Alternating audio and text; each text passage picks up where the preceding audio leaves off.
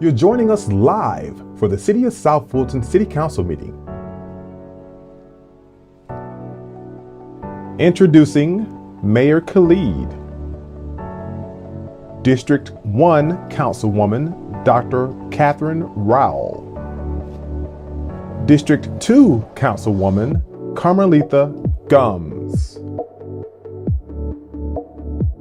District 3 Councilwoman Helen Zenobia Willis, District 4 Councilman J.C. Sebastian,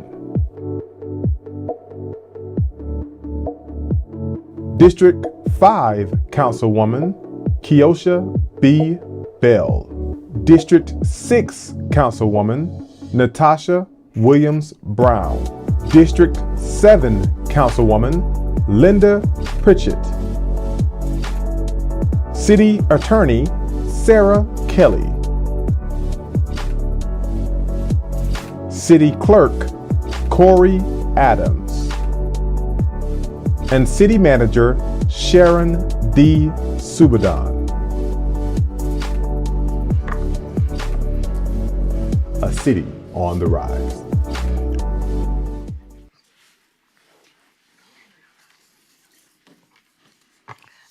Good afternoon. I am Mayor Pro Tem Linda Pritchett, and welcome to our City Council work session for Tuesday, March 25th. I am calling this meeting to order. Mr. Clerk, can you call the roll?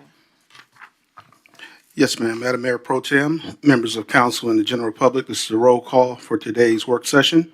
The Honorable Catherine F. Rao. Present. The Honorable Carmelita Gums, District 2. Present. The Honorable Helen Z. Willis, District 3. Present. The Honorable J.C. Sebastian, District 4. Present. The Honorable Keosha B. Bell, District 5. Present. The Honorable Natasha Williams Brown, District 6. And the Honorable Mayor Pro Tem Linda B. Pritchett, District 7. Here. Mayor Khalid is absent. Madam Mayor Pro Tem, you do have a quorum. Thank you, Mr. Clerk. Can you call the first item, please? First item on tonight's agenda, City Manager Sharon D. Subadan, presentation of the RISE Employee of the Month Award. Madam Mayor Pro Tem and City Clerk and Council, could I defer my item to after the work session presentations, please? Thank you. Is that okay? Do we have to take a vote for that? That maybe. I don't believe so. Okay. With that being said, Mr. Clerk, will you call the next item? Brings us to the first presentation on tonight's agenda. The City of South Fulton Housing Assessment will be presented by Kristen Allen, Principal Planner with the Atlanta Regional Commission.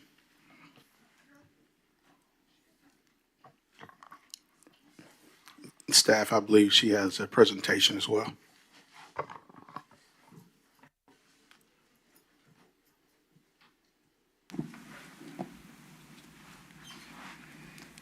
Good evening, Mayor and Council. My name is Adriana Eccles, and I am one of the planners on staff. Thank you for allowing us to present the drafted housing assessment today.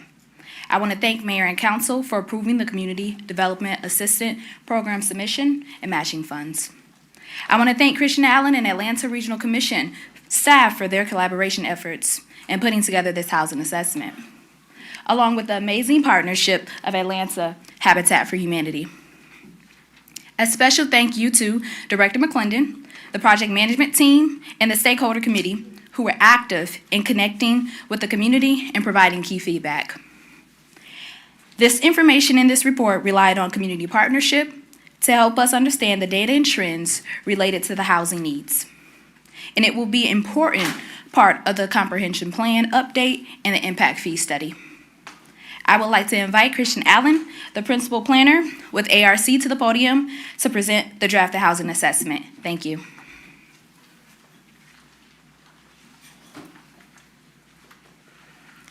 Thank you, Ms. Eccles. My name is Kristen Allen with the Atlanta Regional Commission, and it's been a pleasure to work with the City of South Fulton on the housing assessment. The staff and project management team has been instrumental. Director McClendon Karen Tomini, Adriana Eccles, Victoria Young, Nyla Daniels, and Tia McCoy of Habitat for Humanity.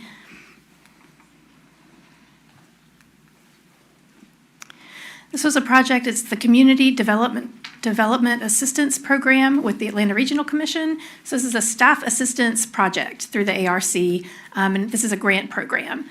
So ARC embarks on these every year. It's an application process, and we are very happy to help cities and counties with their planning needs through this program.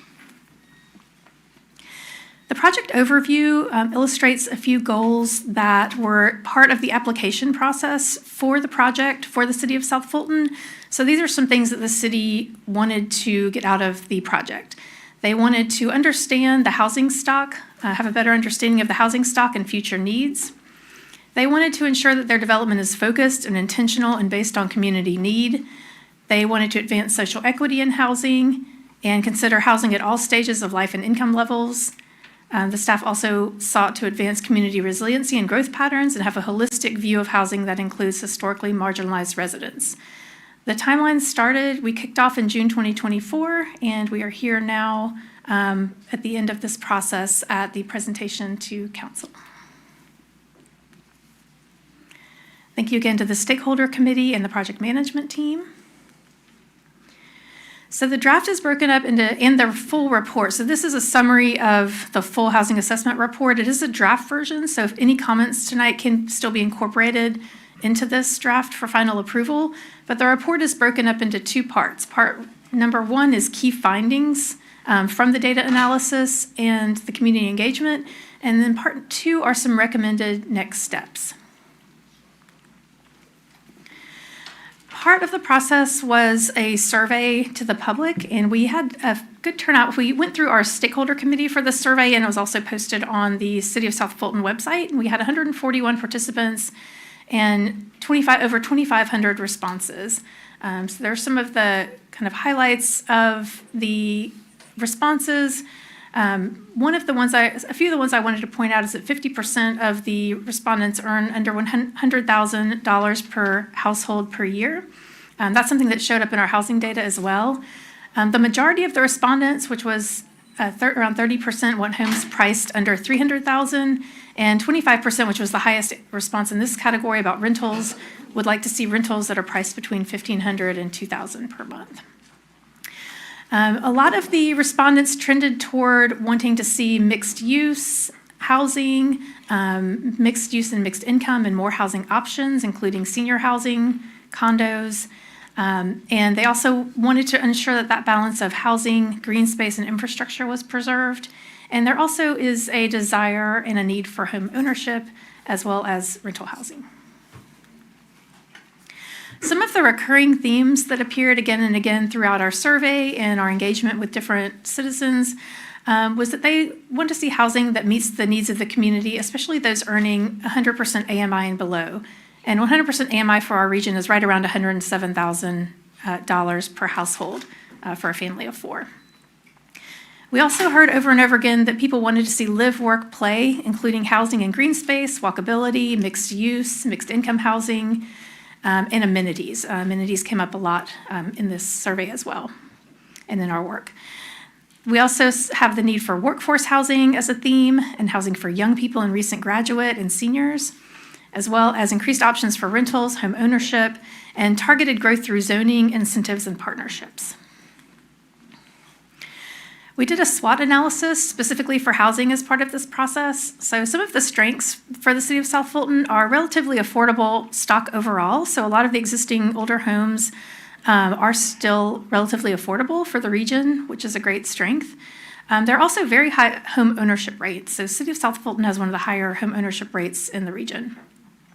There are also several, I believe 2 tax allocation districts that have already been set up, so we considered that a strength because those can be instrumental in working with different housing types. Also, the Development Authority is a strength, and the majority is newer housing.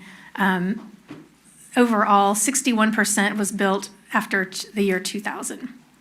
Some of the weaknesses were the low number of rental units, a lack of density around amenities or where amenities could be placed, a lack of smaller homes and diverse housing types, A slight indication of crowding, lack of senior housing, and low growth of high-wage sectors. So the most projected growth is in lower-wage sectors for emerging employment.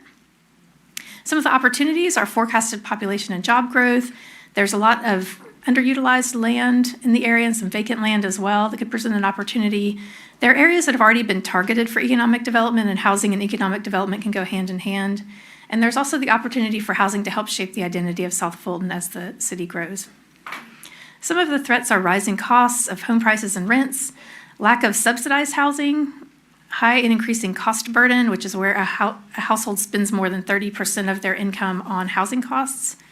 Although most of the housing is a little bit newer, there is about 40% built before 2000, so there may be some areas of higher vacancy and blight to consider. So these are the key findings for the report. There's a lot of data in the report, but we tried to boil it down to, I believe it's 9 key findings. So the first key finding, you can see the map on the right illustrates the different prices, home prices in the area. So you can see where, this is a map of home sales. So you can see in the red, the higher priced home sales, and then the yellow, lower priced home sales. So you can see there's most of the higher priced home sales are kind of in the upper western portion, and the lower price sales are in the southeastern portion of the city. So one of the key findings is that the city of South Fulton has approximately 44,000 housing units, of which an estimated 1,000 or so are affordable through subsidized federal programs and housing vouchers. So we understand that rising home prices for existing homes and new market rate homes indicate that housing overall is becoming less affordable for existing residents and current income levels. So basically what that means is that there's not a lot of subsidized housing, and we understand through our research that the new market rate housing that's being built is often a good bit more expensive than all of the resale housing. So it can be upwards of $600,000 or $700,000 for a new home in some cases, where the median income is closer to $100,000 per household. So there's a little bit of a mismatch in the new, kind of that newer home sale price and the existing residents here. I just want to point out here that residents cited the affordability of housing as the top reason they chose to live in the city of South Fulton, and it's also the second ranked top asset of the city. The census shows the average home value is around $270,000. We also look at home sales because the value in the census is something that people self-report, so it's not always as accurate as looking at what they actually have sold for. So the single-family home average sale was $320,000.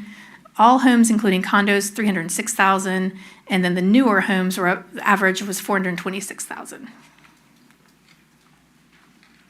And this map shows the location of some of the subsidized housing in the dots on the map. So it kind of gives a breakdown of where subsidized housing exists, and a lot of it, some of it does kind of flow in the boundary of the Development Authority as well.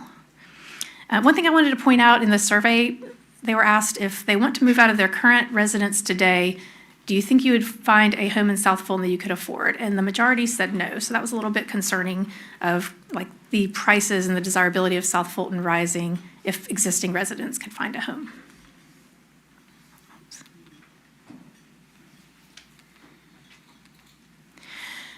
So the second is ARC estimates around 11,500 housing units will be needed between now and 2050 in all of the census blocks surrounding South Fulton, based on population growth. So ARC does a population forecast between now and 2050 of the number of residents that would potentially move here and the number of jobs. And so this is an estimate.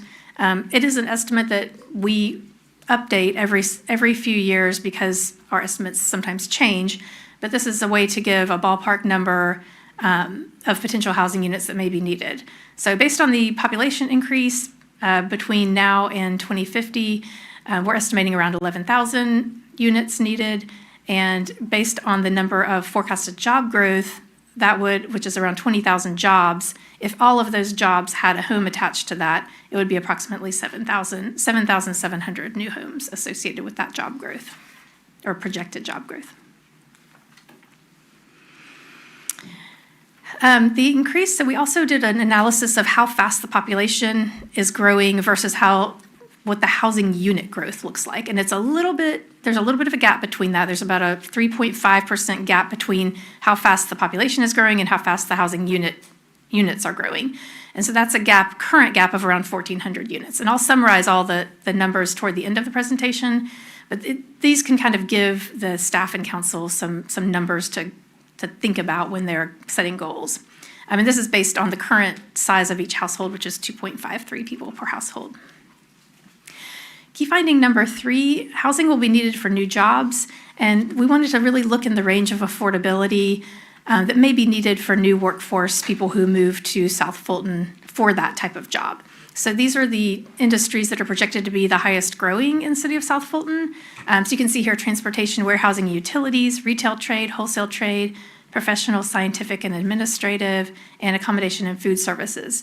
So to kind of help guide in this as well, we have listed the average salaries for these positions, and also at the current rates and income levels, what an affordable home ownership price might be for these people moving to South Fulton for these jobs, and what an affordable rental rate level would be.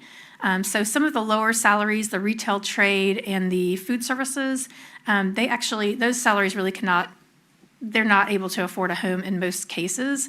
So they would need to rent, and those rental levels are fairly low, starting for the food services around $565 to $934, and for retail trade, $941 to $1398. So to accommodate people in those jobs, we're looking at most likely some type of subsidized housing for those rent levels. So key finding number 4, so although existing home ownership stock includes homes with values at or below $300,000, so those are a lot of existing homes are priced under that, the new market rate prices trend about over $400,000 per home. So this is a little bit of a reiteration of what we talked about in the earlier slides, but just to indicate that the housing prices are rising, and there are also very, very low vacancy rates currently associated with housing. So the vacancy rate for home ownership is 1.8%. That's really low, and so that shows that there's a huge demand for home ownership here, and that there is not most likely adequate home ownership stock to fill that need. The vacancy rate for rental is also fairly low, but it's a little more in the healthier category of 6.8% in 2022. Key finding 5, the median household income in the Metro Atlanta region for a family of 4 is $107,500. The majority of residents in the city of South Fulton are at or below this level, with 64% of households earning below $100,000 per year.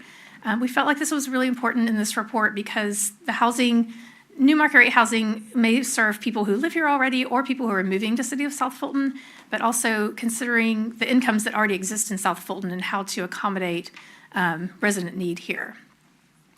So the income in the city of South Fulton increased from $54,751 in 2010 to it's just over $81,000 in 2023, according to the census data. Some things that happen when home prices, when it's only, say that only market rate are billed and home prices continue to rise, some of the things that are attached to that are that tax assessments tend to rise as well, which is great because it's a needed source of revenue, but it also can decrease homeowner stability as the property taxes rise. And it can also limit the ability for current residents to move within their neighborhood or jurisdiction. So if someone wants to downsize in their same neighborhood, it can limit that ability as the home prices overall become more expensive. So that's something that we also look at and talk about a lot with housing, is how to prevent displacement and the steep rising. If rental rates continue to rise, we see in other areas of the region that contributing to homelessness. So really looking at this homeowner stability and making sure people can stay in their homes.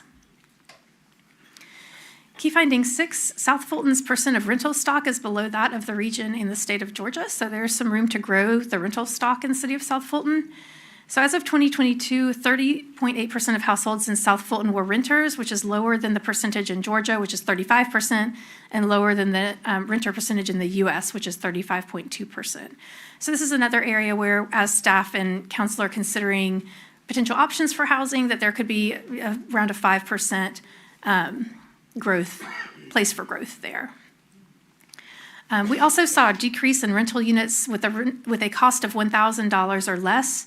That decreased from 38% of the supply in 2017 down to 7% in 2022.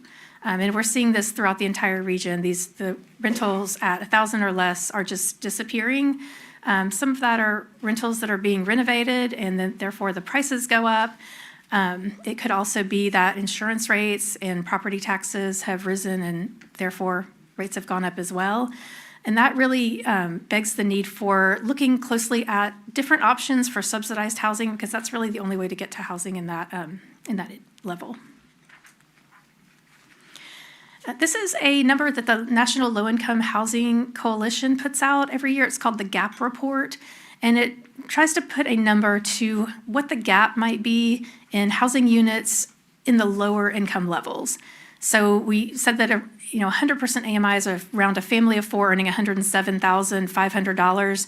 So this one looks at 80% AMI and below, to see where there may be a deficit or a surplus. And this is also another point for decision-making in the future of where a gap might exist that could be filled by affordable housing or subsidized housing.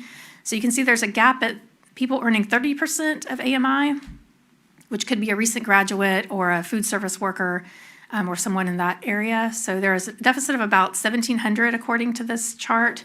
When you get up to anything below 50% of AMI, that number goes up to 2,200. So at 30% and 50%, there's about a 2,200 deficit.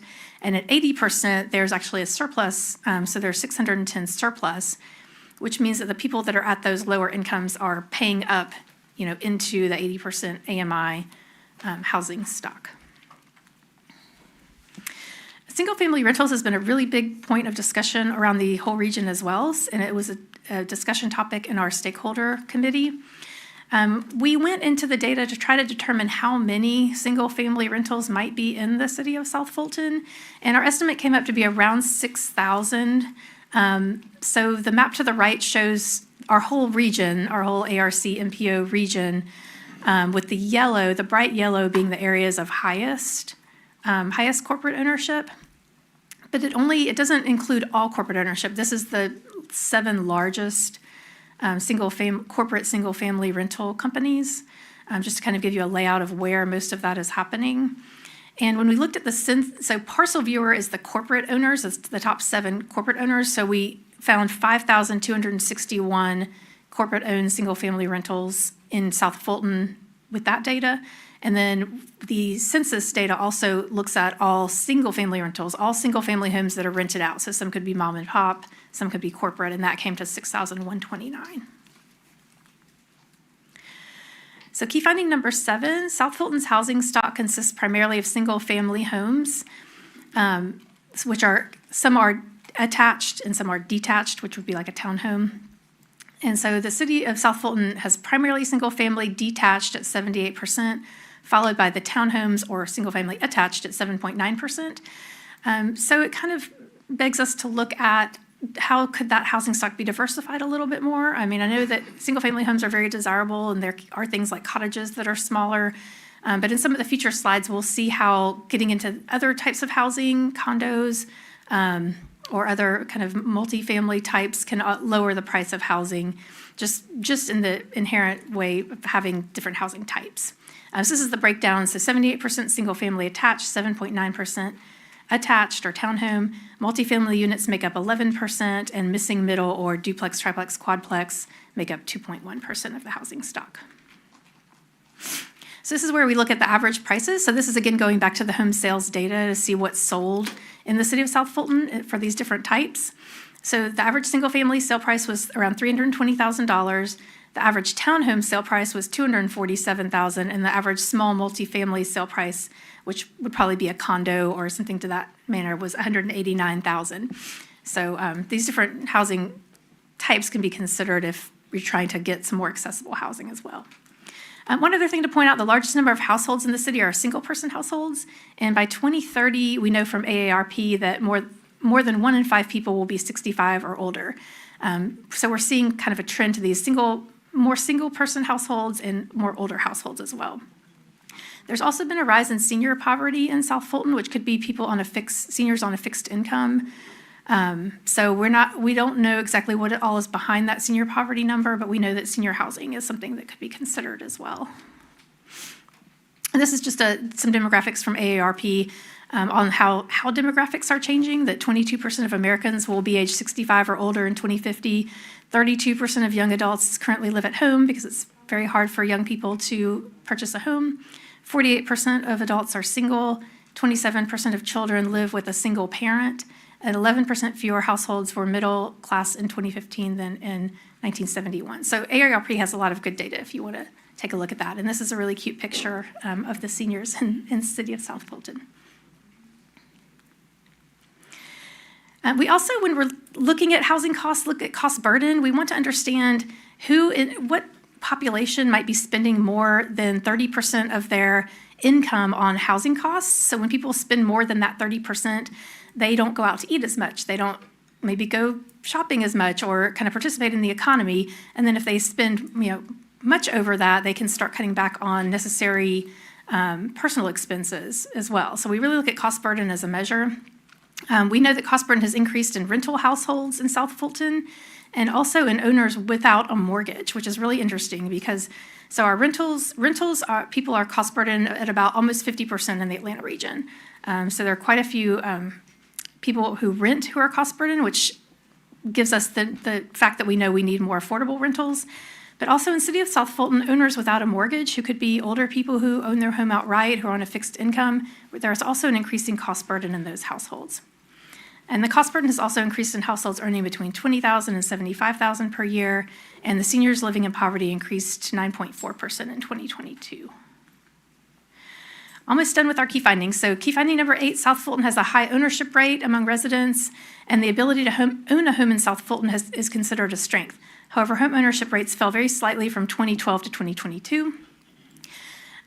So 69.2% of households in South Fulton own their homes in 2022, which is higher than the state of Georgia and higher than the United States average. The percentage rate, home ownership rate, fell by a little bit between 2017 and 2022. Now, we're not quite sure what all is behind that number, but it's just something to keep an eye on. So if people are desiring this home ownership, are their homes available for them to purchase at the price that they need? Some ways that home ownership can be promoted are allowing smaller homes, condominiums, ADUs, financial literacy assistance. Partnerships are a huge way with nonprofit builders and philanthropy. I show on the right the Habitat for Humanity home that was purchased, so those partnerships are definitely bearing out here. Also pilot projects and innovative housing types and affordable rentals that allow residents who rent to save for future home purchases. And lastly, key finding number 9, alignment exists between past and current planning in the city of South Fulton and increasing home ownership, housing, and affordable housing. So we went through, and this is all detailed in the report, but we went through all the different plans that have been done in the city of South Fulton, including the comprehensive plan, consolidated plan, the economic development strategic plan, the strategic plan, the tax allocation district redevelopment plan, and the South Fulton LCI plan for Old National Highway. So we list over on the right side some of the goals that were outlined in those, and they're very relevant to what we've been researching as well. Taking this housing assessment and actually developing a full city housing strategy is a recommendation that was already in the comprehensive plan in 2021. Participating in GIC, which I know city staff here, we've been in contact about that. That's a DCA program that gets communities ready to pursue a low-income housing tax credit project. Creating key overlays for key areas within the city. The consolidated plan talked about addressing blight, and then the LCI plan talked about diversifying land uses, looking at those low-income housing tax credit projects, and looking at transit-oriented development around transit stations or bus stops or transit stations. The LCI plan, I just wanted to point out that I know that was updated pretty recently, but in the coming years, ARC also does supplemental studies with the LCI plans, so it's just something to keep in touch with ARC about. And then I think this last thing I wanted to point out for the key findings is that we looked at the tax allocation districts as an area that could be great for investing in whatever that community benefit item may be. And I know that South Fulton is already doing this, but we've seen this work well in places like Decatur, where they take their tax allocation district funds and they make sure that those are incentivizing things like developments that have green spaces and have affordable housing included. And they also sometimes use grant funds to go towards senior housing and things like that. So housing is part of the tax allocation district. I guess something that would be a recommendation. And interestingly enough, when we looked at the 2 reports for TAD 1 and TAD 2, TAD 1 said that if it were fully built out with all of the units that they estimated could be built there. That would be around 4,222 units. And TAD 2, same thing, would be around 5,174. So if you remember that number that I mentioned at the beginning of around 11,000 unit goal, that could almost be satisfied just within the two TADs. So just something else to mention as the council and staff move forward and try to take this information and start making some decisions on, different ways that they could go with that. So part 2, we just had 3 kind of categories of next steps. These are not prescribed by ARC. These are just some kind of high-level recommendations that would take, staff and council and the community to kind of understand what they may want to pursue out of these and, how to address and kind of pinpoint some next steps here. I told you I'd summarize all the numbers we talked about, just so you have one page with all of the numbers here. So to fill the gaps that we talked about, so we mentioned that there was a little bit of a gap between the population growth and the housing unit growth. So that was around 1,400 units. To meet the projected population growth to 2050 would be around 11,500 units. To provide a home for all projected employees based on our job projections, that would be around 7,700. And just a note under there that the majority of those units would need to be priced around 100 or below 100% AMI based on those top industries we identified. And then to fill the deficit of affordable units from that National Low-Income Housing Coalition gap would be about 2,265. So, City of Atlanta just kind of picked a number. They said 20,000 units, and they went with that. And it was based on some of these projections that they had done, but also to kind of give a goal, or a guideline. So that's one thing that we've seen out there in the world. So to relieve cost burden, we looked at cost burden resident owners without a mortgage, possibly older seniors on a fixed income, 538 people. To address the needs of cost burden owners with a mortgage, around 6,000 stabilization, and to address cost burden renters, around 6,600 stabilized units. Now, those are mostly done, it's very hard to do that through building new housing. It can be some subsidized, but a lot of that may be programmatic down the road. So how to best address these? Identify areas for housing growth, densification, and pilot projects. Recommendations could include mixed income and mixed use housing. So if there's a new development, mixing in some lower income into that can be a really great way to do that. Workforce housing, a mix of housing type. Looking at subsidized, affordable, and senior housing, which can be done through the low-income housing tax credit and partnerships, especially if there's city-owned land or partner-owned land. And then also we talked about that diversification of housing types. In the report, I won't go through all of this, but the ARC does the Metro Atlanta Housing Strategy Toolkit, so we include kind of our high-level recommendations for action steps, along with a resource library and examples. So that's all in the report, or different examples from different communities around the U.S. of how they implemented these action steps that are recommended.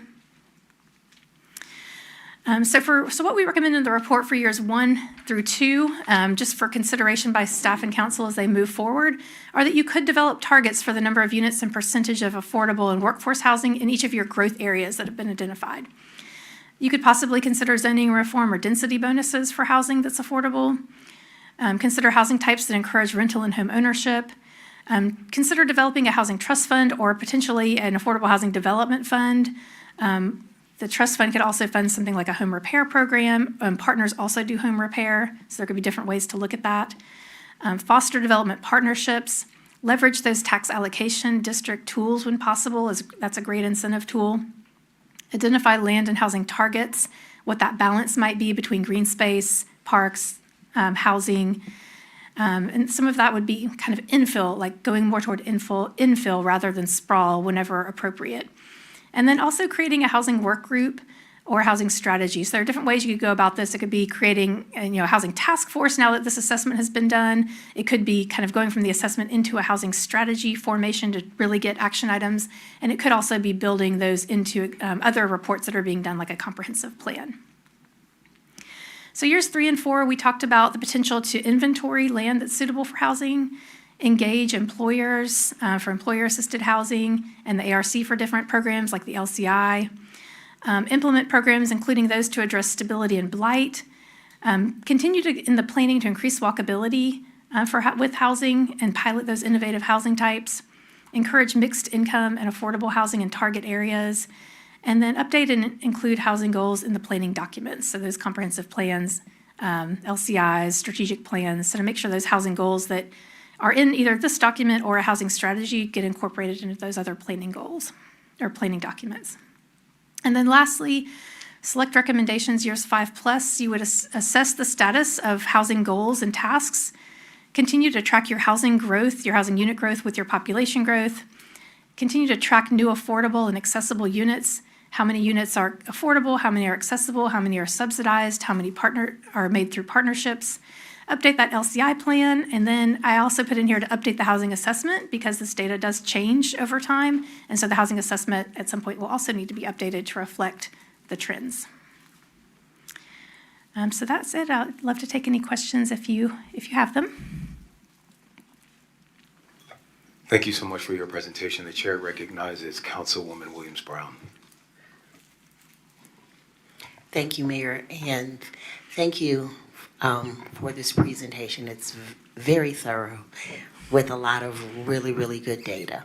And so as you were talking, I did visit the link that takes you to strategies that we can consider for how we're moving forward. What I don't see in the strategies is how to bridge the gap between what the data shows is clearly needed, what people are saying they want, from the beginning of your presentation with the mixed use, multifamily mixed use, walkability, all the things. And existing homeowners who in some cases are vehemently, almost rabidly opposed to anything but more single detached family homes. And so I think part of where we may, from a policy perspective, know the problem, understand the problem, want to address the problem, do you have any tools that we can use that can help us combat the NIMBYism? Because that, I think, is a bigger problem than the problem we're trying to solve. That if residents are going to continue to fight and attack us in an attempt to try to prevent us from doing these things, what can you equip us with so that we can deal with that NIMBYism and be able to move forward with what the data clearly shows is a need, is a problem that we need to solve through policy? I hope that made sense. It made perfect sense, and it's a great question, and it's something that I feel like a lot of our cities and counties are grappling with. But I think what I have seen is that conversation shifting because more people, as the housing crisis has gotten worse and worse, more people that really truly need housing are speaking out about that need. And so I think it's incumbent upon us to listen to those voices as well. And there's always a balance because there is a desire for neighborhoods and home ownership. So in some ways it may be about where that new housing is, where, what needs that satisfying. And I've found in my work that the planning process is just so valuable for that. The education around housing, just having people understand the landscape that we talked about today is part of it. And ARC can help link you guys up with some of those programs and educational programs, but also the planning process. So when I've seen it successful, these conversations happen at the community level, and the community is representative of people who really need the housing, as well as homeowners who are kind of happy with the way things are, so that there's ensuring that there's a mix of those voices at the table, and then getting those goals into the plan. So maybe the goal is, maybe it's not even really about housing. Maybe the goal is having a new grocery store. So how is that going to happen? How does housing work into that? Maybe it's making the downtown more vibrant.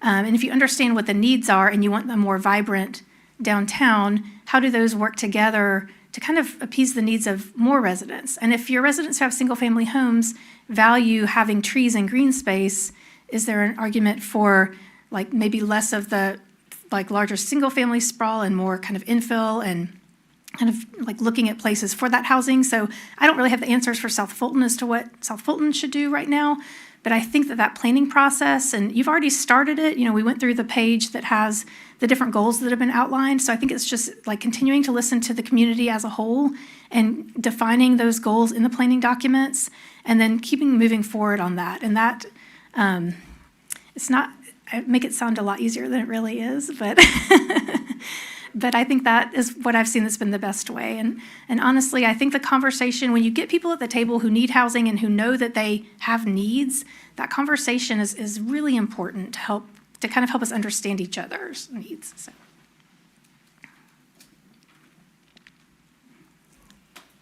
Councilwoman Gomes. I would have to agree with my colleague. This presentation was very, very helpful. It kind of gives us an idea of what we thought was really happening. But I have a few questions.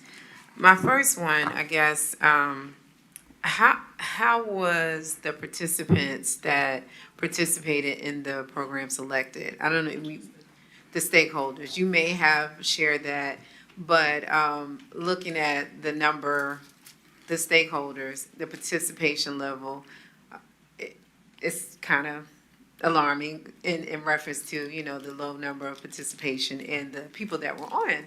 As, the councilwoman mentioned about, NIMBYism, that Yes. out of my backyard, so. The stakeholder committee, we try to keep the stakeholder committee around 10 to 15 people.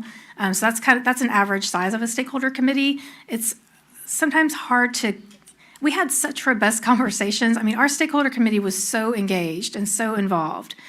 And we had a mix of a representation. So we had the Cliftondale Community Club Association. We had several South Fulton residents. We had a representative from Aerotropolis, who also, I know Aerotropolis is really looking into the housing issue right now as well. We had a realtor. We had the Fulton County Health and Human Services. We had someone from the schools, because I know housing and the schools is a huge issue right now as well. And then we had also a nonprofit called Ubuntu, and then Habitat as well was part of our project management team and our stakeholder committee.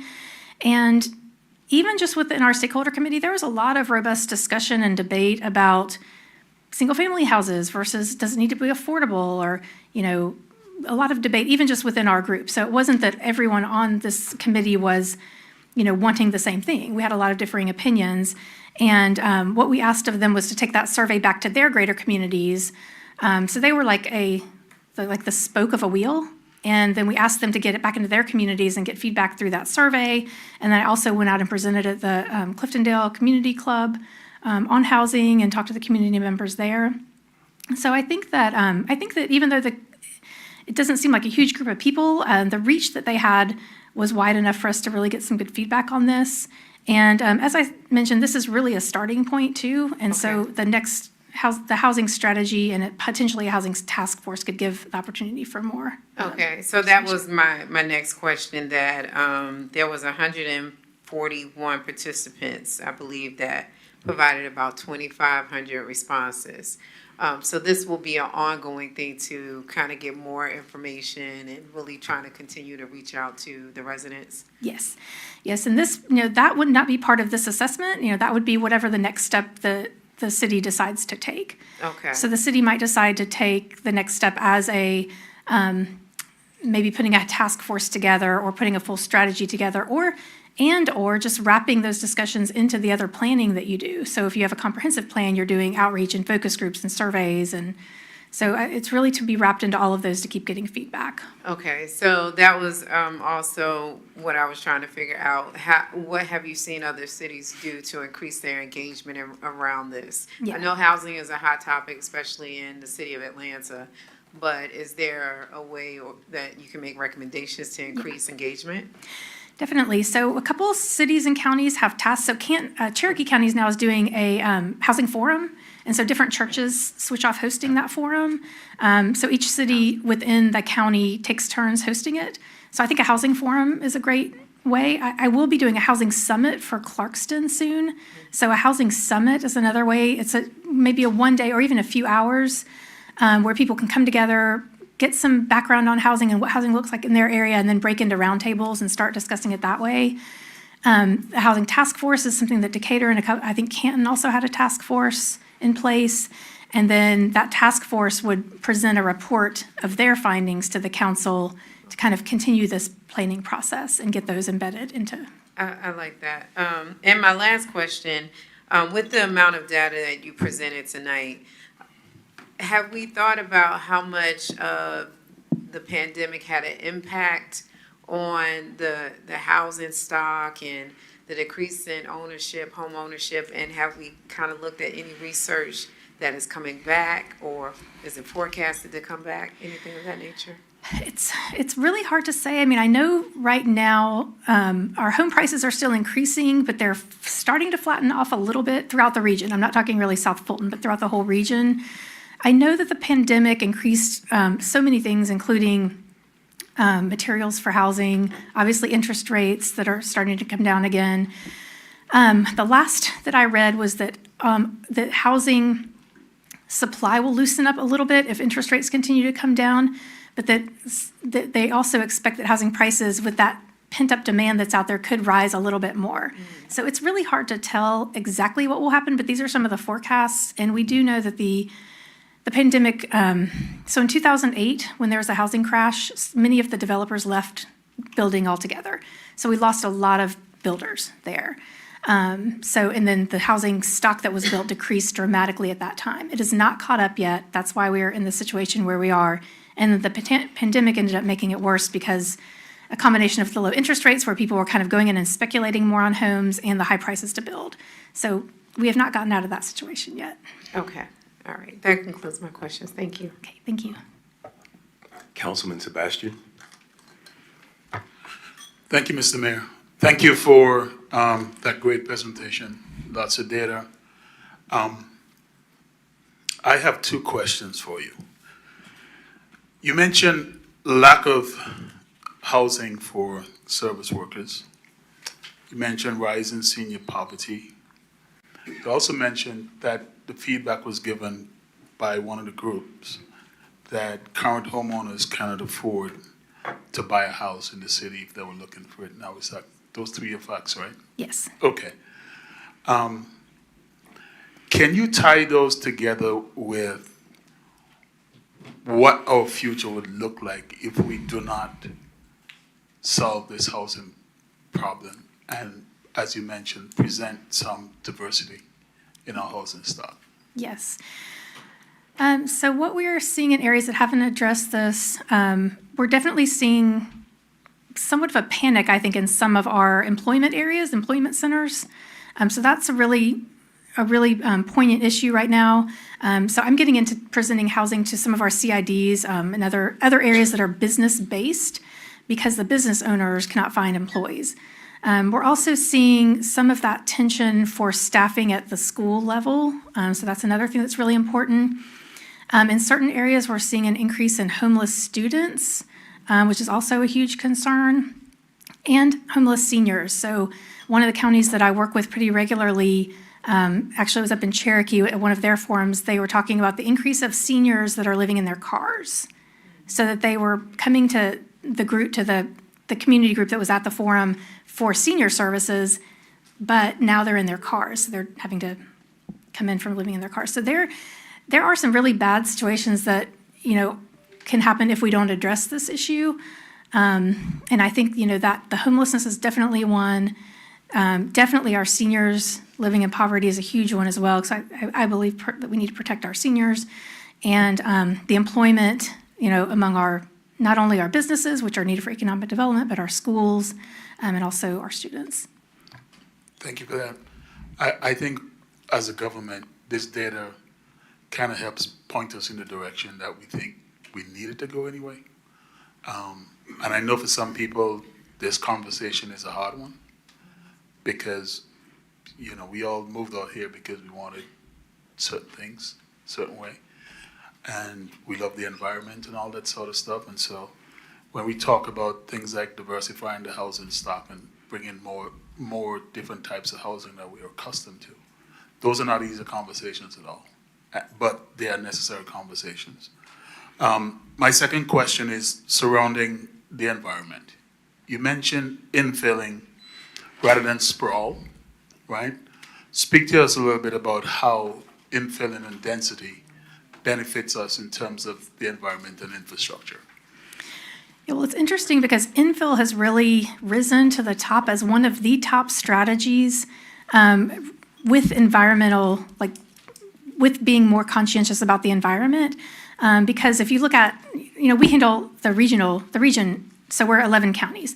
So when we're looking at infill, we're looking at how do people live closer to jobs? How do they live closer to grocery stores to decrease their car trips? So that's really one reason that infill is desirable, is that it tries to get people a little closer to those amenities and reduces those car trips. And that's really great for all of us as a region. When you're looking at South Fulton, I think even if someone does need to drive to a job, if they can come home and have access to amenities, they can walk down the street to go to a restaurant or grab a couple groceries, like that just is better for health, mentality, all of that. So infill also, as far as infrastructure, can be a better way to go because the infrastructure a lot of times already may exist in an area, maybe where there's some underutilized buildings. So that infrastructure may need to be upgraded, but it's not creating new infrastructure like you do with sprawl. So sometimes it's more desirable in some cases to kind of go to the areas where that infrastructure already exists than to kind of go out and do new. And then lastly, obviously, sprawl, we know there's a loss of trees that happens that, when you're sprawling out and kind of raising large areas. And those trees, some places have pretty strict replanting plans for trees. But if you're doing infill, you're going into places that already might be a parking lot, so you're not necessarily going out into green spaces. All right. Thank you for that. Thank you. The chair recognizes Councilwoman Willis. Thank you. I've pulled up some, but I would like to know, do you have any examples or from various communities of the inclusionary zoning ordinance? Can you provide some of that? Can you forward some to point me in the direction where I can find some? I have Atlanta's, but I know that several cities throughout not only Georgia but the nation are putting these in place to make sure that as new housing communities come on, that they keep in mind that we need to have some inclusionary effort to make sure that some of the housing is affordable. Yes, definitely. So Brookhaven recently put in an inclusionary zoning policy. I believe theirs is between 10 and 15%. So for those listening, what inclusionary zoning is anytime a new development is created, a percentage of those units are required to be affordable at a certain AMI level, which is typically around 80% or below for rentals, and for ownership, 120% and below. So Brookhaven has one. Theirs may just be for rental, but I'll look into that and I can correspond with staff on that request. Mm-hmm. Decatur, I believe, is rental and home ownership for anything over, I believe it's anything over 4 units. An affordable unit would have to be part of that. Inclusionary zoning is also done around the Beltline. That started off only with rental and not ownership, and they got in some trouble because a lot of developers went to townhomes instead to kind of avoid that policy. And inclusionary zoning can work, I've seen it work best when there is some type of subsidy associated with it. But I know that there are certain areas where it's required of a developer and there's no subsidy offered. But I've seen it work in tax allocation districts. For example, in Decatur, they had a tax allocation district where they put in a 400 or 350 unit apartment complex right by the MARTA station. And they would only give an incentive to a developer that went above the requirement, the inclusionary zoning requirement. So they required 10%, but they went above that and did, I think, 15% of the units. And then that negotiation, they were able to get some incentive through that tax allocation district funding for those. Okay, and Ms. Subanan, I've just sent an email over, and I would like to work with, because I know that Councilmember Bell has mentioned it. I would like to work with Councilmember Bell and Councilmember Gums on bringing, with staff, on bringing back some recommendations for an inclusionary ordinance here in the city of South Fulton. And I put in City of Atlanta, and she just mentioned Brookhaven. So we can put that. We were waiting on the study to come back before we worked on that. But and then I definitely will want that to be looked at. Also, I want to look at. I want to ask you about the Georgia Affordable Housing Coalition. They have 2 annual conferences. Can you tell me a little bit about those conferences, and is that something a couple of us should consider going, especially with us considering this inclusionary ordinance that we're looking at for our city? Yeah, so that one, actually, there's one tomorrow, so I'll be attending that. Just too late. In Savannah. Yeah, but that one, that happens every year. So they have panelists, and they have DCA gives a big update. So the main point of that is, I think, for me, to learn about DCA's programs and what housing programs they have. So that is a really good conference. It's a great place to meet people as well. The Georgia Planning Association, I just attended that conference, and that was a really good one as well. And then the Urban Land Institute offers a lot of different opportunities around affordable housing. The Urban Land Institute is predominantly a real estate nonprofit group, but they've really leaned into affordable housing, so they have some great resources there. So I would look into those 3.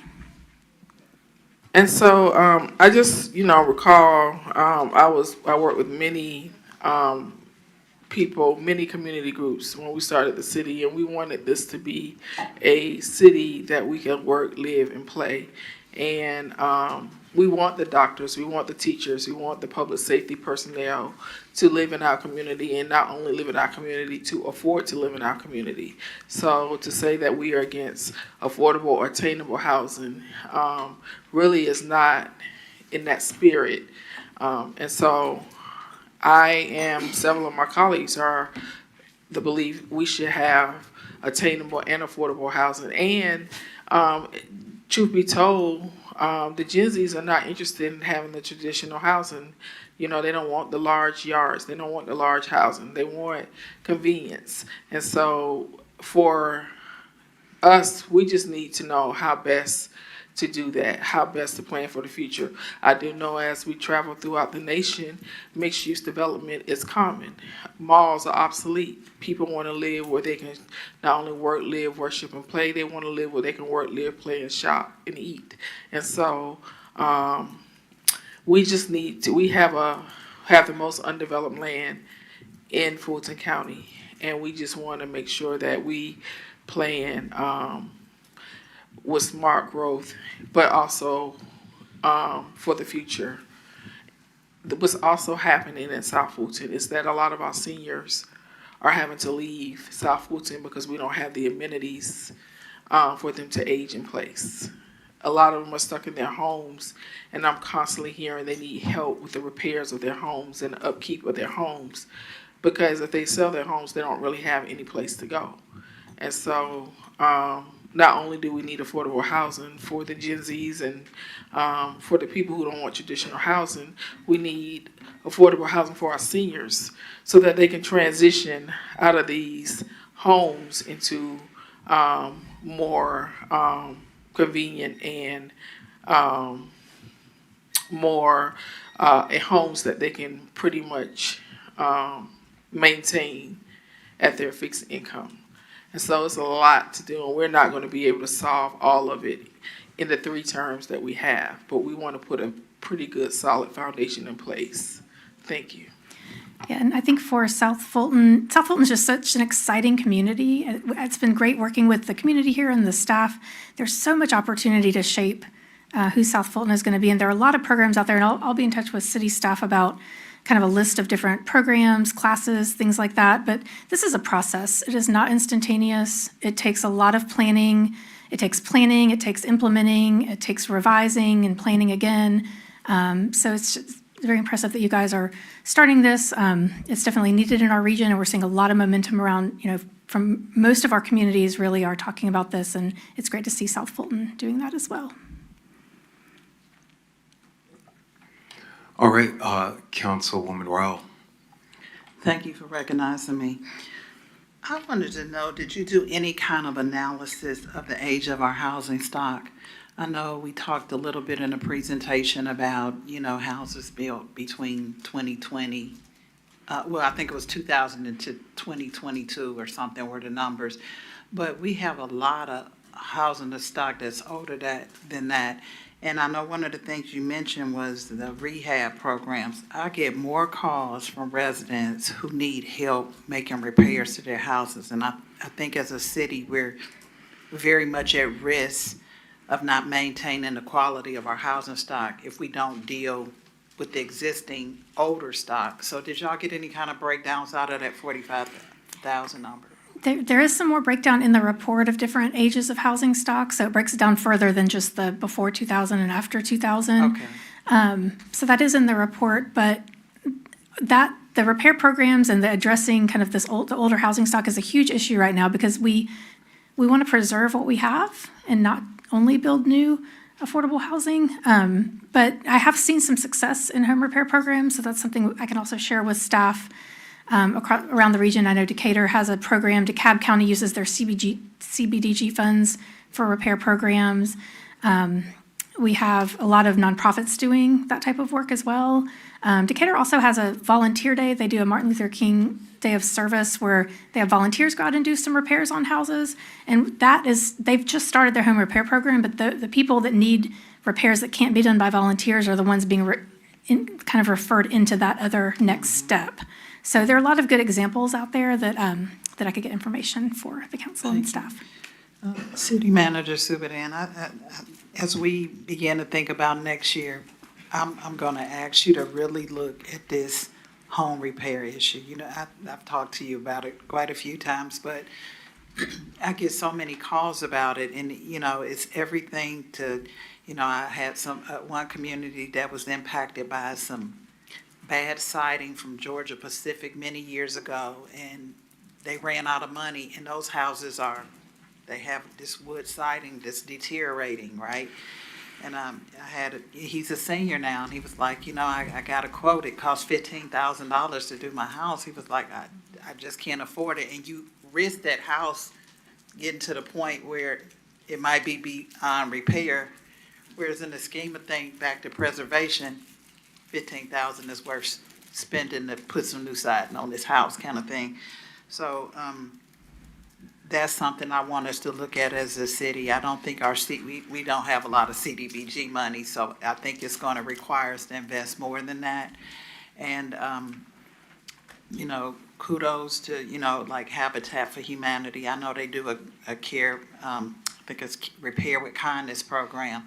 But again, very limited funds, and I don't think we have any earmark for our city for us to look at some of those partnerships where they're already doing the work. We just may need to designate some support for the residents in our city. I'm gonna keep asking for that. I think it's critically important. And just one other thing, the missing middle, did I hear you say only what was the 2%? Yeah, with 2% missing middle. So missing middle is a term that is anything between a single family home and kind of an apartment building, like a mid-size apartment building. So it might be a duplex, triplex, quadplex, maybe a 5 to 12 unit apartment is what's typically considered missing middle. And it's a desirable housing type, but we don't have a lot of it in the region. Right, okay. So thank you for that, because back to the NIMBYism, I think that's a huge opportunity to diversify our housing stock. One is very limited, and then here, just citywide, it's only 2%, Yes. Which is kind of mind-blowing, but given the high number of single-family homes, I guess I'm not surprised, but not only are we missing that, you also said we're short on multifamily across the city. So I think this is a case where we just have to be bold. That's what they elected us to do. Even though residents may push back, we know what the data tells us, and like Councilman Sebastian says, it gives us really a roadmap. It identifies where we're vulnerable in terms of meeting the needs of our citizens. And we just have to be bold, I think, at the end of the day. So thank you for your presentation. Thank It's very you. helpful. ARC is actually embarking on a regional housing strategy as well, and we'll be asking all of our city and county partners to be involved in that process. It'll be about a 1.5-year process. So from the regional level, we will be exploring different ways to impact housing throughout the region.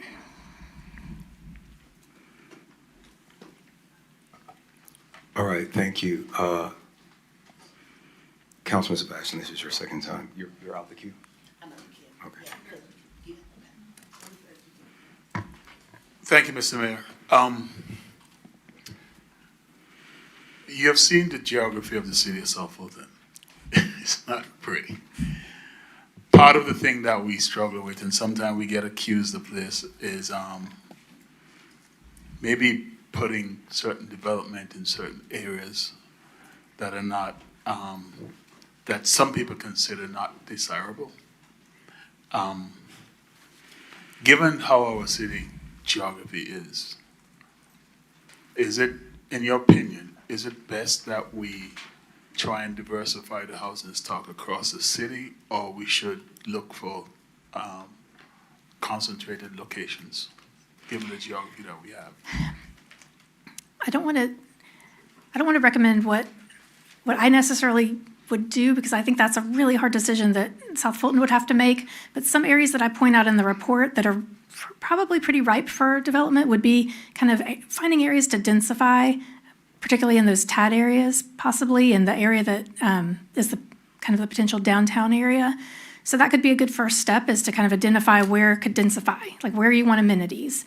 Like even if there's a corner, maybe an intersection of two main roads where people say they want a grocery or something, that could be a spot to densify.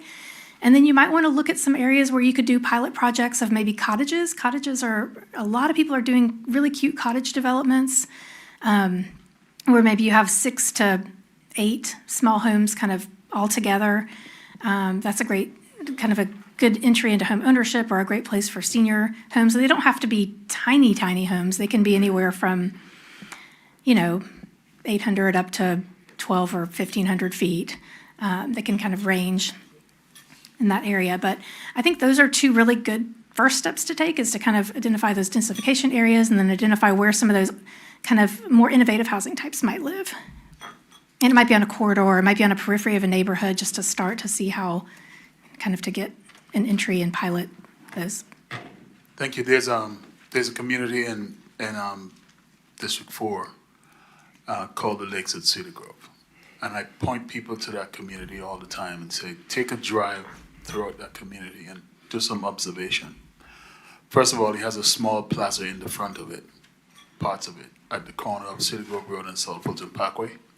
And I think the developers at the time were really well ahead of their times when they did that community. In the back of those, of that plaza, there's some townhomes. And in the back of those townhomes are some small single-family homes. Some are split level, others are not. And in another section of that community, you have some slightly bigger homes, because I literally counted these. You could move into that community and you could move to about 7 or 8 housing types, different sizes, and split level or not, without moving out of the community. And I think people who are pushing back against these mixed-use development need to take a look at that community, because that community was built, oh my gosh, it was built in the early 2000s, I believe, right?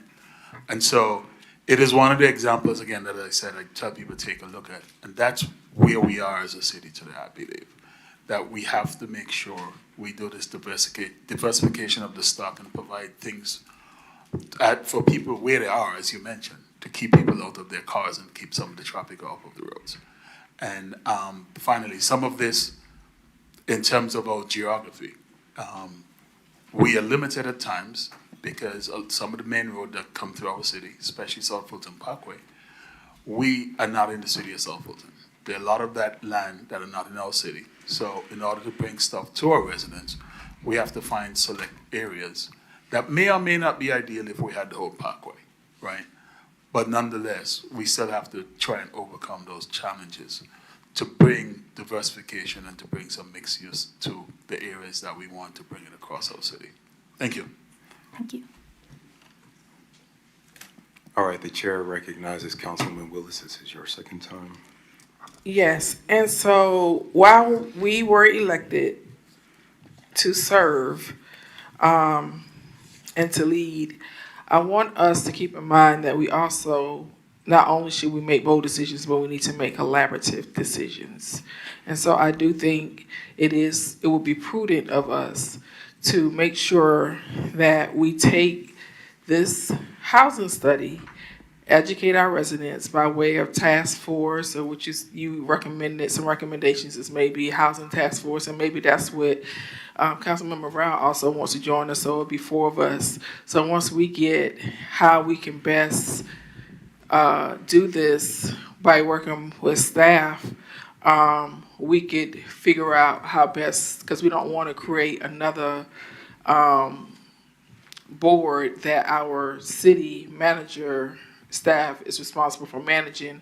But I will say that I do think that we should work with staff to come up with some type of document to do focus groups and educate ourselves how best to create an inclusionary ordinance collaboratively with residents, because our residents we are a city full of a lot of legacy residents who spend a lifetime to build a certain quality of life. And change is hard. And it's not that they are willing to change. It's just that sometimes they feel bullied and we don't. They feel that we are not collaborating with them and we're not hearing them. And so as we change, we need to make sure we explain why we're changing and show them why we're making data-driven decisions. Lastly, I would like to say, Ms. Subanan, before we go down the road of considering putting money in the pot to repair homes, let's keep in mind that Fulton County has a senior service division, and they have that pot of money to do just that. Maybe we need to, and when Councilmember Rao meets with Rob Pitts, because she has an appointment with him tomorrow, that maybe she can discuss that with him. I met with him today, but maybe she can discuss that with him tomorrow. But they do have a pot of money that they use to repair homes of seniors. That is a service that they provide. Every year, they run out of money. And so we probably just need to find out from our commissioners how, and we don't want to duplicate efforts either. So we need to find out what service they provide, how much they allocate to that service. But they do have a home repair program, but they typically run out of money every year. Can I respond? Please. Thank you. I was going to respond when Councilwoman Rao raised it. We have had several meetings. Their program is run by Meals on Wheels. They have over 60 South Fulton residents on their waiting list. So they do run out of money every year. We would not seek to duplicate, we would seek to partner. You will see advertised in the paper reallocation of our CDBG. We are giving up any administrative reimbursement on our CDBG and dedicating the funding to 2 major projects. And one of those projects is home repair. But like I cautioned the grant subgroup, this is putting our toe in the water. $200,000 on home repair is not going to go very far, but it is a pilot for us. And so our goal is to work closely with Meals on Wheels. Our grant director is here now. I'm going to be tasking her with helping us. And one of her first actions has been to get the CDBG re-advertised so that we can reallocate the funding. But we are very aware of the program and we have met with them. Okay, I have 2 minutes left and then I yield. Yesterday, we had a town hall with Commissioner Arrington. I'm very familiar with the Meals on Wheels program, which is a program to deliver food to our seniors. What the county does have is a home repair program as well. Yes, I understand that, but the Meals on Wheels is not the home repair program. They have a Meals on Wheels program, that feeds seniors. I know a lot of my seniors who take advantage of it. But in that senior program, they also have a home repair program. I understand, but you're still not saying that they have a home repair program, and they do have a meal. She's saying Meals on Wheels runs the home repair program. What I am simply saying is, can we find out how much the county is allocating from home repairs? Can we find out what homes are being repaired in the city of South Fulton? Can we find that out before, can we have that data? Because we don't have it.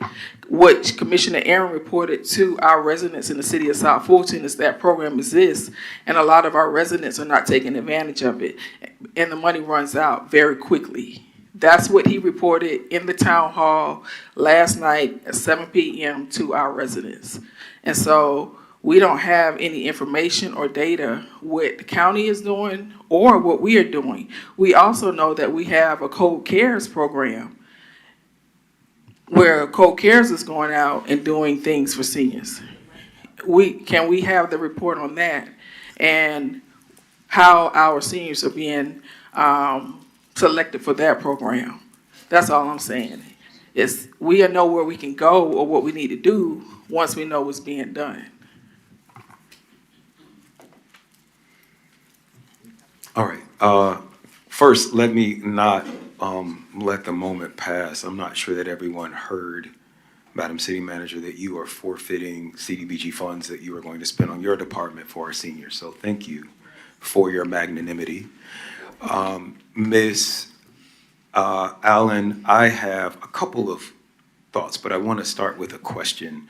The AMI that's referred to often through here, I'm assuming that is the 26 county MSA AMI, which is about $10,000 higher than City of South Fulton's AMI, depending on which statistic you're reading at the time. The calculations of people who are rent burdened or mortgage burdened, was that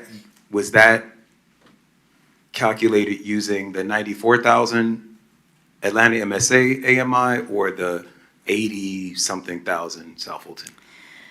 Yeah, so that's taking the income, the household income, and what percent of that income is spent on housing costs. So if any household that is spending more than 30% of their housing costs on, of their income on housing costs is considered a cost burden. So it doesn't really look at AMI per se, it's just looking at what that percentage of income goes toward housing costs. And this is quantitative or qualitative? This is quantitative. Okay. And that sample size is? It's census data. Gotcha. So, yeah. Okay, great.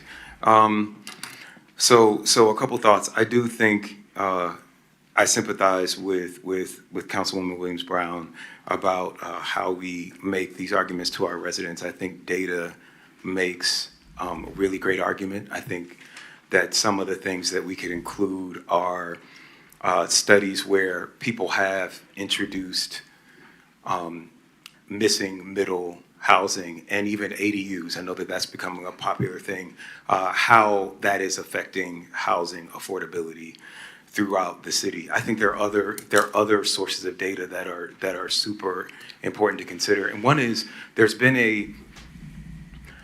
has been criticism from our constituents about how much low income or affordable housing we're building. $300,000 is now affordable, right? So we get complaints when we are building $300,000 homes. But I do think it's important to note that with a 69% home ownership rate, we have one of the highest home ownership rates in the nation across all demographics. And that doesn't come from building only houses $500,000 and above, right? A lot of that predated us, but I think it's important to understand that so many of our residents are in a more solid position in this precarious economy because there was an affordable housing boom that was happening in South Fulton County before we incorporated. I also think, going to Dr. Rao's point about home repairs, there have been all of these data and studies that show that people lose their homes, that very often Black families lose their homes when they are passing the deed on from the older generation to the younger generation, whether that is because you lose that property tax benefit that a lot of seniors have as homeowners, or whether it's because you have this older housing stock that when the repairs come, it's hard to keep a house in repair. And so I think that those data are important. But I also think just the qualitative data of us telling our own stories. I think that some of the courage that needs to be exhibited by us as council members is just telling the truth about our own stories. I am a renter. I received a home from my mother when she passed, and after a few $1,000s in repairs with my $23,000 council salary, I just couldn't afford to, repair the house and keep it. And I sold it. And I am now a renter. There are a lot of times people tell stories about renters not being invested in the in the community because we're not paying property taxes, or I don't know, we move and we just don't care about our communities. Well, I'm sitting here as mayor. I don't know how much more invested I can be. And I am not the only renter on this council. So when I look and see that the cost burden for renters is 1 in 2 people are cost burden that are renting, that makes sense to me because at my $44,000 a year salary, even, to find an apartment that is, mold free and not constantly burning or being shot up, I am spending more than half of my paycheck to afford a house. And so I think that us just being able to share some of those stories, as well as data like the fact that mixed income housing has been shown to reduce rates of crime, right? And so I think that when we combine some of the progressive data that is available with our own stories as people who are part of the community and not just up here governing it, but that we are living out a lot of these things, I think that will help us have the courage to move forward the way that we need to. And so thank you so much for this great presentation. I look forward to attending all of the work sessions and all of the things that are coming forward. Thank you. Mr. Clerk, please sound the next item. I'm sorry, Mr. Clerk, if I could very briefly. Go ahead, sir. My apologies, Mr. Mayor. Go ahead. Reggie McClendon, Managing Director of Community Development and Regulatory Affairs. I'm not rising before you just to hear myself speak, I promise you. I want to very briefly say that we're not quite done with this assessment. We do have to bring it back before you to officially adopt it. That is part of the CDAP program that we are a part of from the Atlanta Regional Commission. And so this will come back before you, I believe, in 2 weeks or a month for that adoption. It sounded like you all had some ideas for perhaps next steps that you might want to add to the list of next steps that are already a part of the assessment that has been presented to you. So if you could let us know what those are, if you want us to make that a part of the official document so that we can do so prior to adoption. I want to thank Ms. Kristen Allen. She told you that she had gone to the GPA, the Georgia Planning Association conference. She didn't tell you that she was the keynote speaker. So she is very tired, I'm sure. She's about to be more tired as it sounds like she's traveling to Savannah tomorrow. So we want to thank her for really carrying the water on this assessment. I finally want to say this. It's not a mistake that we are doing this at this time when we're also doing our comprehensive development plan update, as well as our impact fee study. March 31st, 2025, next Monday, Welcome All Park, 6:30 p.m. We're kicking off community engagement phase 2 of our comprehensive development plan update. Once again, that's Welcome All Park in Council District 3, 6:30 p.m. next Monday, March 31st. Thursday, April 3rd, 6:30 p.m. at the Elegant Occasions Event Center. That's at 7580 Springbox Drive, Suite 100. That's in Council District 4. And then again on Thursday, April 10th, 2025, 6:30 p.m. at Burdette Park. That's in Council District 5. I'm mentioning the council districts, but it is important to note that these meetings are open to everyone citywide.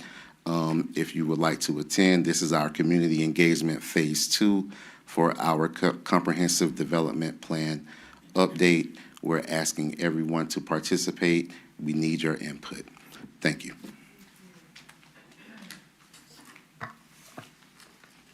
All right, thank you, Mr. McClendon. The chair recognizes Councilwoman Williams-Brown for her point of order. Well, thank you, Mayor. It's actually a parliamentary inquiry since there's been no breach of parliamentary procedure. But I did want to just note that it is just at 5:30. And I just realized that our zoning hearing is scheduled for 5 rather than 6. And this has been a very robust conversation, but we still have 2 other things. Would it be possible to table the rest of the work session so that we can, Well, you asked the question, so let's first check in with our city manager. well, and just to be clear, I know that we have people, even though we only have 4 cases, I know we have people here that have a lot of interest in cases that are on the agenda, and I don't want to hold those people any later than they might want to stay with us. Okay, yeah, so first I will say, yeah, this is a challenge that I brought up a few weeks ago as we think about how we are handling these meetings. We moved our zoning cases up to 5 from 6 because we had so many and we have so many in the queue.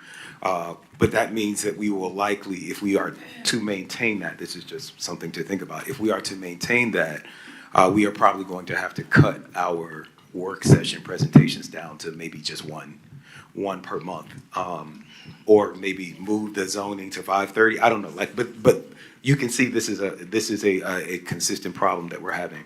Madam City Manager, are you amenable to returning to the tabling the work session agenda and returning to it after the zoning hearings? No.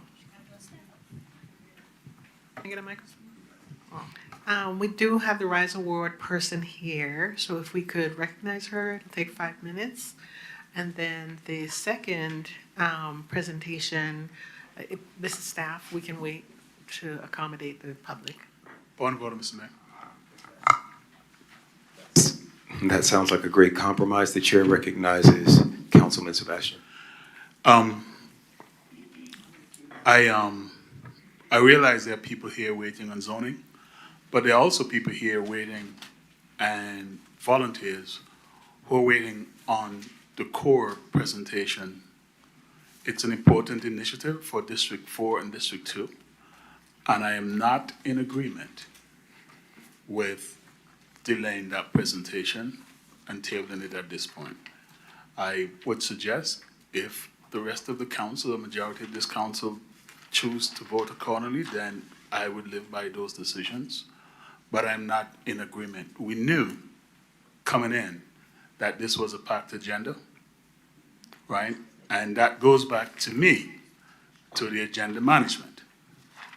So I looked at the schedule today and I said, no way are we gonna finish this thing when I saw this thing, come up. No way we're gonna finish this thing in an hour, right? So that's my point of order. We should, if we vote to do it, we do it. Okay, so what I don't want to do is spend more time debating about the order of the topics than the actual topics. So if I could, I'm going to ask, City Manager made a suggestion to do the Rise Award and then table the rest until after the work session. If there is a motion to table as suggested and a second to table as suggested, then we can just take a vote, and then if it fails, we will continue with the agenda as printed. And Mayor, if you're gonna recognize certain people on this council, no more than right that if people are in the queue to talk, that you recognize everyone, that the chair's responsibility is to be on time and fair. The chair's responsibility is to move the meeting along. I no longer think that this conversation is moving the meeting along. It's actually stopping the meeting from happening. So again, Point of order. What is your point of order, Councilwoman Willis? Would you please ask the city attorney to read from Robert Rules, the responsibility of the chair? Madam Attorney, is that a point of order? That is a legitimate point of order. It would take me some time to pull up the duties of the chair. I think for the sake of time, what needs to occur is because there's discussion and there's people in the queue, there should be a motion, and that discussion should be linked to an active motion, and then follow the queue accordingly. And I'm willing Okay. to remove my point of order, so it would not take up time for her to look it up, if you are willing to do that. Yes, I am willing to do exactly what I just suggested, which was to entertain a motion and a second, and then we would go into discussion. So the chair will entertain a motion. Okay. I move to present the RISE Award and table the core alliance presentation until after the zoning hearing. Second. It's been properly moved and seconded. Is there discussion?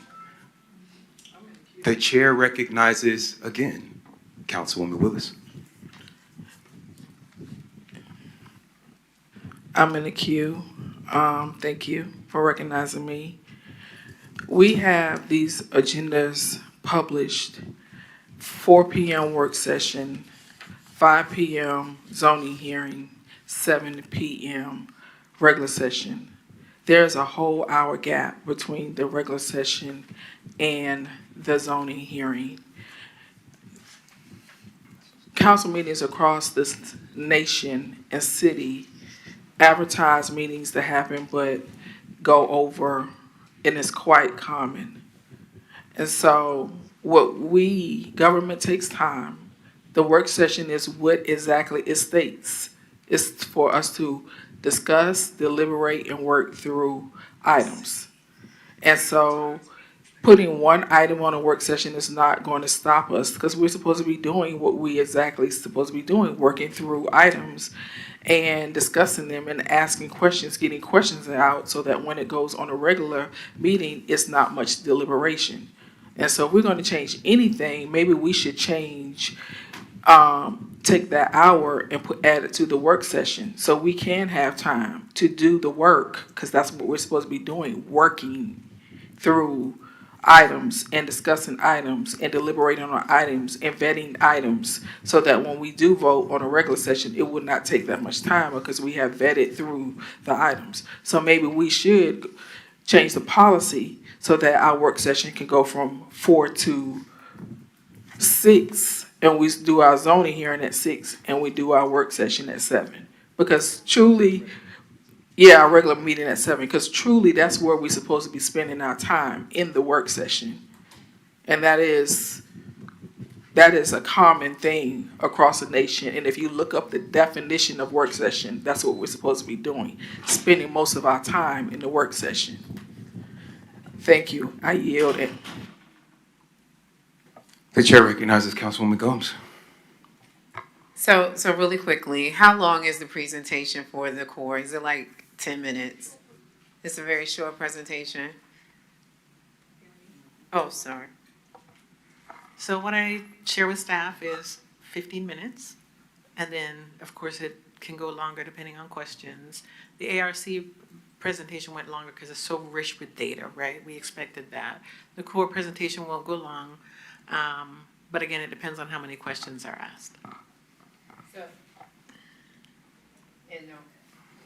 And the RISE presentation is about maybe 10 minutes as well. So it's 5 minutes. So we're looking at about another 20 minutes. Is it feasible just to kind of move through those very quickly? This is me asking Councilwoman Williams Brown in reference to this. Can we just move very quickly through the agenda without having to amend it?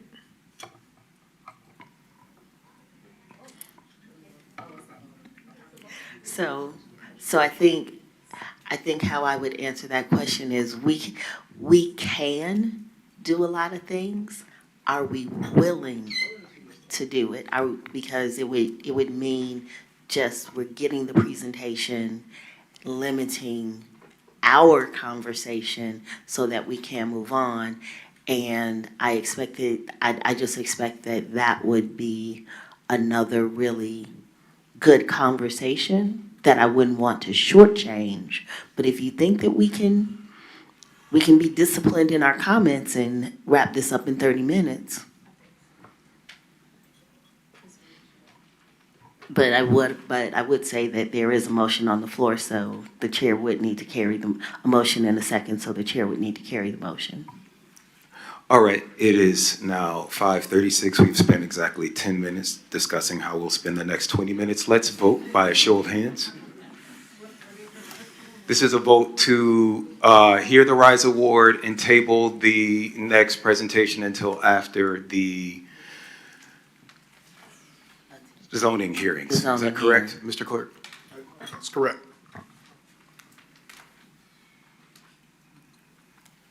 Oh, I guess we're voting in the queue. Go ahead.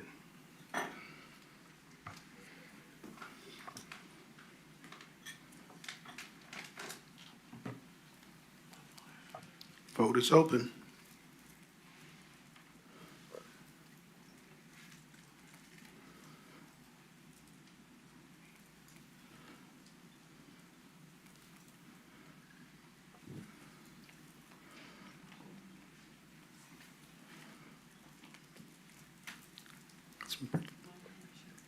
Would you like to vote in the affirmative or? How do you vote? Yes. Okay, how many yeas do we have? 3 yeas, 3 nays. So that makes the 4th yay. We're going to do the RISE presentation and we'll circle back to this one afterwards. Please sound the RISE presentation.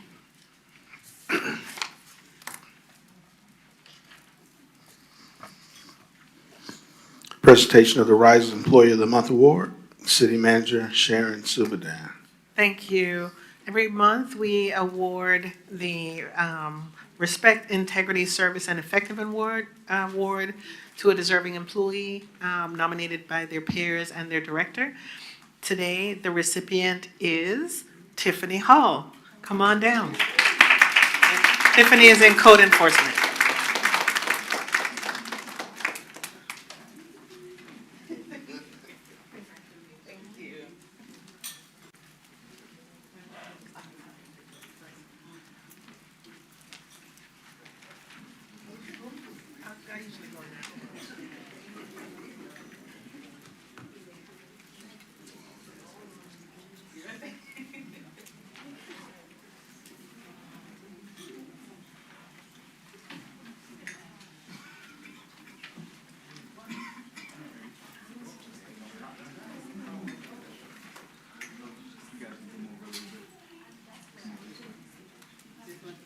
Take one, and then I'll jump in. 1, 2, 3. City Manager.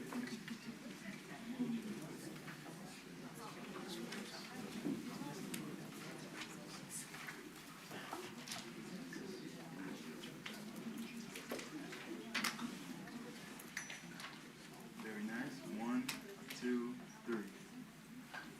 Congratulations. Thank you.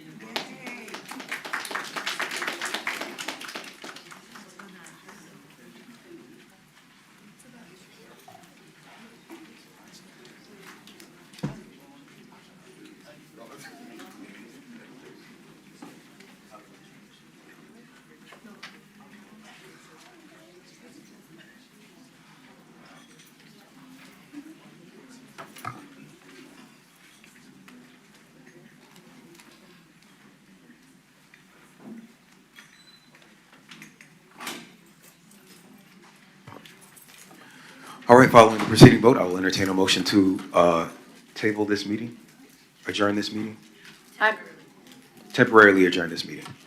I move to temporarily adjourn this meeting. All right, it's been properly moved and seconded. Let's just take this vote by show of hands. Court that motion approved. All right, this meeting is 5-0. Thank you. This meeting is adjourned. I call to order the special call alcohol license and zoning public hearing meeting for 5 o'clock. Mr. Clerk, please sound the roll.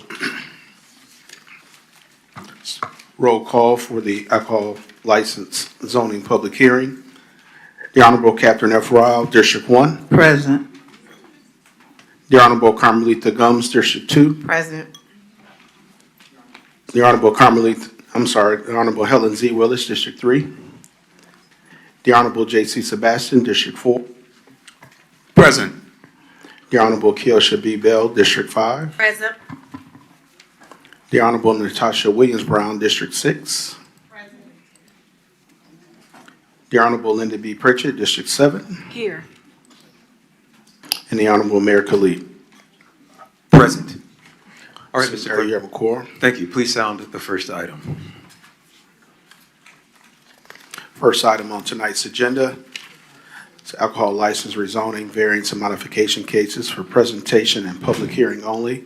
Letter A is a public hearing for an alcohol beverage license application by Roosevelt Food and Gas LLC, doing business as Chevron Extra Mile, has been submitted and is requesting approval for a change of ownership for the retail sale of beer and wine at 4285 Roosevelt Highway, South Fulton, Georgia, 30349. This gas station is located in District 3. All right, go ahead, officer. Good evening. The applicant Roosevelt and Gas LLC Chevron Extra Mile located at 4285 Roosevelt Highway, South Fulton, Georgia, 30349, has met all requirements to obtain an alcohol license at this location. This request is changed to due of ownership. Fees and inspection has been paid in full and passed. This location previously held a alcohol license and is currently operating a temporary beverage license. A safety plan was submitted and approved by the staff. Staff recommendation for council is approval. All right, thank you. Is the applicant present? No, sir, I believe not. All right, Mr. Clerk, are there any speakers in support or opposition? No, I did not receive any comment cards in support or opposition. All right, Madam Attorney, the applicant is not present. How should we proceed? You can entertain a motion to either defer it or withdraw the motion as the applicant is not here for want of presentation. All right, withdraw the application. Okay, well, I will entertain a motion to table or withdraw this application. I'm in a queue. All right, the chair, should we entertain a motion and then go into discussion, Madam Attorney? All right, I will entertain a motion, which will be followed by discussion. This item, I'm in a queue. The chair recognizes Councilwoman Willis. This is a District 3 business, correct?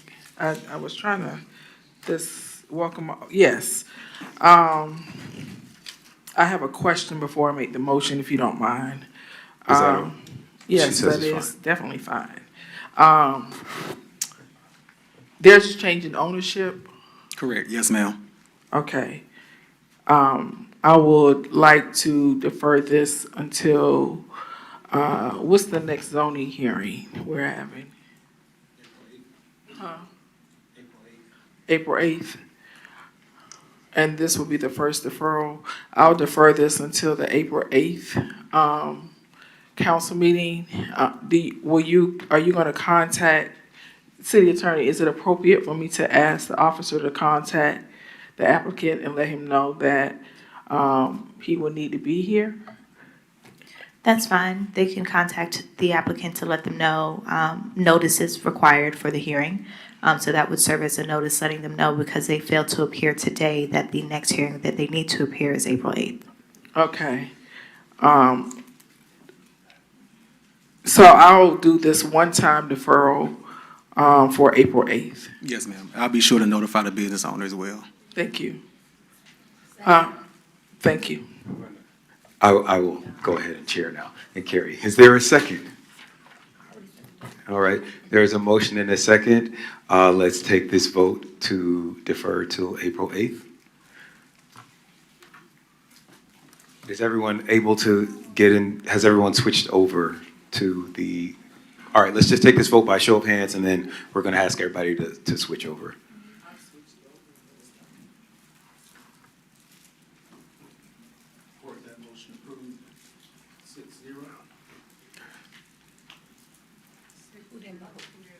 I'm sorry, was there an abstention? Okay. All right, that was unanimous. If, Madam City Manager, if someone from IT could come and help, there are some members of council who are having trouble with their computers. All right, Mr. Clerk, please sound the next item.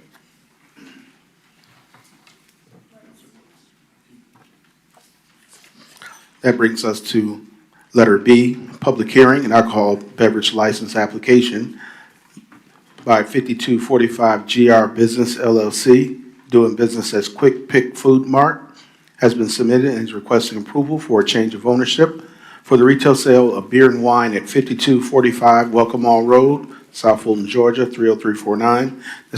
This case is located in District 3. All right, go ahead, sir.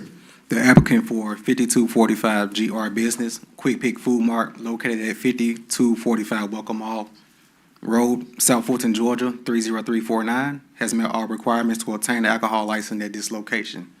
This request is due to a change of ownership. Fees and inspections have been paid in full and passed.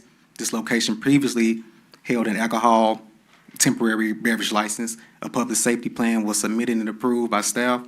Staff recommendation to approve council is approval. All right, thank you. Mr. Clerk, is the applicant here? Yes, I did receive a card for, oh, there he is. All right, and are there any other speakers for or against? No, sir, no comment cards received in support or opposition. Okay, I'm going to go ahead and open the public hearing. Please step forward. You have 10 minutes to make your case. You don't have to use the entire 10 minutes, and you may want to reserve some of the balance of your time for rebuttal. Please start by stating your name and address. My name is Feroz Daudani. I am the owner of the store, GR Business, 5245 GR Business, located at Welcome All Road, and I have submitted all required documents. And I have this business experience for last couple of years, and I have got one more store in same locality, and I'm doing very well for last 3 years. And I have submitted all required things, taken care of all business things. That's also submitted for you. All right, thank you, sir. Thank you, sir. And there are no speakers in opposition. I'm going to go ahead and close the public hearing and then open. You might want to stay up here and open up to council questions and comments, beginning, as is always our practice, with the district representative, Councilwoman Willis. Thank you for recognizing me. Officer, is this the Quick Pick that's located behind the Texaco. The next to Texaco. Sir, we've been having a lot of frequent complaints from residents about the continuous loitering around this business. Even I received a complaint as recent as a couple of weeks ago about someone setting up a homelessness encampment in front of the store. The store has been very, very busy, and I would like to defer this until the April 8th meeting as well, because I want to talk with our public safety.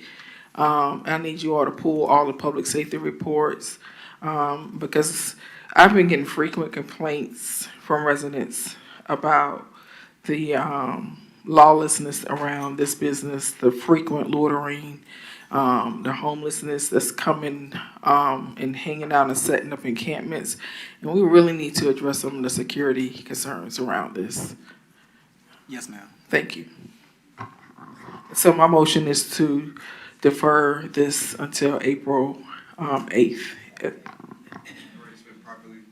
It's been properly moved and seconded. Any discussion? All right, seeing and hearing no further discussion, let's take this vote in the queue.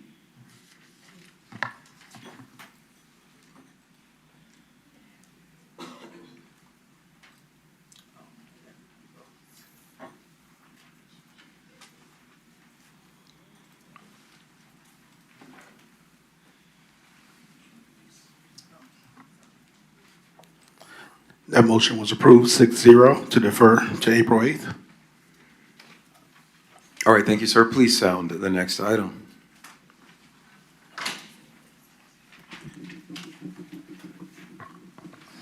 Next item is item C, Case M24-011's public hearing, application by Apex Sandtown LLC, Carol Wilson Brock and Irby LLC, requesting a modification to petition number 2006Z-0040 to modify conditions 1 through 5 to change the site plan in MIX, Sandtown Overlay District, to develop 7,000 square feet of commercial and office space and 117 single-family detached and townhome residential units at 0 Kelvington Road. This is located in Council District 1, and I believe there's a deferral requested for this item. I move. Wait, I'm sorry. Go ahead. Did you have anything, Attorney McClendon? All right, the chair recognizes Dr. Rao. I move to defer case M24-011 for application by Apex Sandtown LLC. Second. All right, it's been properly moved and seconded. I'm sorry, did you have a date? All right. Our April 8th calendar is filling up. Are there any discussion? Seeing and hearing none, let's take this vote in the queue. Can we confirm that that's enough time to advertise? Yes. We're not gonna re-advertise it. This announcement is the advertisement. Vote is open.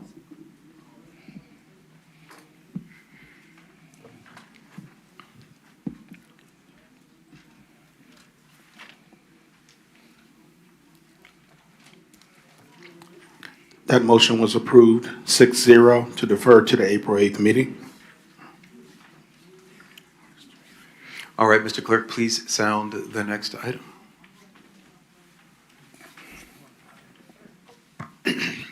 Brings us to item D on the agenda, KC 24-013. It's a public hearing, application by Queen Isle Development requesting a rezoning from HE1 in the Cedar Grove Overlay District to MIX at 0 and 4755 Highway 92 to develop 50 townhomes along with a senior facility on 10.45 acres. It's located in Council District 4. This item was held October 16th, November 12th, December 10th, January 14th, and February 25th. Staff recommendation is denial. Planning Commission recommendation is denial. Staff.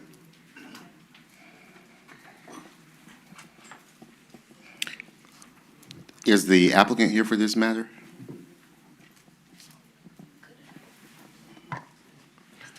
The applicant is not present.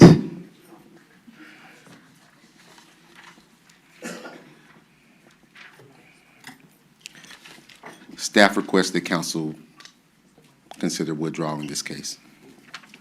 All right, is that your recommendation that we withdraw this case? That's not a recommendation, but that we're asking that you make that consideration. Okay, I will entertain a motion to withdraw. Mr. Mayor, I motion that we withdraw this case. All right, it's been properly moved and seconded. Let's have discussion. I do want to start the discussion this time with a question. Because of the withdrawal, they can reapply in how many months' time? They can reapply immediately with a withdrawal. If you wanted to move the case forward to a vote and then the case were denied, then they would have to wait the period, which I believe is 9 months. 6 months. So just theoretically, if the case is withdrawn, the applicant makes a new application, how soon would it appear before us again?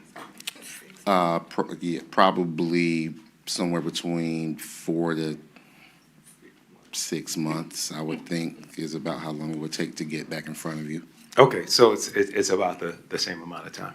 All right, the chair recognizes Councilwoman Willis.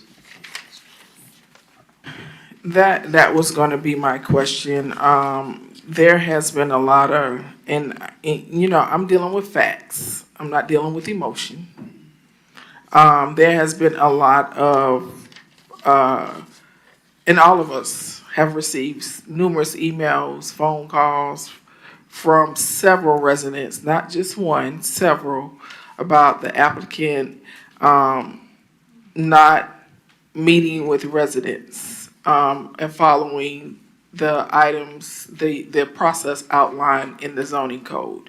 We also, that's one fact. The other fact is, according to what has presented to us, staff has recommended denial, and also the planning commission has recommended denial. Has anything, that's the second fact, has anything been submitted to you to change staff decisions around recommending anything other than denial? No, we have not received any new submittals on this case. Okay. And so to withdraw would allow this applicant to come back within 30 days and reapply when you all have already recommended, you all being staff, and the planning commission has already recommended denial. The residents have overwhelmingly stated that this applicant has not presented themselves to the community, not even by way of physical, but not even email. Because even if there has been some challenges where the applicant can present themselves physically, it could have been simply an email. And residents are saying they have received no communication from this applicant. And so if we take the recommendation of staff and take the recommendation of the planning commission, you said that this applicant can come back in 6 months and reapply, correct? From understanding? I believe it's 9 months, but state law requires 6 months. I believe our city code requires 9 months. At any rate, it would be a longer period of time. And already they have deferred 5 times. We have allowed a deferral 5 times. Something in that range. Okay. Is there anything wrong with us taking the recommendation of staff and the planning commission at this time? Or Today is a public hearing scheduled, so I think what you would have to do is hold the public hearing in the absence of the applicant, and then move the case forward to a final vote at your regularly scheduled meeting, and then deny it at that point. okay, so we have residents who have come to, and if the applicant didn't show, that's on the applicant, but we have residents who are here to express, and we should hear, because we have given ample opportunity for both sides. But we have residents that are here that we can hear from to hold the public hearing, and you're saying if we hear them, we can advance it to a vote, denial or approval of the next council meeting. Is that what you're saying? I'm asking. That's correct. I will recommend that we hear the residents. They've been here 5 times to have the public hearing. One resident, my understanding, is flying all the way from New Jersey every time. I would recommend that we have the public hearing and advance this to a vote. That doesn't matter when it comes to this. So first, before we continue, let me just get order on the dais. All right, and then I want to apologize to Councilman Sebastian. It is usually our practice to begin with the district representative. We got off to a little spicy start, so I'm going to exhale.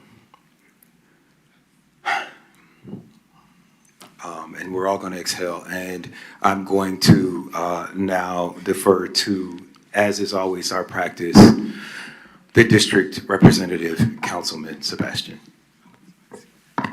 Thank you, Mayor. Reginald, I'm glad to see you smiling.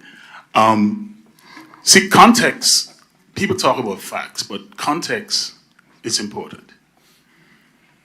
Mr. Managing Director, it has even been said that staff has walked on this project and it has not gone through the proper channels.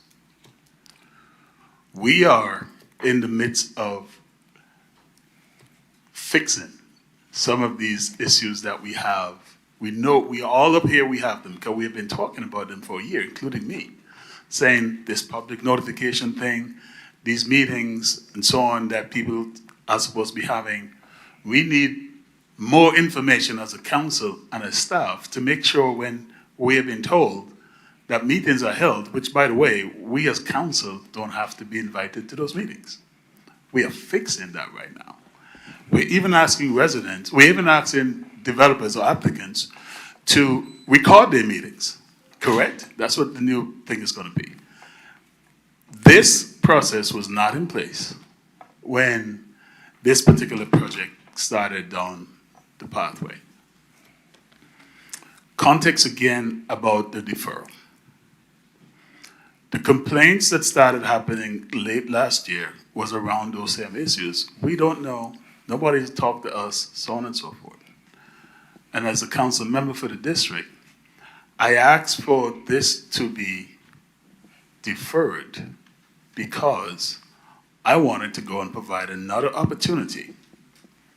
Because in order to get to us, the applicant would have had to finish their process of community meetings and outreach meetings, whether people attended or not. Am I correct, Mr. McClendon? That's correct. All right. So when it gets to council, all of that's supposed to be finished. And by the way, for the record, I was never invited to any of those meetings. And I don't live near the area, which is one of the things we're fixing. So I never got any letter invite, so I can't say if letters were mailed or not, personally. That's part of the process in which we're fixing. I asked for this to be deferred once it got to council, because I wanted to go back and have a conversation with the community, with the developer. And as I've said the last couple of meetings, none of us can predict when accidents are going to happen. The person is injured and ill and cannot attend these meetings. They agreed to come and attend a public meeting last Tuesday, Fire Station 8. I asked them to do that so we could have the conversation with residents. We had the meeting. On the day of the meeting, I got a call from my legislative specialist, constituent services representative, saying that the person was in the hospital and that she cannot attend the meeting because she was just leaving the hospital.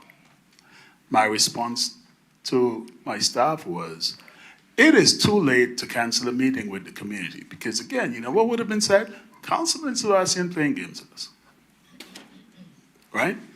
Because here's what's funny. All these people on council who have gotten calls, guess who haven't gotten any calls? We need to stop. We need to stop playing games with people's lives and with this city. Okay? That's not what this city is all about. We have a legal process that we need to take folks through. And for me as a council member to say, let's hold a meeting for us to sit down and talk about this. But guess what happened when we got to that meeting? The disruptors came. We could not have a decent conversation. And yet, people on this council are being communicated to, and very few of them have called me and talked to me about what is happening. Because people are playing games. I'm not playing games with folks. I'm here to serve the people of this city and of my district, and that's what I want to do. And I want to give the people who want to do business with our city the legal process of going through that. And I want to hear from the residents. That's why I called additional meetings, since they were in doubt. So I want to clear all this up tonight. Even the fact that one of my colleagues mentioned, someone was flying in from Jersey. I learned that from someone standing at that very public podium a meeting ago. Had no idea this was happening. And as I said, everyone knows how to get in contact with me. It's not hard. If you really want to have a conversation, have the conversation. But if you want to play games with our community, you go ahead and play games with our community. But that's not what we're about as a council. We're about looking after the city. So whether we go ahead and we do a hearing tonight or not, makes no difference to me.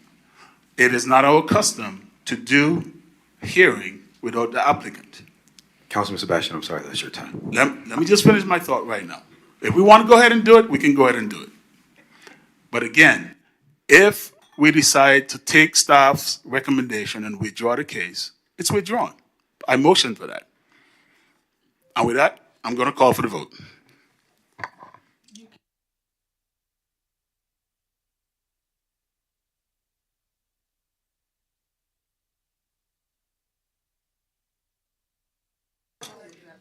All right, the chair recognizes Dr. Rowell. Point of order. Point of order, Mr. Smith. Point of order. The chair recognizes Councilman Sebastian for his point of order. I've sat up here before in this day as a be in the queue, and the vote was called for, and the vote was carried. I called for the vote, so we're either gonna vote, or somebody or someone give another motion and let us vote and not have the vote that put on the table. Okay, so let me rule on your point of order. If by calling for the vote, you mean to call the previous question or call the orders of the day, as my colleague in District 6 likes to say, that will require a second and a 2/3 vote, 5 votes of council? Or it doesn't call for a second? It's a privileged motion, we immediately. Okay, all right, I just want to get it, I hear it, just want to get it from our attorney, who is our parliamentarian. What would be the procedure now? It doesn't need a second, but it does need 5 votes. All right, so I'm going to just confirm that you meant to call for the previous question. I'm currently ruling on a point of order. And that was, you were calling for the previous question. Is that what you meant to say, Councilman Sebastian? Okay. All right. It's been called. I will now go on to my next point of order. Councilwoman Willis. Point of order, when you call for the question, that means you do not debate.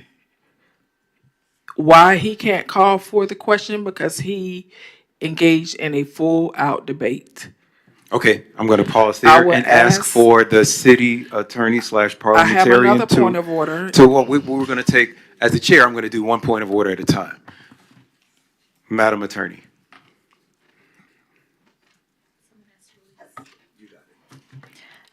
So the discussion took place before he made the motion. So the motion, the call of the question is not actually related to the discussion. So although there was discussion before he called for the question, there wasn't debate or discussion after he called for the question. So it's permissible for him to call the question. Thank you. I thought that might be correct, as I have experienced that multiple times here as chair.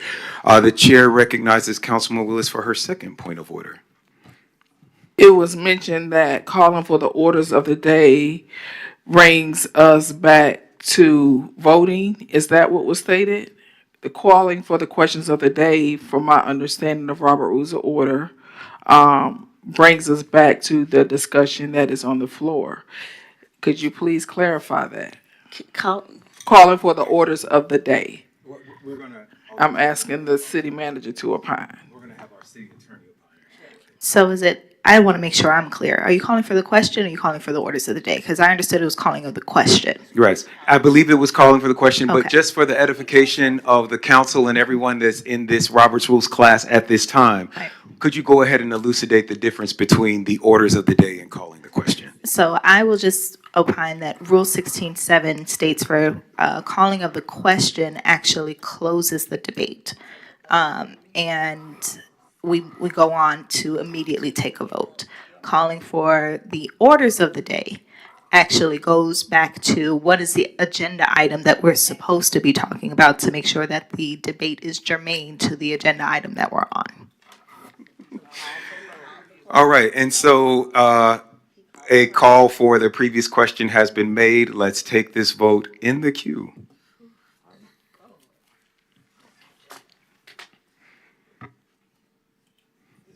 This is not. This is to go to a direct vote for the withdrawal. This is not for the withdrawal itself. Is that correct? This is just to go to the vote, to stop talking and vote.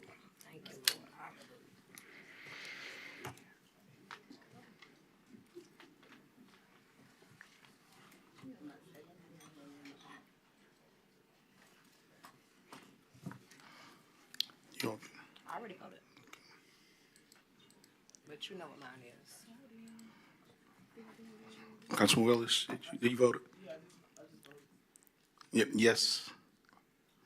So there were 6 votes to call the previous question, so that motion was approved. So I will enter, the motion to withdraw this application is now before us. Let's take that vote in the queue. Is there some reason we cannot see the votes, Oh, yeah, it should be. the totals when they're done? Yeah, it should pop up. Okay.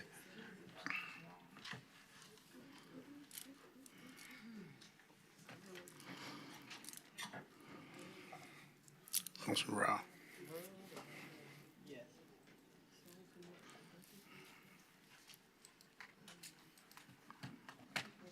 The motion was approved, 6-0 to withdraw that application.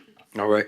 Thank you. Your application has been withdrawn. Hopefully, we will see you in the next 4 to 6 months. And I will just say,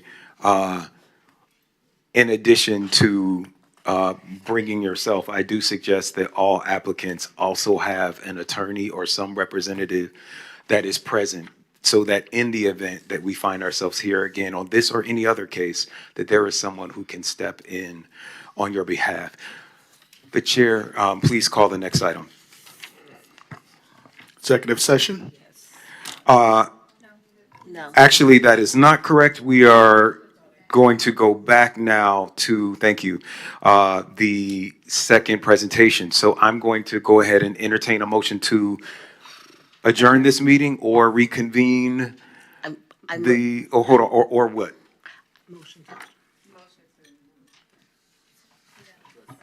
It would be a motion to temporarily adjourn this meeting. Why?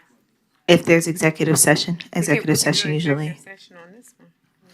That's what I'm saying, you'd have to temporarily adjourn this meeting to reconvene the work. Well, the first one has executive session on it too. If it would be the council's preference of when you would like to do executive session, if you'd like to do it after this point or at the end of the regular meeting, that would determine whether or not you temporarily reconvene.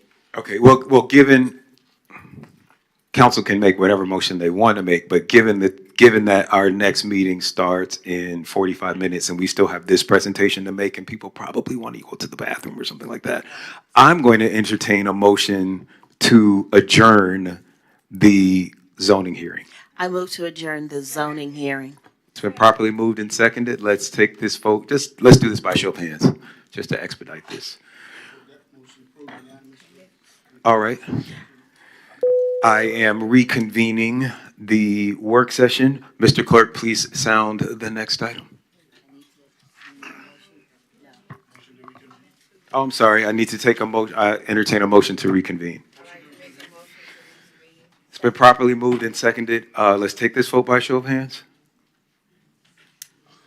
Court, that motion approved unanimously to reconvene at 6:15. Reconvene the work session. All right. We good? The record's perfected. Mr. Clerk, please sound the next item.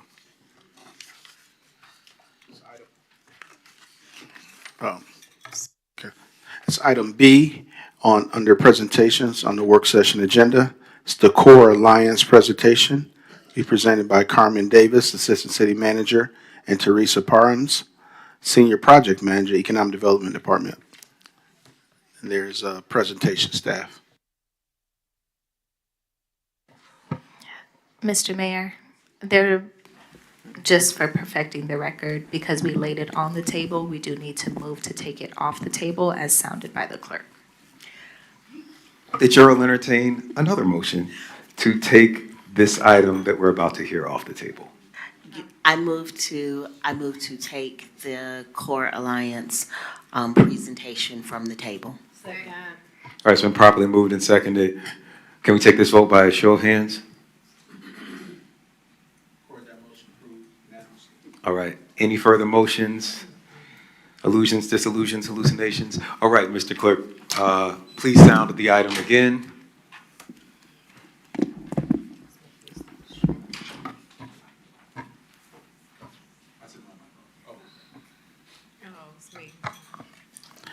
This presentation, item B under presentations, Core Alliance presentation, Carmen Davis, Assistant City Manager, and Teresa Parham, Senior Project Manager, Economic Development Department. Thank you, Ms. Davis. Ms. Parham, none of this came off of your time. You may start. Thank you, Mr. Mayor and City Council.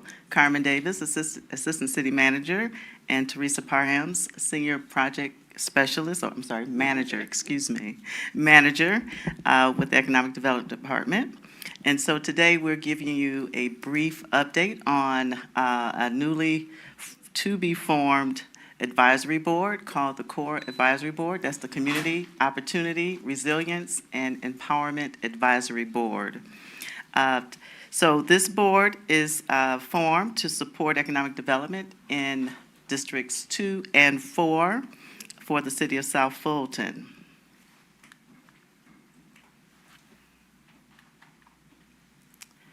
So the Core Alliance Advisory Board represents Districts 2 and 4, and we do have members here who have been selected by Districts 2 and 4 council members, Councilmember Gums, District 2, and Councilman Sebastian, District 4. And the members are here, some of the members are here present, and I will name the members: Malika Ingram, Joe Cromes, Pierre Blackman, Crone Jefferson, Teresa Carter, James Reese, and Gloria Powell. If you're present, could you please stand and recognize your presence here, and thank you for your service and dedication to the City of South Fulton. Thank you.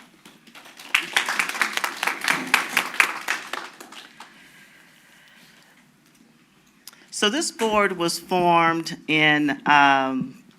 created with the intent to strengthen our engagement with local businesses, community members, and partner with organizations while also focusing to target economic development in both these districts. So we are pleased that our members are here. They held their first informal meeting on April 9th, 2024 at the Economic Development Office. So this advisory board was established, as mentioned, to focus on economic growth and community development. With the support of Districts 2 and 4, these members were recruited to start up the board. The board held their first informal retreat and foundational meeting. And so as far as an update for that, they named their official advisory board as the Core Alliance Advisory Board, Community Opportunity, Resilience, and Empowerment. Their mission statement is to build a vibrant, accessible community where individuals, families, and businesses grow through transformative development. And they also set their vision statement, and that is to become a model community that leaves a legacy where sustainable growth and innovation empower all to thrive together. During their retreat and foundational meeting, they also established strategic priorities. And those strategic priorities focused on organizational excellence, collect and analyze data, as well as create collaborative partnerships. And so this establishes their 2024-25 work plan. So in order to get them started in this Startup Advisory Board, they also attended workshops and trainings to enrich their economic development skills and abilities to manage themselves as an advisory board. So they attended a number of events. One is the Georgia Academy for Economic Development, the Essentials course. They also attended Business Mixers. They attended the Aerotropolis Alliance Honors. They attended the South Metro Development Outlook Conference, and also the upcoming Georgia Academy for Economic Development called Traditional Economic Development and Incentives course. So they're equipping themselves to serve you as the city council and mayor, as well as particularly districts 2 and 4 and the community as a whole. So with that, that is our brief presentation. I did want to mention Corey Davis, who's our special projects manager, was not able to attend today. She would be the liaison for this advisory group. She was out ill, so we wish her a speedy recovery, but you will see more of her as she support and assist the advisory board through their efforts. And so with that, I entertain any questions. Mr. Clerk, I see the queue. Councilwoman Gums. Oh, I didn't have any questions. I think that's from the last time. Okay, Councilwoman Rao. Yes, I do have a question. So I think we have a total of 4 economic development boards in the city.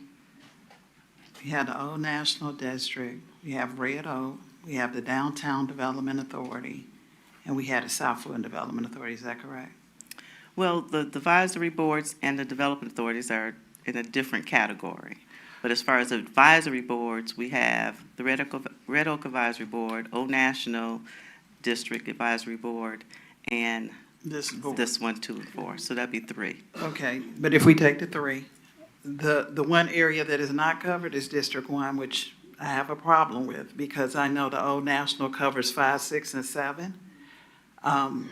I don't know why everybody thinks that, District 1 doesn't have to have coverage in economic development. I mean, I do work at it a lot, but I do have a problem with the fact that there is no board that covers this, and there has not been a staff assigned since day one. So, I'm just saying, for me to support, I want to make sure the whole city has coverage, and I'll just. Well, he never had a conversation with me, and this has been an ongoing issue, so I want it to be fixed some kind of way. So I'll leave it at that. I need to go back. There appears to be a problem with the queue, so I'm just going to go by hands. The first I saw or heard was Councilman Sebastian, then Councilwoman Gums, then Mayor Pro Tem Pritchett. Thank you, Mr. Mayor. I want to refresh the memories of people who have been here when I got here, and for those who weren't here, maybe share some information. District 4 has very little commercial. We go everywhere for everything, except Councilwoman's favorite, rural favorite barbecue. And for my favorite, Greenfields burger, which rivals Slutty Vegan, I'm just saying. But we have very little economic development in District 4. And for the first seemingly 5 years of the city's existence, it didn't seem as if there was anything happening with regards to economic development. And I have these committees set up in my district where I talk to them about different aspects of the government and how to help advise me how we can work together to move our city forward. One of those members, while we were discussing the economic development need for 4, suggested to me back in, I believe it was 2023, to ask for a budgeted position to look after economic development. So Councilmember Rawle, I hear you, but I'm just explaining what I did. I asked for that budgeted position. I got that approved in the budget, and Ms. Correa Davis was assigned to do that. This group, while it is comprised of some of the members of my Economic Development Advisory Group for the community and other appointees, Planning Development Authority, those folks were known by the economic development people who basically gathered those folks together because it was seen as a tool that could help Ms. Davis to help them with their outreach, help continue to push the economic development plans for the district forward. And when staff approved it, they said, well, we're not just doing a person for District 4 back to the budgeted position. The person will work for District 2 and District 4. I had no problems with that. That's how the team got built between District 2 and District 4. It is not envisioned to do no downtown development and all that kind of stuff. None of that.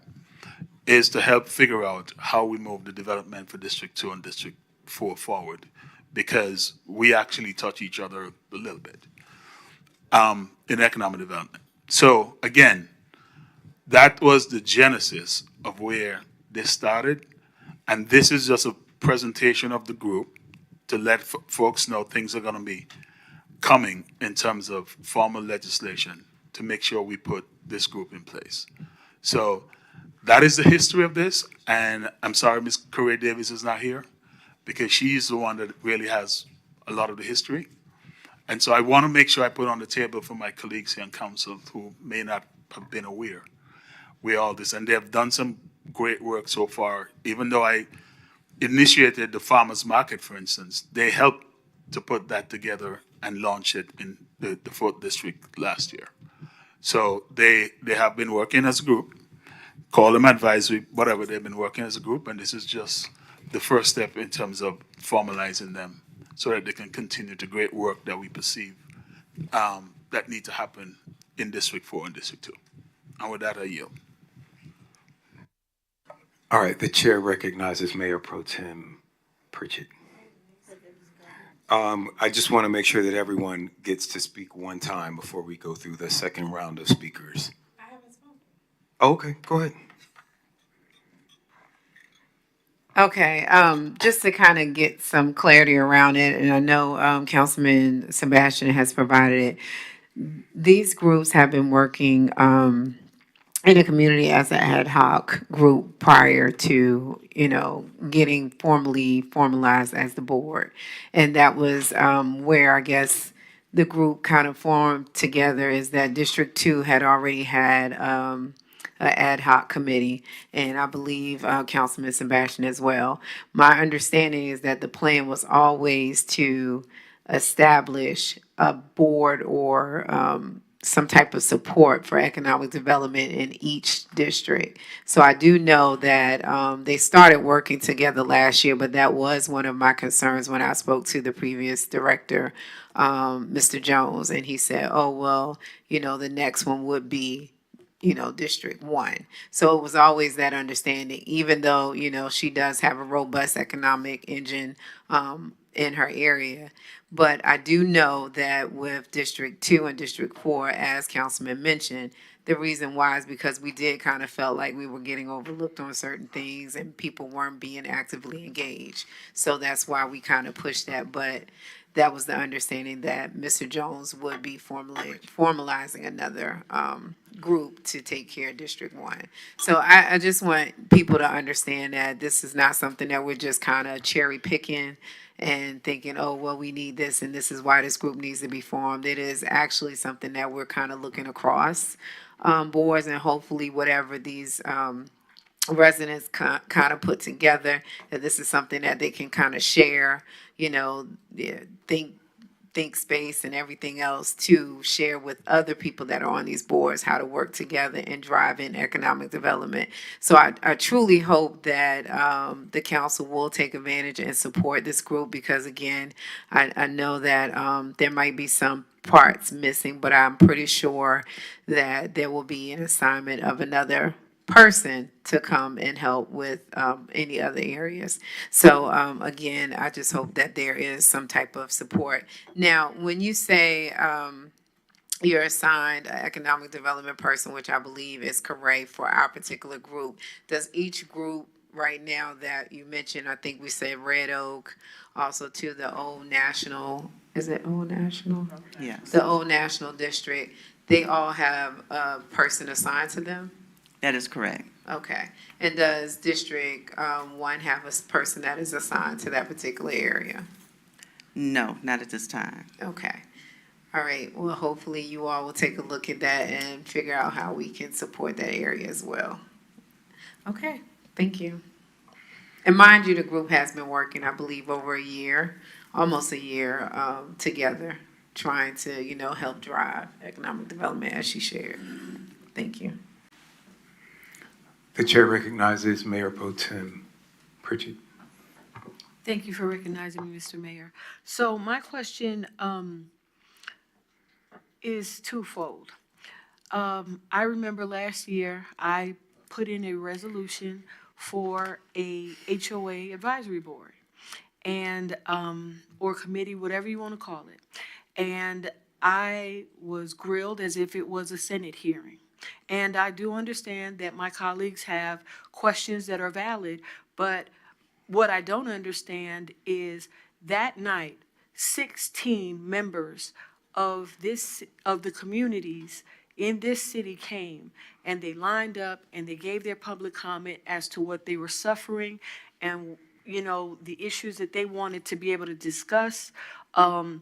With me, other members of this body, to come up with ideas and knowing that the legislative session was approaching. And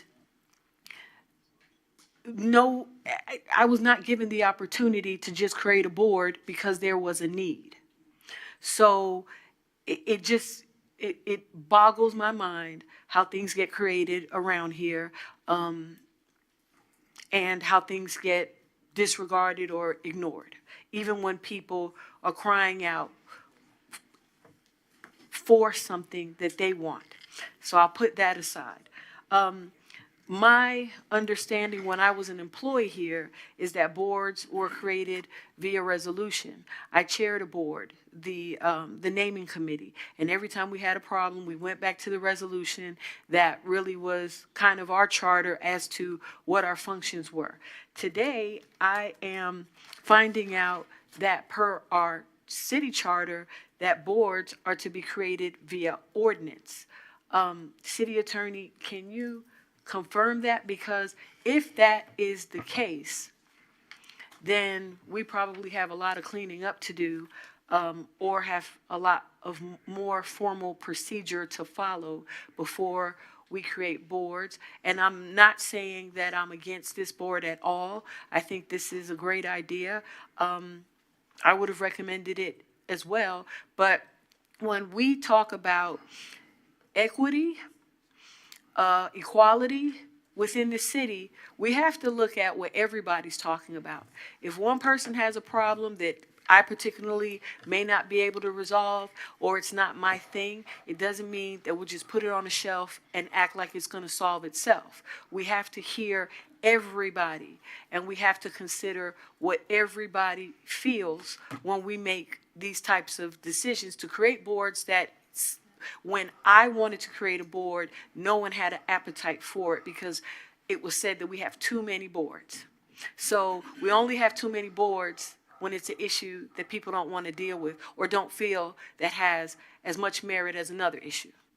So I don't want to sound combative. I'm just expressing things because the people that came up here that day, I'm sure they'll watch this, and I'm sure they'll want someone to have represented their interest. Mayor Pro Temp is correct that Section 4.11 of the Charter titled Boards, subsection A, the City Council shall create by ordinance such boards, commissions, and authorities to fulfill any investigative, quasi-judicial, or quasi-legislative function the City Council deems necessary, and shall by ordinance establish the composition, period of existence, duties, and powers thereof. So following up with my question, would that mean that at this time, because we do not have an ordinance that would establish this board, that we could not move forward with whatever is being presented, which is my understanding, a resolution at our regular agenda? It's not? Okay, it's not, but it's a recommendation to do so in the future. Okay, so that's the path forward, and then the path backwards is looking at whatever boards that we have, and I don't know how many, because it's supposedly we have just too many. Now we gotta clean up what we have so that it is legally compliant. Is that correct, City Attorney? That is correct. And for the record, I don't think anything is too many when somebody needs it. I yield. So first, just a quick point of order. I want to make sure everybody's back in the 4 p.m.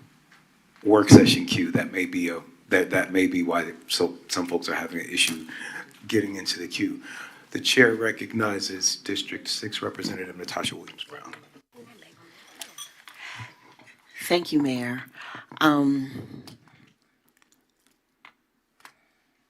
I do agree and was going to ask, one of my questions was going to be about District 1, because with this core alliance, we now have 3 groups representing 6 of the 7 districts, and District 1 is now out there without,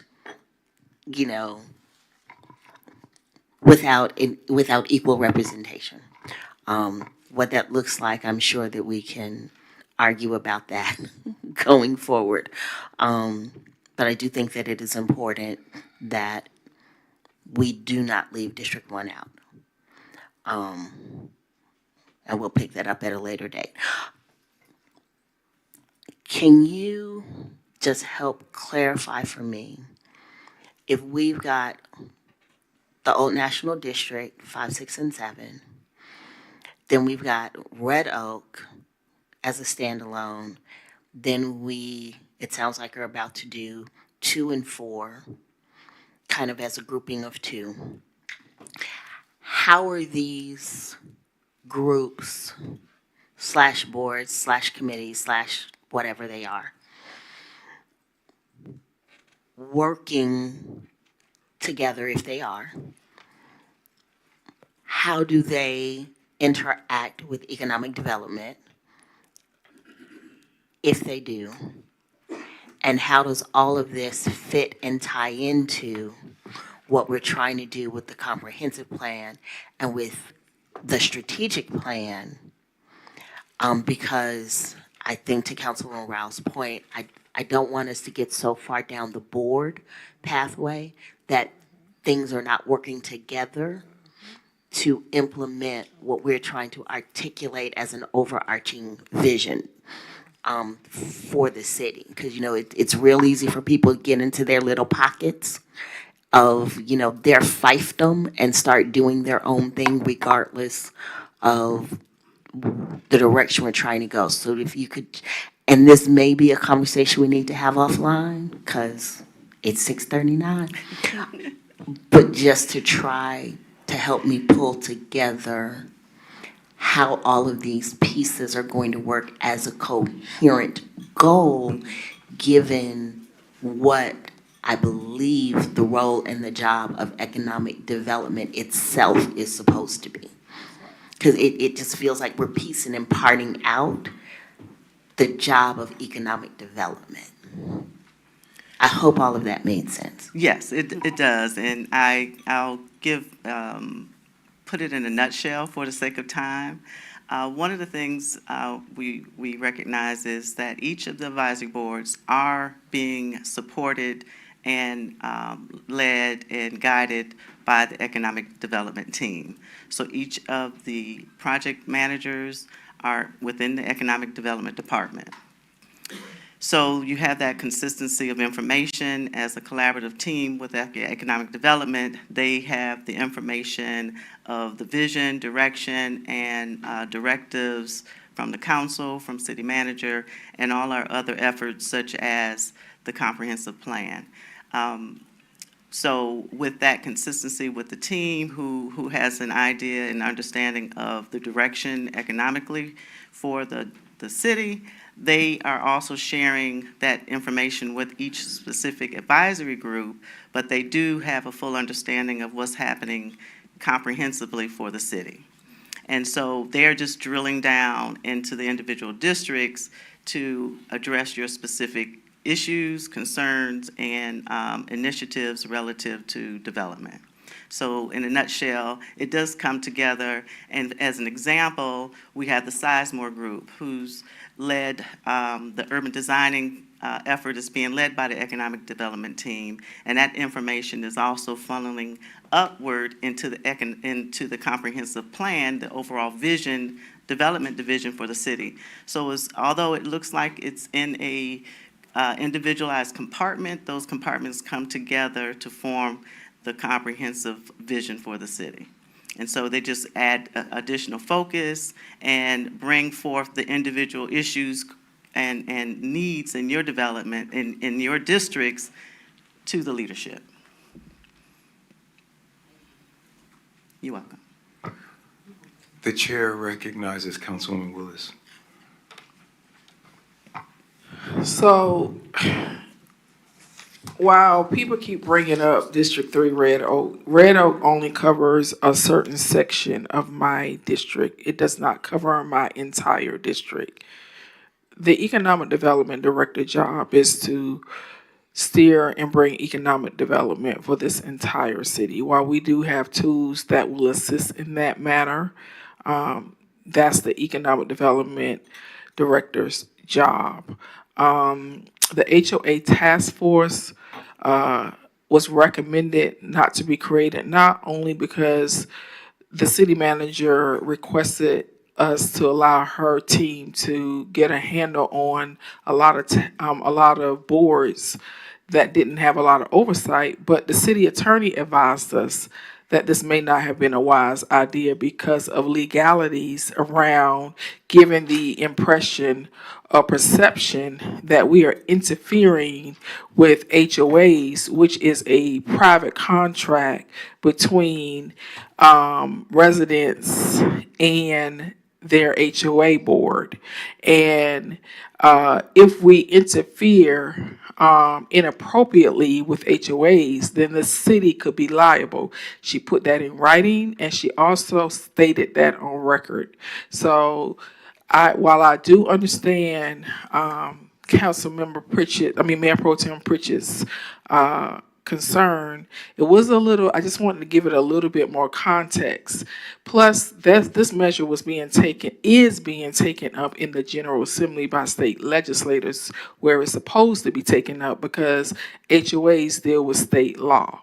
And so that's why a lot of us gave pause and agreed with both the city manager and the city attorney not to move forward with the HOA task force, because we did not want to do anything inappropriately that would have led the city or landed the city in liability. As far as the economic development discussion, going back to it, so I do understand Councilmember Rao's concern. However, let's keep it real. The area in this city that is getting most of the development is in District 1, not only because she is working hard at it, but that's because a lot of the development was in play before we even became a city. And a lot of the development that came in, a lot of it is documented, was already in play before we became a city. So it wasn't like, and the plaza owner, the plaza owner of the Sandtown Crossing, he does heavy recruitment himself. So you can talk with him directly because he does sit on our Downtown Development Authority. He does excuse me, Councilman Riley, I have the floor. Thank you. I have the floor. he does heavy recruitment himself. And it was explained that when people own plazas, we can't dictate what comes in those plazas. A lot of the plaza owners want to do what it takes to fill those plazas. So a lot of the development has come to District 1 for various reasons, for very economic development reasons. When the economic development director was here, he felt like it was a good idea to put some type of task force in place for districts 2 and 4 because they had a lot of undeveloped areas and they had a lot of areas that lack infrastructure, and because of that it was going to be harder to steer economic development in those areas. And so we did not have a Main Street program in Districts 2 and District 4. And District 4 had the most undeveloped land. So he did explain to this entire body that he was looking for ways to synergize economic development in those areas because they did not have Main Street programs. And so while I do understand we're not leaving anyone out, because if you go back at the documented economic development area, was documented economic development, a lot of it has come to District 1. And you don't have to go and shop for retail. Retail is going to come. That's not something that, if it's density and a number says that they're going to make money, retail is going to come.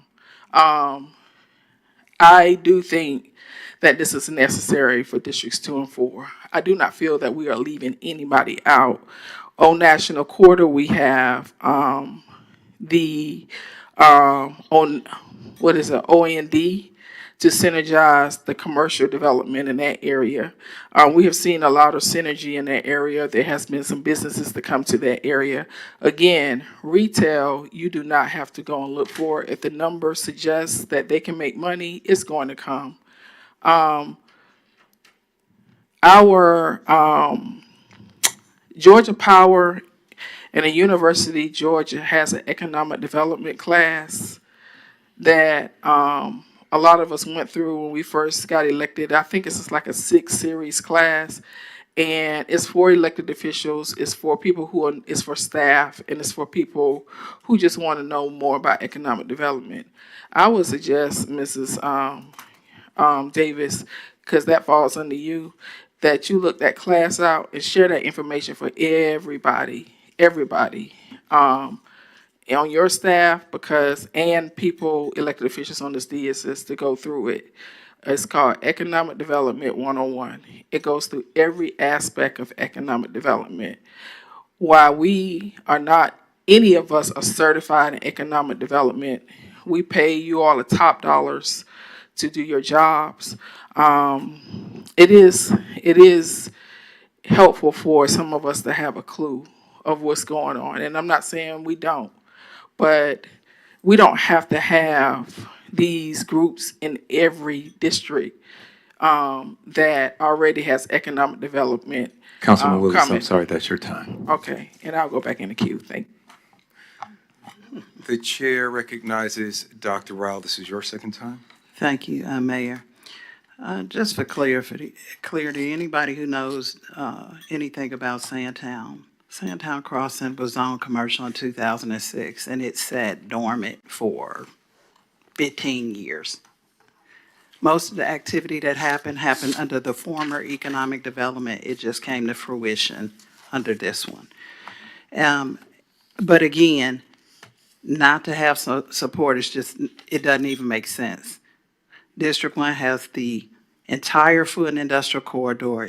We talk about it being the largest industrial corridor east of the Mississippi River. You know, I go to all of those meetings for the CID.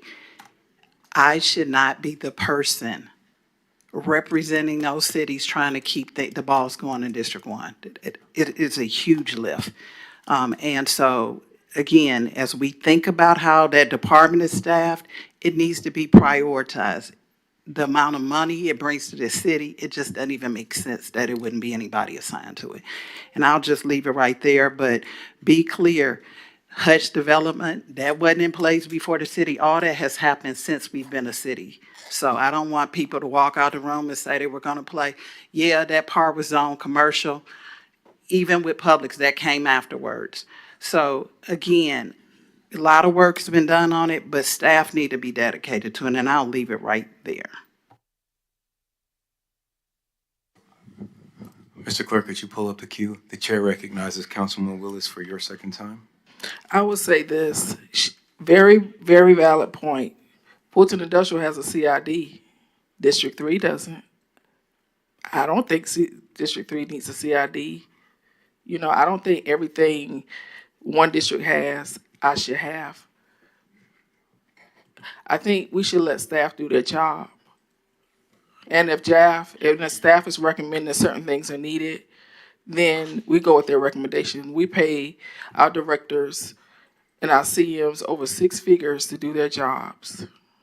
And their jobs is to hire staff and effectuate our policy.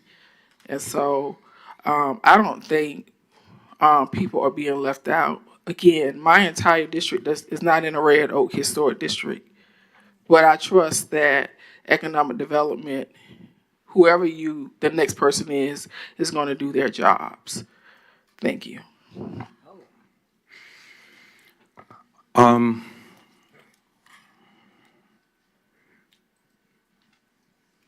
have many thoughts. I'm just going to try and share a few now. First, Dr. Rao, you have done a yeoman's job in District 1, and it should not be your responsibility solely.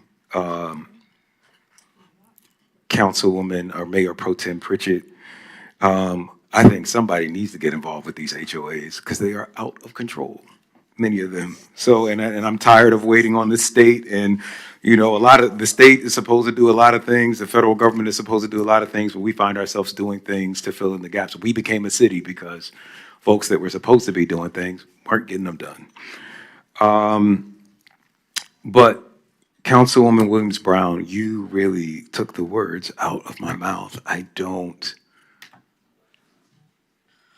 Not only do I not think that this particular board is a good idea, I don't think the way that we're doing this at all is a good idea. There are some,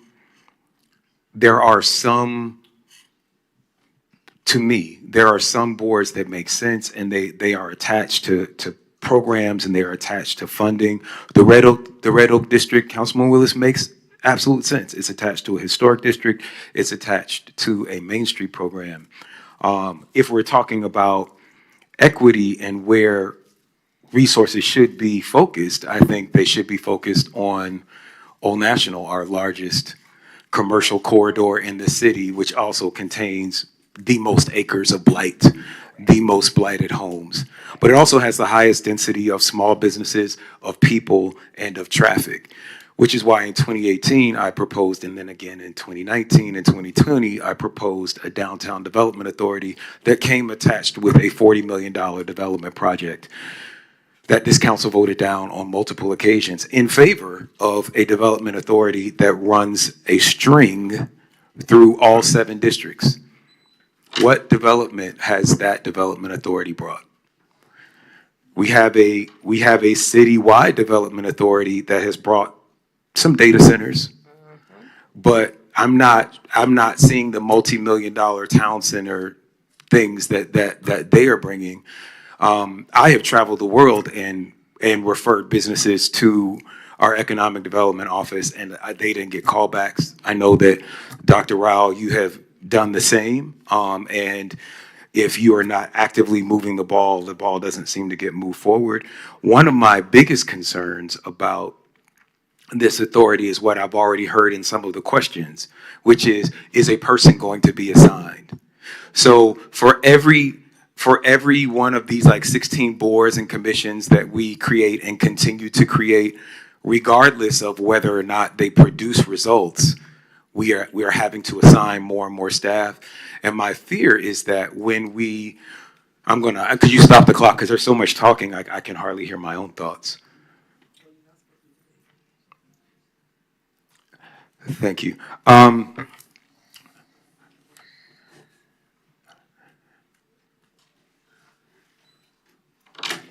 my fear is that when we get an economic development director again, which I'm certain will be a lift in this climate and this election year, but when we do finally get one, I wonder if they will have time to attract business to the city, or will they just be so preoccupied running all of these boards and these committee hearings and managing all of the events that these boards and committees want to do, from farmers markets to seminars to town halls. I just don't know how much time is left. And finally,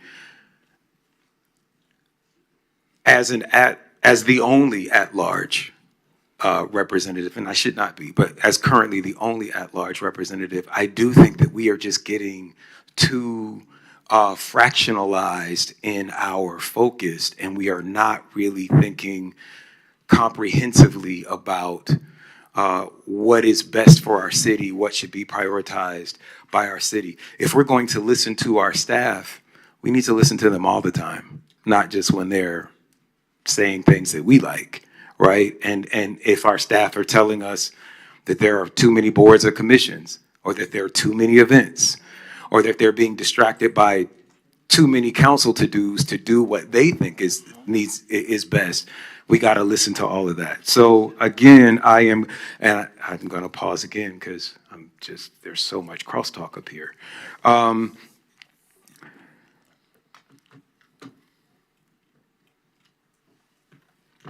There are things that the business community, we always hear that business is more efficient, right? And I think there is a place where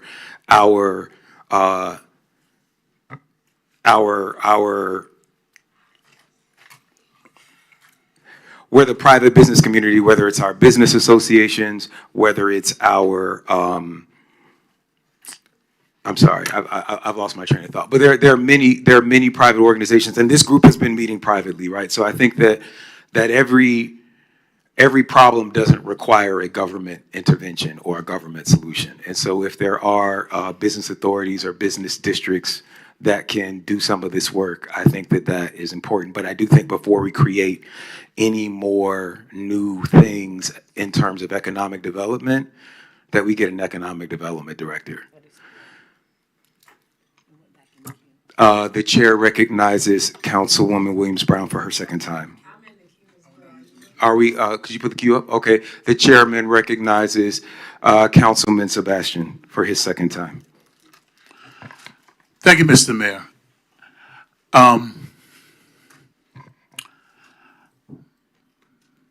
I am offended.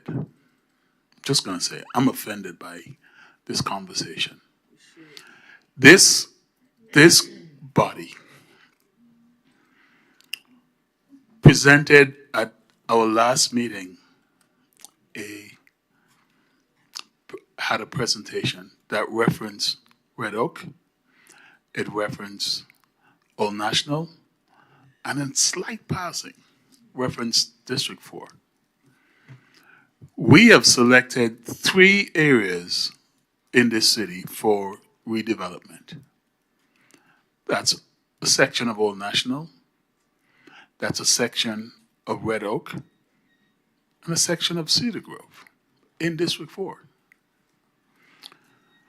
We have had meetings with the Sizemore Group talking about those areas. And you know what? I did not see certain people on these days involved in those conversations with the Sizemore Group. Do you know who I saw? Some of those people sitting out there from District 4 and staff. So for people to sit up here and literally talking about not doing what is in the best interest of the citizens of District 4 and District 2, we just heard a presentation about trying to bring amenities where people are. Do you know how long it takes me to drive to Southwest Arts Center? Almost 40 minutes. If the traffic is bad, it takes me 45. You know how long it takes me to drive over to Old National? At least the way I drive 25 minutes sometimes. So for us to be making what appears to be much ado about nothing, in my estimation. Yes, Councilmember World need to be roped in. But again, we just heard the Economic Development Director said, over here is popping, but other areas in the city needs some attention. And hence, the Cedar Grove, the Red Oak, and the Old National redevelopment plans. And every time I attend these functions around economic development, as a matter of fact, some of my citizens are talking about it. And two different people pointed out this to me. And it's real talk. Let's talk about where some of those resources go. Let's talk about where some of these checks and these awards are going. Let's talk about where they skew. And I have no problems with that because those are the people and the businesses as it exists today. But we cannot continue to ask the people of Cedar Grove and District 2 to drive to District 1 or to Old National if we want to get a fish sandwich. That's not what this is about. This is about bringing development closer to the people so that we don't get in our cars and we're trying to make our communities more walkable. So yes, we are asking for this, and we're not asking for too much. So are we saying if we don't do this, are we going to dismantle Red Oak and we're going to dismantle Old National? Or are we going to say, well, District 4 and District 2, you just don't get? Is that what we're really telling the citizens? District 4, for people's information, was the largest district after the 2020 census in geography and in population. And we have almost zero economic development stuff happening out there, which means, you know what we're doing? We're paying a lot of tax dollars. And for the most part, our housing stock is relatively new. The largest current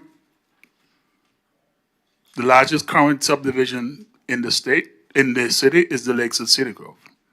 And under construction is what is going to be probably the next largest one in the city. That's Les Jardins. And we're telling these people we're not going to be encouraging a group to do economic development to bring stuff closer to us. I am embarrassed by this. I'm embarrassed by this. And we should, not just me, take time. And Mr. Mayor, you say you got elected across the city. Well, take some time and do some stuff in District 4. Because you're not prevented. You just choose not to do it. Okay? So let's figure that out. And let's see what we're talking about when we're talking about equity and what we're putting into the city right across. Thank you. The chair recognizes Councilman Gomes. So I'm not sure, but I think you heard, so Councilwoman Williams-Brown said this is not a good idea. And, okay, because I didn't think that I heard that, but I heard that the mayor suggested that. Now, what I do want to kind of make sure that everyone understand that this group has been meeting for over a year. This is just a process to formalize the group, just like it has gone through any other Old National or however else. This is not an ad hoc group that JC and I picked ourselves. Of course, we had members that were meeting and would give us ideas about what was happening within the city. But this particular group was under the previous leadership of Mr. Artie Jones, was formalized over a year ago. And that is what is happening now, to actually have them so they can meet and continue the efforts that they have been making. I do think it's disingenuous for us to even be up here debating whether or not this particular group should go forward because of whatever else is happening. I do think that there is a way that we can all come together. We already talked about having staffing for District 1. We do know that that is a big commercial corridor for our city. You see these individuals that are standing before us, they've already said that. So I think we're missing a point here, and that there are boards, even though the HOA board did not pass or go through, there were still other boards when we said that we were full, that we were overstaffed, that boards still continued to formalize, just like the Veterans Board. So there are things that we can still do. It's not about cherry picking, as I mentioned before, but I think it's only fair, because this group has been meeting, that we move forward and formalize them and allow them to do that. And we already know the direction of what needs to happen in District 1.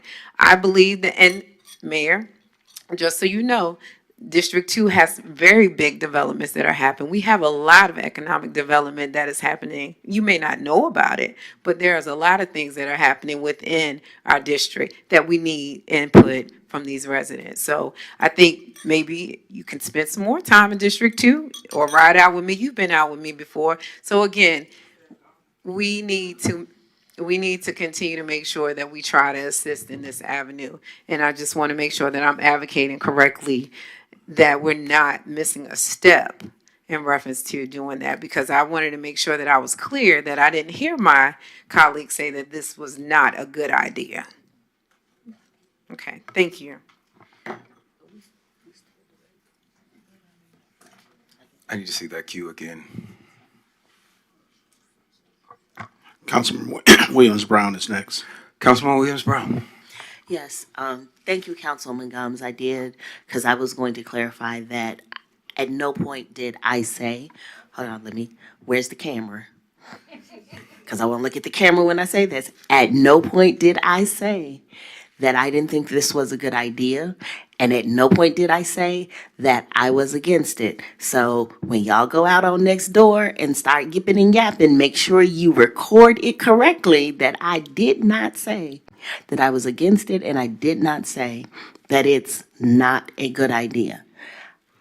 I wanted to make sure that we were taking care of Councilwoman Rao, because she does have a heavy lift, and I wanted to ensure I understood how all of these pieces were coming together as a coherent whole, so that we're not fracturing our economic development activity into pieces and parts that don't make sense with where we're trying to go.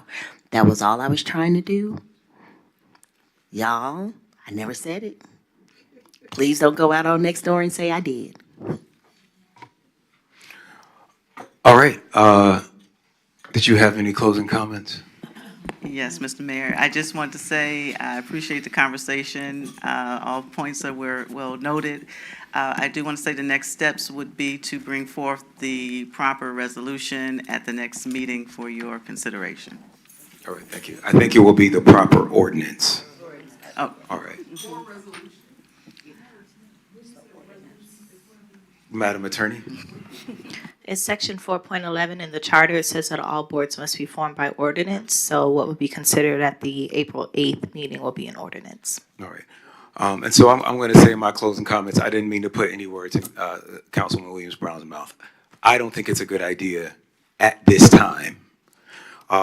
Because one, we still have confusion about how to form boards and committees. And two, I don't think that we've had a thorough enough assessment of the productivity of the boards that already exist. Are we really maximizing them in a way that makes sense before we add more? And so those are my concerns, but thank you all so much for this presentation. And with that, I will entertain a motion to adjourn this work session. I move to adjourn the work session. It's been properly moved and seconded. Let's just take this vote by a show of hands.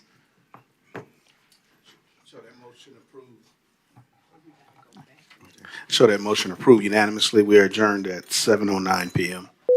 All right, I'm going to go ahead and call to order our regularly scheduled council meeting. If everyone could please move over in the queue to the regularly scheduled meeting.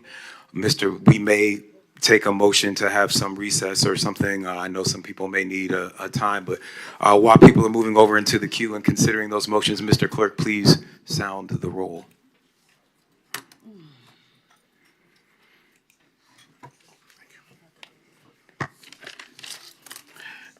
Good evening. This is the roll call for the 7 p.m. City of South Fulton City Council regular meeting.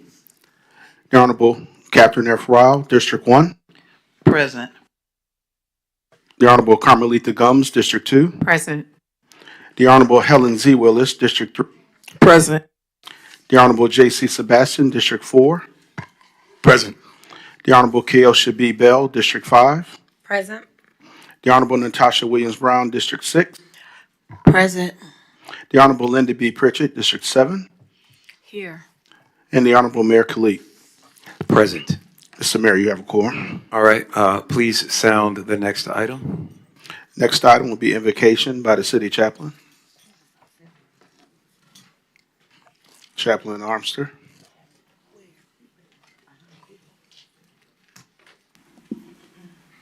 Good afternoon, Council.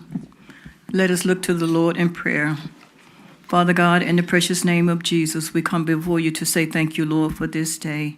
Thank you for your tender mercies and your loving kindness. Help us to look to the hills from which cometh our help, because all of our help is coming from you. God, we thank you. If you got a roof over your head, say thank you, Lord. If you got food to eat, say thank you, Lord. If you still got a job, say, Lord, thank you, Jesus, for being so good, so kind, and so merciful, not because we've been good, but because you are good. Lord, eyes have not seen, ears have not heard what you have in store for those that love. God, we will continue to give you glory, give you honor, and give you praise, and help us to come on one accord now, Lord. I'm expecting greater this year. By whatever means necessary, Lord, I'm expecting you to do some great things and lift the city up off the ground. We thank you now, Lord. Help us to just come on one accord. Stop the arguing, stop the bickering, just come on one accord. Let's do this thing together. We're better together. And Lord, we'll give you glory, we'll give you honor, and we'll continue to give you praise forevermore in Jesus' name. Amen. Amen. We stand for the Pledge of Allegiance.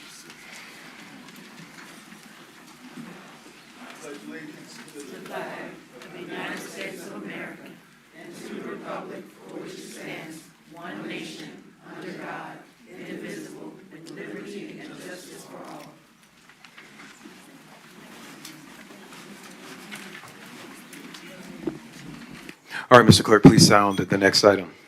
Mr. Mayor, members of council, we are at the proclamation presentation portion of the meeting. I would like to note that we do have one proclamation that is being walked on or added this evening that we would need to add to the agenda. Okay, well, I'll entertain a motion to amend the agenda.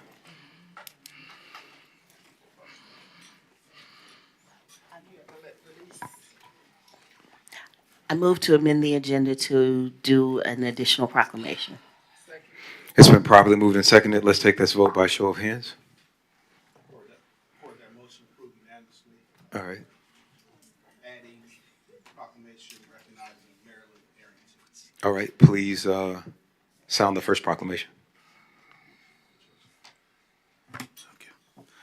First proclamation this evening is a proclamation presentation honoring Nayla Washington and the National Beta Club, sponsored by Councilmember Rao.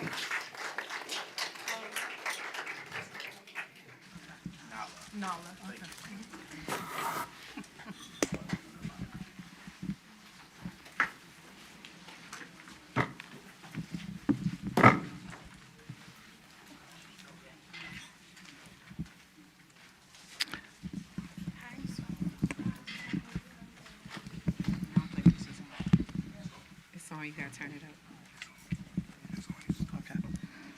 Good evening. It is my honor to recognize and honor Nyla Washington and the Global Leadership Academy's Beta Club.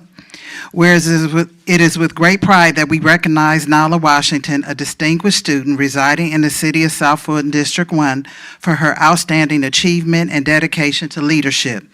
And whereas Nyla was elected Georgia's Vice President at the 86th Annual Georgia Senior Beta Club Convention held in Savannah, triumphing over 6 representatives from high schools across the state, this remarkable honor allows her to serve as Vice President for the 25-26 school year.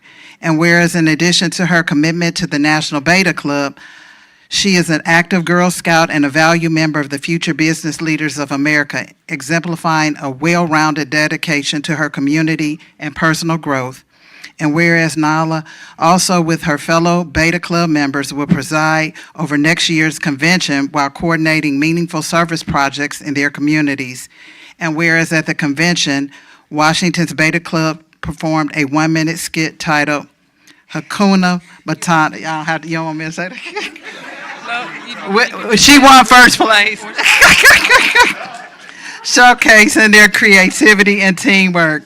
And whereas the National Beta Club is the largest student academic organization in the nation with over 500,000 4th through 12th grade students dedicated serving their communities under the motto, "Let us lead by serving others." And whereas the Global Leadership Academy Beta Club embodies the values of the National Beta Club, promoting the development of student leaders by striving for excellence in academics, service, character, and leadership. And whereas the service rendered by the Global Leadership Academy Beta Club has a profound and positive impact on our local community, inspiring others to give back and lead with purpose. Now, therefore, be it resolved that the mayor and the city council hereby support and celebrate the achievements of Nala Washington and the incredible members of the Global Leadership Academy Beta Club as they celebrate National Beta Club Week and work to become responsible citizens dedicated to meaningful service in our schools and communities. Congratulations.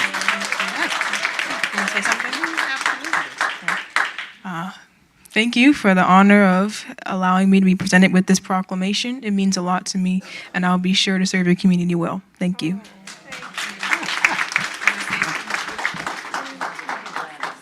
Oh, She okay.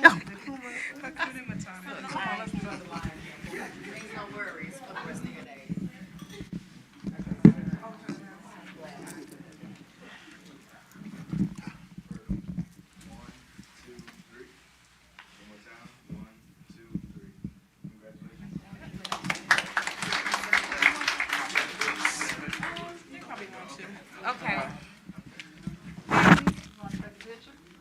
Nobody want to take a picture? Okay. All right. Okay, come on.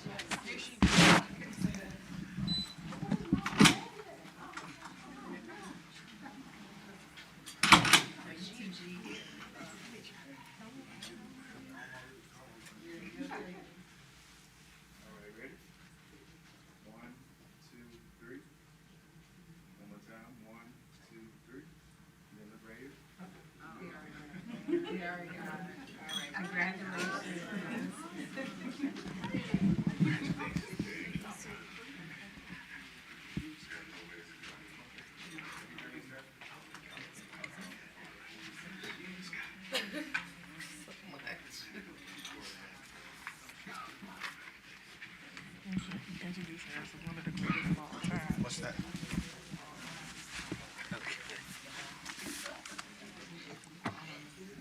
Here, I got this. I'll use this. Next proclamation is a proclamation honoring Marilyn Arrington. And I understand the greatest of all time is Marilyn Arrington.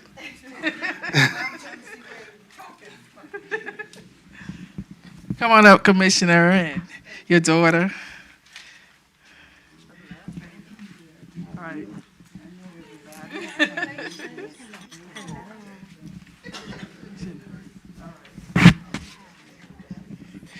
Miss Arrington, while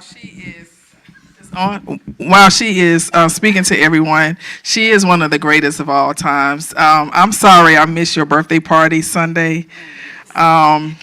She had a milestone, and we're going to hear about it, but I watch her when she don't know I'm watching her. She is a role model for many in Metro Atlanta. And Ms. Arrington birthed and raised 2 attorneys. Her daughter is an attorney, and then her son is an attorney, Commissioner Marvin Arrington, Jr. So it is befitting that we honor you as we close out Women's History Month. And the City of South Fulton, this is a proclamation honoring Marilyn J. Arrington, whereas throughout history, women have made unparalleled contributions to society, shaping its moral, intellectual, and social fabric and March is designated as Women's History Month, a time to celebrate these accomplishments. Whereas Marilyn J. Arrington, a native Georgian and distinguished long-term Atlanta resident, stands as a beacon of strength, wisdom, and dedication, embodying the ideas of community service, civil rights, and educational excellence. And whereas Ms. Arrington, with 30 years of service as an educator in Metro Atlanta Public Schools, has created learning environments that nurture curiosity, creativity, and a long life love of knowledge among her students, while fostering meaningful relationships between schools and business community. Whereas her visionary leadership as a project manager for initiatives like Atlanta Technical College GED program, the Southern Regional Education Board's Making Middle Grades Matter initiative, and the Atlanta Committee for Olympic Games curriculum exemplifies her ability to inspire progress, inclusivity, and achievement. Whereas Marilyn J. Arrington's dedication to civil rights, resourcefulness, and her unwavering integrity continue to uplift her community, serving as an enduring role model for people from culturally diverse backgrounds. And whereas on occasion, her milestone 80th birthday, she looks good. We celebrate Ms. Arrington's legacy of accomplishments, from guiding students toward academic success to her vital contributions as civil rights participant and her tireless work as an advocate for lifelong learning and community building. Now, therefore, be it resolved that the mayor and city council of the city of South Fulton honors Marilyn J. Arrington in observance of Women's History Month and celebrates her exemplary career and life work, which are a testament to the power, education, perseverance, and commitment to a greater good, and hereby proclaim Tuesday, March 25th, Marilyn J. Arrington Appreciation Day here in the city of South Fulton.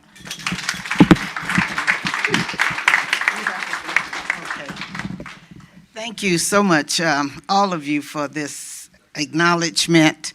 I am pleased to say that I live in Atlanta, but all of what I do is in South Fulton. I drive out of my driveway and I go to Kroger. Then I go on down to Publix. I go to all of the businesses down that way. So much of what I do takes place in South Fulton. And for this, and I think Catherine, my sorority sister, really knows about my participation with Kroger. At any rate,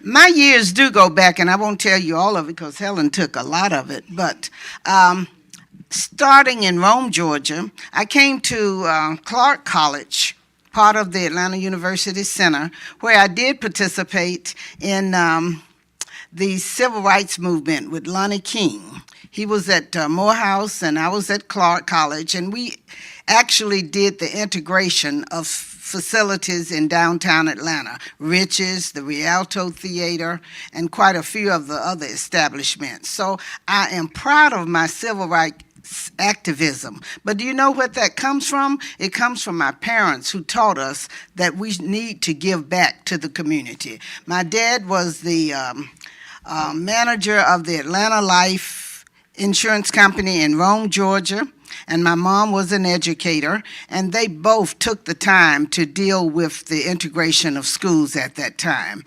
And so that kept me going, looking at the same direction, and I hope and I see now that I did pass it on to my son, and I'm sure and hopefully he'll pass it on to our grandchildren. I have 4. And this, who's with me today at this time, is number 4. And she's a student at Thurl High School. And I know you know my son, Marvin. He is on the Fulton County Commission. Thank you all, and I'm proud of my young lady here. FBLA, it taught I actually taught business classes at Washington High School for over 30 years, and I love and appreciate my journey there. So I know all about FBLA because I was the coordinator of our program. And with that, and many of you may already know this, but with that, not only were students taught how to read and write, if that's what you want to call it, basic skills like that, but we help them to get a jump start on their career. And you know, that's what it's about, being able to take what you know and apply it to something that can make money for you, like my young man here with this camera. So thank you all, and I appreciate it.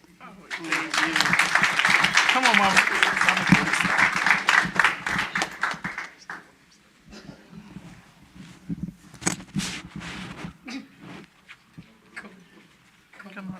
Yeah, we're good. Why you got on pink and green? Put the two soul boys be recognized. Congratulations. Happy birthday.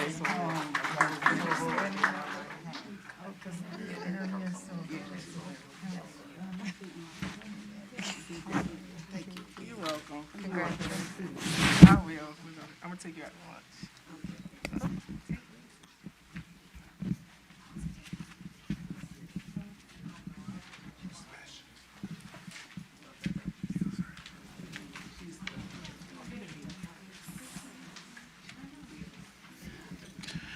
Good evening, everyone. Miss Teresa Laverne Carter. Do you know the sound? Go ahead. Yes, the next proclamation will be a proclamation presentation honoring Teresa Laverne Carter, sponsored by Councilmember Sebastian and the full council. Thank you, Mr. Clerk. Sit in the middle right here someplace, sister. Yeah. Yep. That's right. So I've been chasing this sister since December at the AKA annual party. I got there and she had left. I called and said, Teresa, can you come? And she said, no, I'm on my way home. I ain't coming back. But this is one of our leaders in the 4th District that it gives me great, great pleasure. And not every day I dress in the green and pink. Pink and green, sorry. I'm not one of y'all, you just work good with y'all. Pink and green. But I felt it was appropriate for Sister Teresa today. Some things that are probably not reflected here. And there's a lot, so I'm going to ask some of my colleagues to step up and help because this font is kind of small. These two, they have a lot going on, so we had to reduce the font. So, whereas Teresa Laverne Carter was born on July 8th, 1949, to the late James and Juanita Owens in Key West, Florida. Don't put it on the internet. The eldest daughter of U.S. Navy submariner, Teresa traveled extensively as a child, visiting U.S. Navy bases throughout the world. This early childhood experience set the stage for one of her life passions, traveling. Whereas Teresa is also a lifelong learner who loves sharing her love of learning with others. She is a graduate of Trenton State College, now the College of New Jersey, and has numerous graduate degrees from various institutions around the country. Teresa is a career educator who taught middle school math and science for more than 30 years in the Paterson, New Jersey School District. Where did you leave off? Whereas Teresa left the classroom to become the district supervisor and staff development, where she spent several additional years developing and implementing strategies for ensuring district's teachers were best prepared for teaching and their students. This is her sister, one of her sisters. Where? Right here. Whereas after retiring from Patterson Public Schools, Teresa relocated to South Fulton, Georgia, and returned to the classroom, assuming a role as middle school math and science teacher at Sequoia Middle School in the Clayton County School District for nearly 10 years. Whereas she was also voted president of the Lakes at Cedar Grove Homeowners Association for 4 years, the Lakes, as it is commonly referred, is the single largest subdivision wholly contained within the city of South Fulton. And whereas Teresa currently serves on the District 4 Economic Development Advisory Board, where she is helping to start programs such as the District 4 Farmers Market and other economic development initiatives for the city of South Fulton. And Whereas now retired Teresa enjoys traveling and spending time with her grandchildren, Aiden and Jordan, while being an entrepreneur, starting an online tutoring service and a travel agency business, helping others to fulfill their travel dreams. And whereas Teresa Laverne Carter in 1971 was initiated into the Alpha Kappa Alpha Sorority, Inc., the first Black Greek letter organization for women in the country, and celebrated more than 50 years of service and sisterhood in 2022, was a charter member of the Alpha Beta Omega Omega chapter of Alpha Kappa Sorority, Inc., the first Greek letter organization chartered in the new city of South Fulton, and has spent countless hours volunteering for District 4 and other City of South Fulton events. Now, therefore, be it resolved that the Mayor and the City Council, in recognition of Women's History Month, honor Teresa Laverne Carter for her 50 years of service to her community through her beloved Alpha Kappa Alpha Sorority, Inc., and to the City of South Fulton, and for her outstanding dedication and life of service to her community, and do hereby proclaim Tuesday, March 25th, Teresa Laverne Carter Appreciation Day in the city of South Fulton.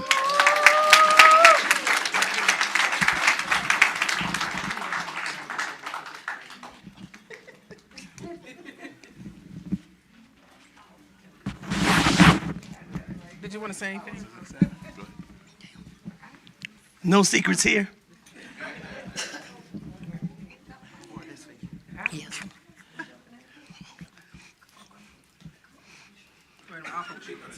You want me to talk? Oh, go ahead and take the pictures and then I'll give it to her.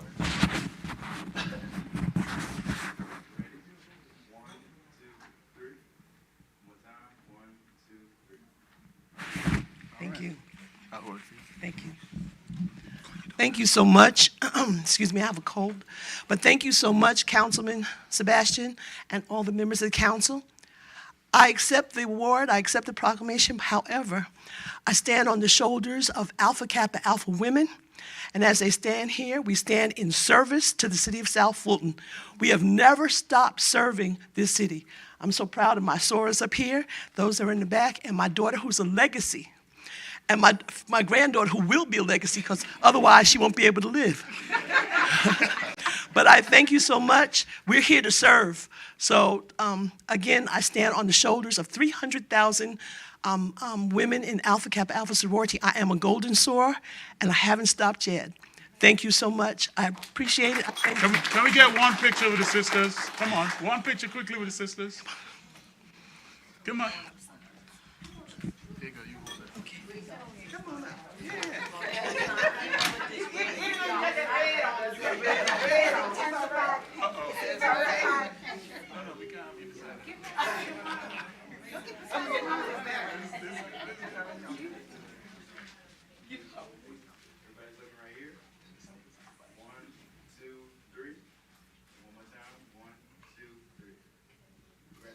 Thank you.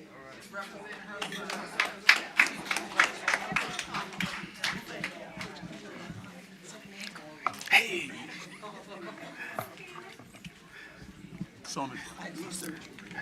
The next presentation is a proclamation presentation honoring Stacy Blakely. This is sponsored by Councilmember Sebastian and the full council. All right.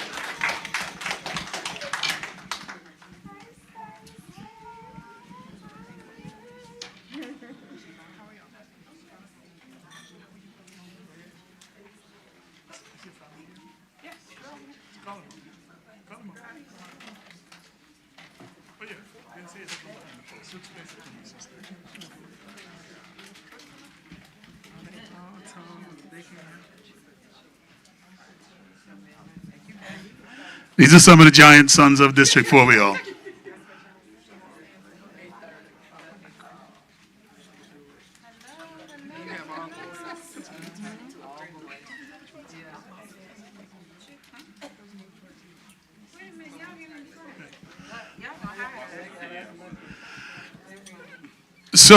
So for this one, we had to change the font, make it smaller.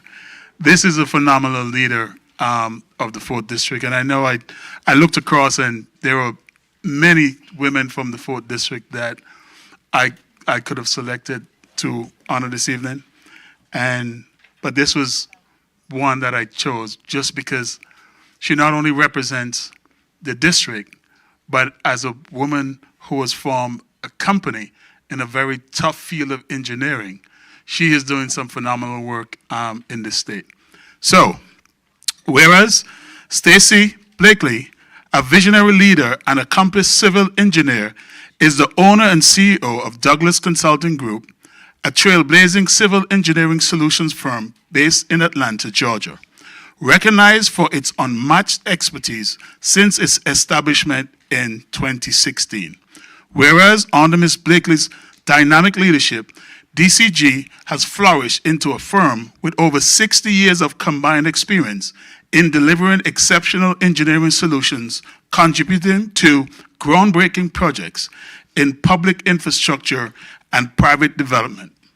And whereas Ms. Blakely has consistently exemplified the higher standard of excellence in project management, having successfully navigated the complexities of demanding review process, ensuring the timely within budget completion projects that serve as pillars of progress in her community and beyond. And whereas Ms. Blakely achievements have been celebrated on both regional and national stages, including the Distinguished Presidential Lifetime Achievement Award presented on behalf of President Joe Biden, a designation as a 2024 Women of Influence by Atlanta Business Chronicle, and recognition of one of Georgia's 100 Women of Excellence in 2025. And she has consistent rank among top 100 influential women in Georgia engineering from 2021 to 2024, marking her as a leader of extraordinary influence and distinction. And whereas Ms. Blakey has demonstrated a commitment to not only personal growth, but also the advancement of future leaders by her participation in elite leadership programs such as the Atlanta Regional Commission's Leadership Institute, Zell Miller Leadership Institute, and Leader South Fulton, thus paving the way for the next generation of innovators in engineering and beyond. Whereas Ms. Blakely has exemplified a lifelong dedication to as a servant leader and has selfishly devoted her time and expertise to numerous boards and organizations, including the Georgia Institute of Technology School of Civil Engineering, External Advisory Board, Caring for Others, the Metro Atlanta Rapid Transit Authority MARTA, and the Atlanta Airport Chamber of Commerce, board member and secretary of the South Fulton Parkway Alliance, and member of the Chattahoochee Riverland Steering Committee. And whereas Ms. Blakely's tireless work ethic, visionary leadership, and steadfast devotion to making a positive impact have forever shaped the civil engineering field and served as a beacon of inspiration for countless individuals, particularly women, in construction, engineering, and leadership. Whereas Ms. Blakely is an alumnus of Georgia Institute of Technology with a Bachelor of Civil Engineering. Stacy is a native of Covington, Georgia, and resides in the city of South Fulton, Georgia, with her husband and 4 amazing sons. Now, therefore, be it resolved that the Mayor and City Council, in recognition of Women's History Month, honor and commend Ms. Stacy Blakely for her extraordinary achievements, unparalleled leadership, and transformative impact on civil engineering profession, her community and society at large, her legacy of excellent service, and innovation stands as a shining example of all who seek to make a lasting difference in the world.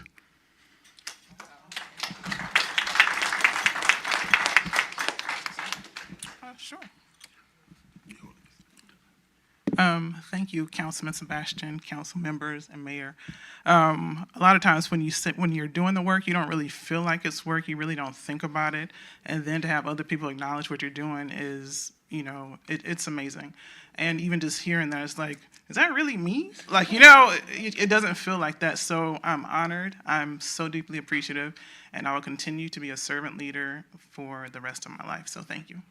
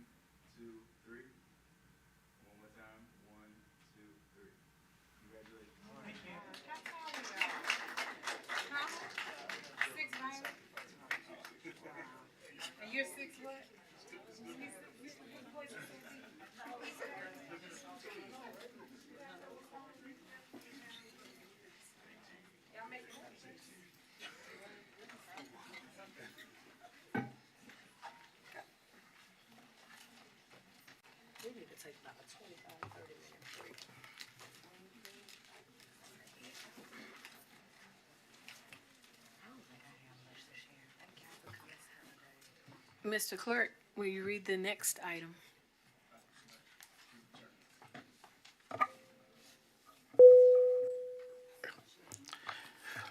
Thank you. Yes, Madam Mayor Pro Tem, members of council, that brings us to the next item, which is public comment. We do have 2 cards that we received for public comment. Prior to calling the names, I will read the rules for public comment into the record. Any City of South Fulton resident or business owner who wishes to address the mayor and city council and offer public comment on any item on the agenda may do so during their public comment period of the meeting. Any county, state, federal elected official should be allowed to speak regardless of city of residence. Comments should be limited to 2 minutes per speaker. Public comment shall be limited to only those items appearing on the current city council meeting agenda. The person or City of South Fulton business owner desiring to speak should rise, address the city council, and when recognized, state their name, residential or business address, the agenda item that they are addressing, and the city council district in which they reside. All remarks should be addressed to the council as a whole and not to any member. To ensure the opportunity for all those desiring to speak before city council, there is no yielding of time to another speaker. Speakers may not employ obscenities or threats of violence in their comments.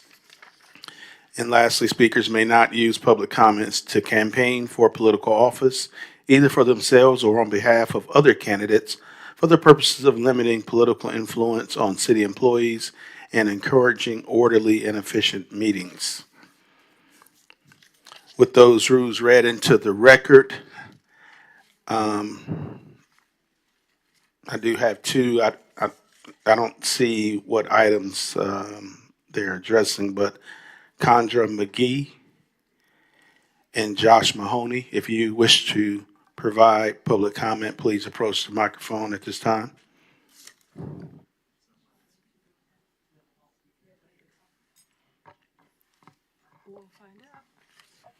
Please state your name, your address, the item you're addressing. Good evening. My name is Condra McGee. I am a resident of District 2 at the Old Fairground Road Southwest. I'll do that again. Good evening, everybody. My name is Condra McGee. I am a resident of District 2, Old Fairburn Road Southwest, and a representative of the Old Fairburn Road community. And I am here to discuss item 3 on the first read ordinance, and it's for the 3880 Thaxton Road proposal. We have, I guess, made a lot of progress regarding this and trying to come to an agreement on the conditions. And the community is actually hopeful that we will come to a place that's going to yield a subdivision that at a minimum complements our rich history, legacy, value, and character of that Old Fairburn Road community. and we're dedicated to be able to work alongside the developer to do so. Just to catch you guys up, at the February meeting, this actually came before you, and it was deferred by one of the council members because we had gotten an approval of the conditions. We had worked collaboratively with the developer. The Planning Commission recommended it, and then we learned once we got here that the staff had actually altered those conditions and reduced them from 21 to 12, something we were blindsided by. But the blessing in that is that it actually allowed us to now work with Councilmember Gums and Councilmember Willis to collaborate with the developer to get to an agreement on the conditions. We've done that, we've had a meeting, however, there are some remaining sticking points. Particularly, there's the size. We originally asked for a minimum of 2,500 square feet for the homes.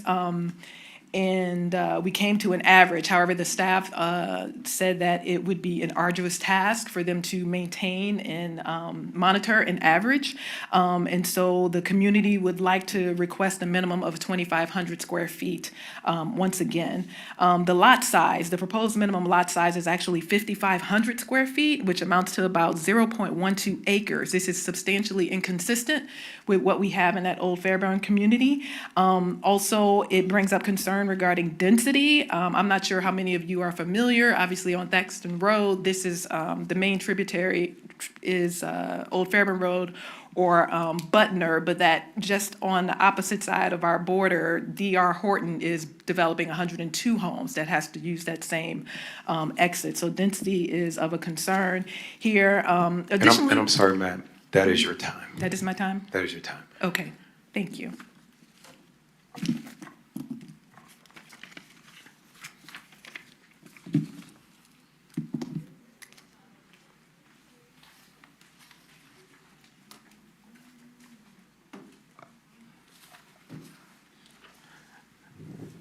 Next speaker was Josh Mahoney. Mayor and Council, I'll reserve my comments for the hearing portion of tonight's meeting. Is there a hearing portion of tonight's meeting, or was that last meeting? Yeah, I believe that item is first read this evening, the item they're referencing. Oh, this is the Thaxton Road? Yeah, it's first read, zoning resolution.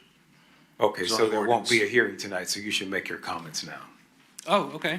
Well, in that case, Mayor and Council, good evening. My name is Josh Mahoney, attorney at Battle Law PC, 3562 Havasham North Lake in Tucker, Georgia. Here this evening on behalf of the applicant. As Ms. McGee stated, we, since our last hearing, were able to sit down and meet along with council members Gums and Willis and several other members of the community to start to work towards a resolution on this matter as it comes to conditions. As Ms. McGee stated, we still have a little bit of work to be done, and we are dedicated to getting that work done prior to the second read for this matter. But with that, I'll take any questions y'all have. Thank you. All right, so this isn't a hearing. We had the hearing, and we did the questions. This is just not that. Is there another speaker? That completes the public comment for tonight's meeting. All right, thank you. Please sound the next item. Next item is council comments. All right, we'll start this time with Mayor Pro Tem District 7. Thank you for acknowledging me, Mr. Mayor. I'd like to remind everyone that tomorrow evening there will be a public information meeting about the roundabout construction on Highway 138, which is Jonesboro Road intersecting at Bethsaida Road. And this will be held at Cornerstone Fellowship Church at 3310 Bethsaida Road from 5 to 7 p.m. This is not my meeting. This is a meeting that Georgia Department of Transportation will be holding and answering questions and explaining this project.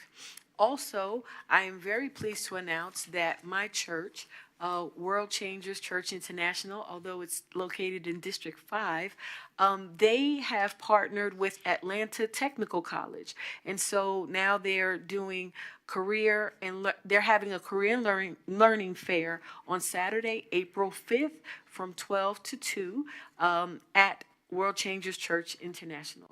So if you're interested in career development, workforce development, this would be a great place to get some assistance and find out what's going on in the community. And that's it for me, so I yield. All right. District 6, Councilman Williams Brown.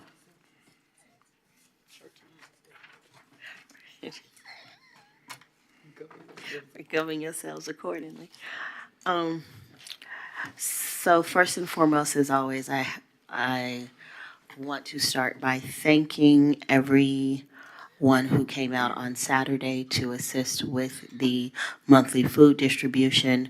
As always, my sister Greeks of AKA, my SARS of Zeta, my brothers Phi Beta Sigma, 100 Black Men of Metro Atlanta, Facts to Thrive, the Peter Yabora Foundation, who came out to ensure that residents who are in need were able to receive food to help assist them to get through the month.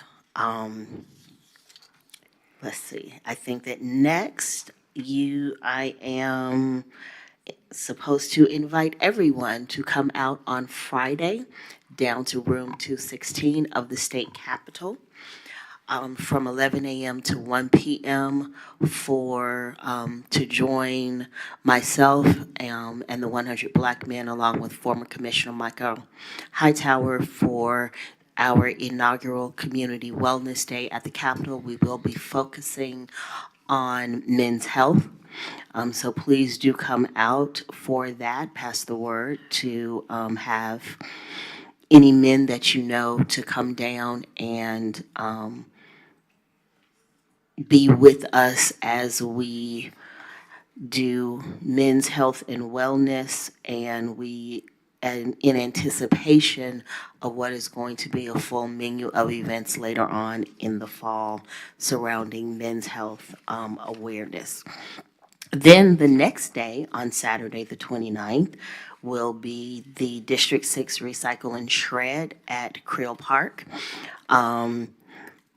Bring your aluminum, your cardboard, your mail, your greeting cards, your newspaper, recyclable containers, anything that you have in your house that you need to shred securely. We will be doing that on Saturday in conjunction with a community cleanup, which is, again, the kickoff to the Earth Day, which will be observed in a couple of weeks.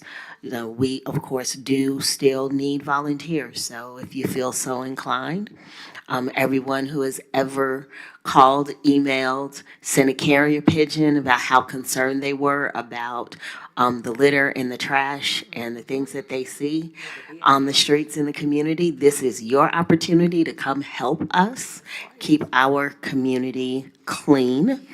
And I look forward to seeing everyone who has ever complained about it out there helping to pick up the trash. Earth Week 2025 in District 6, we will be having several activities beginning April 21st, when we're going to have Walk into Spring, beginning at the LA Fitness and ending at IHOP. The next day, the 22nd, we will be volunteering at Love T. Nolan Elementary to plant flowers for the kids. They are restarting their garden, which they actually had when my daughter was in school at Love T. Nolan. So we are getting that back going. The 24th, we will be taking yard trimmings in the LA Fitness parking lot at the Beauty Master. And then on the 26th will be the monthly food giveaway with the Atlanta Community Food Bank. And as always, if you do know of anybody who is in need, please let them know that they can come the fourth Saturdays to Creel Park. Again, we are getting more and more demand. If you were here for the work session presentation around what we're seeing in terms of housing, homelessness, poverty, those things are translating over into more and more people being in need of food, and we want to make sure that we are able to help as many people as we can. And I'm gonna, as always, look in the back and make sure that I got everything. I got a thumbs up. Yes, and right, these are your church announcements for the day. Please govern yourselves what? Accordingly. Stole my line. Councilwoman Bell. Thank you, Mayor. As always, I want to say thank you to everyone who attended the Full Court Community Day on last Saturday. Special thanks to our Parks and Recreation. We were able to sign up over 20 individuals who will be starting our free electrician program.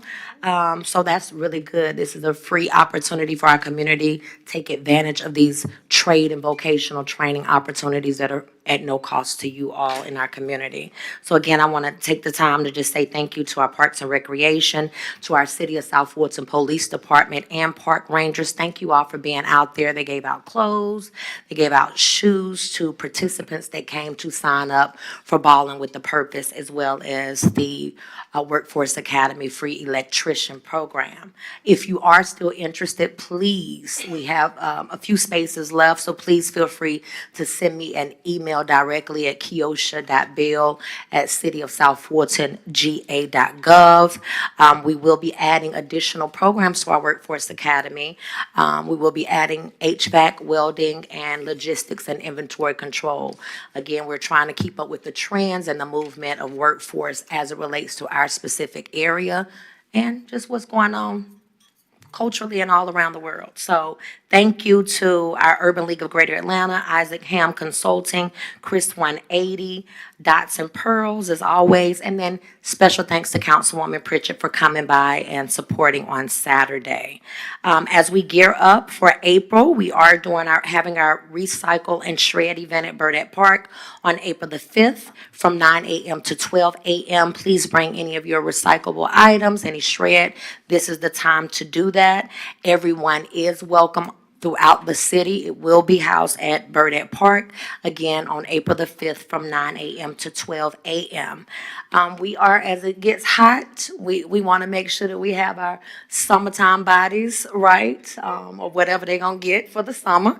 But we are focusing and continuing our focus on our health and wellness initiative that we started at the beginning of the year. So thanks to our Parks and Recreation Department, alongside our fire department as well as police, we will be starting our Fit for Duty workout classes on Thursday, starting on April the 10th from 6:30 to 7:30 p.m.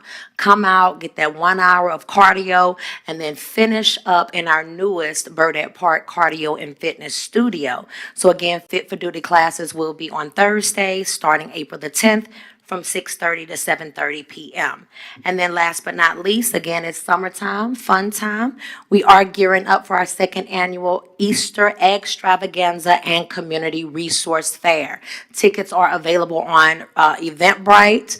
There's about 450 tickets that were available. I think we're down to 50. So I do encourage residents, not only our children, our teenagers, our adults, and this year, special thanks to WellCare, they will be sponsoring a senior citizen Easter egg hunt.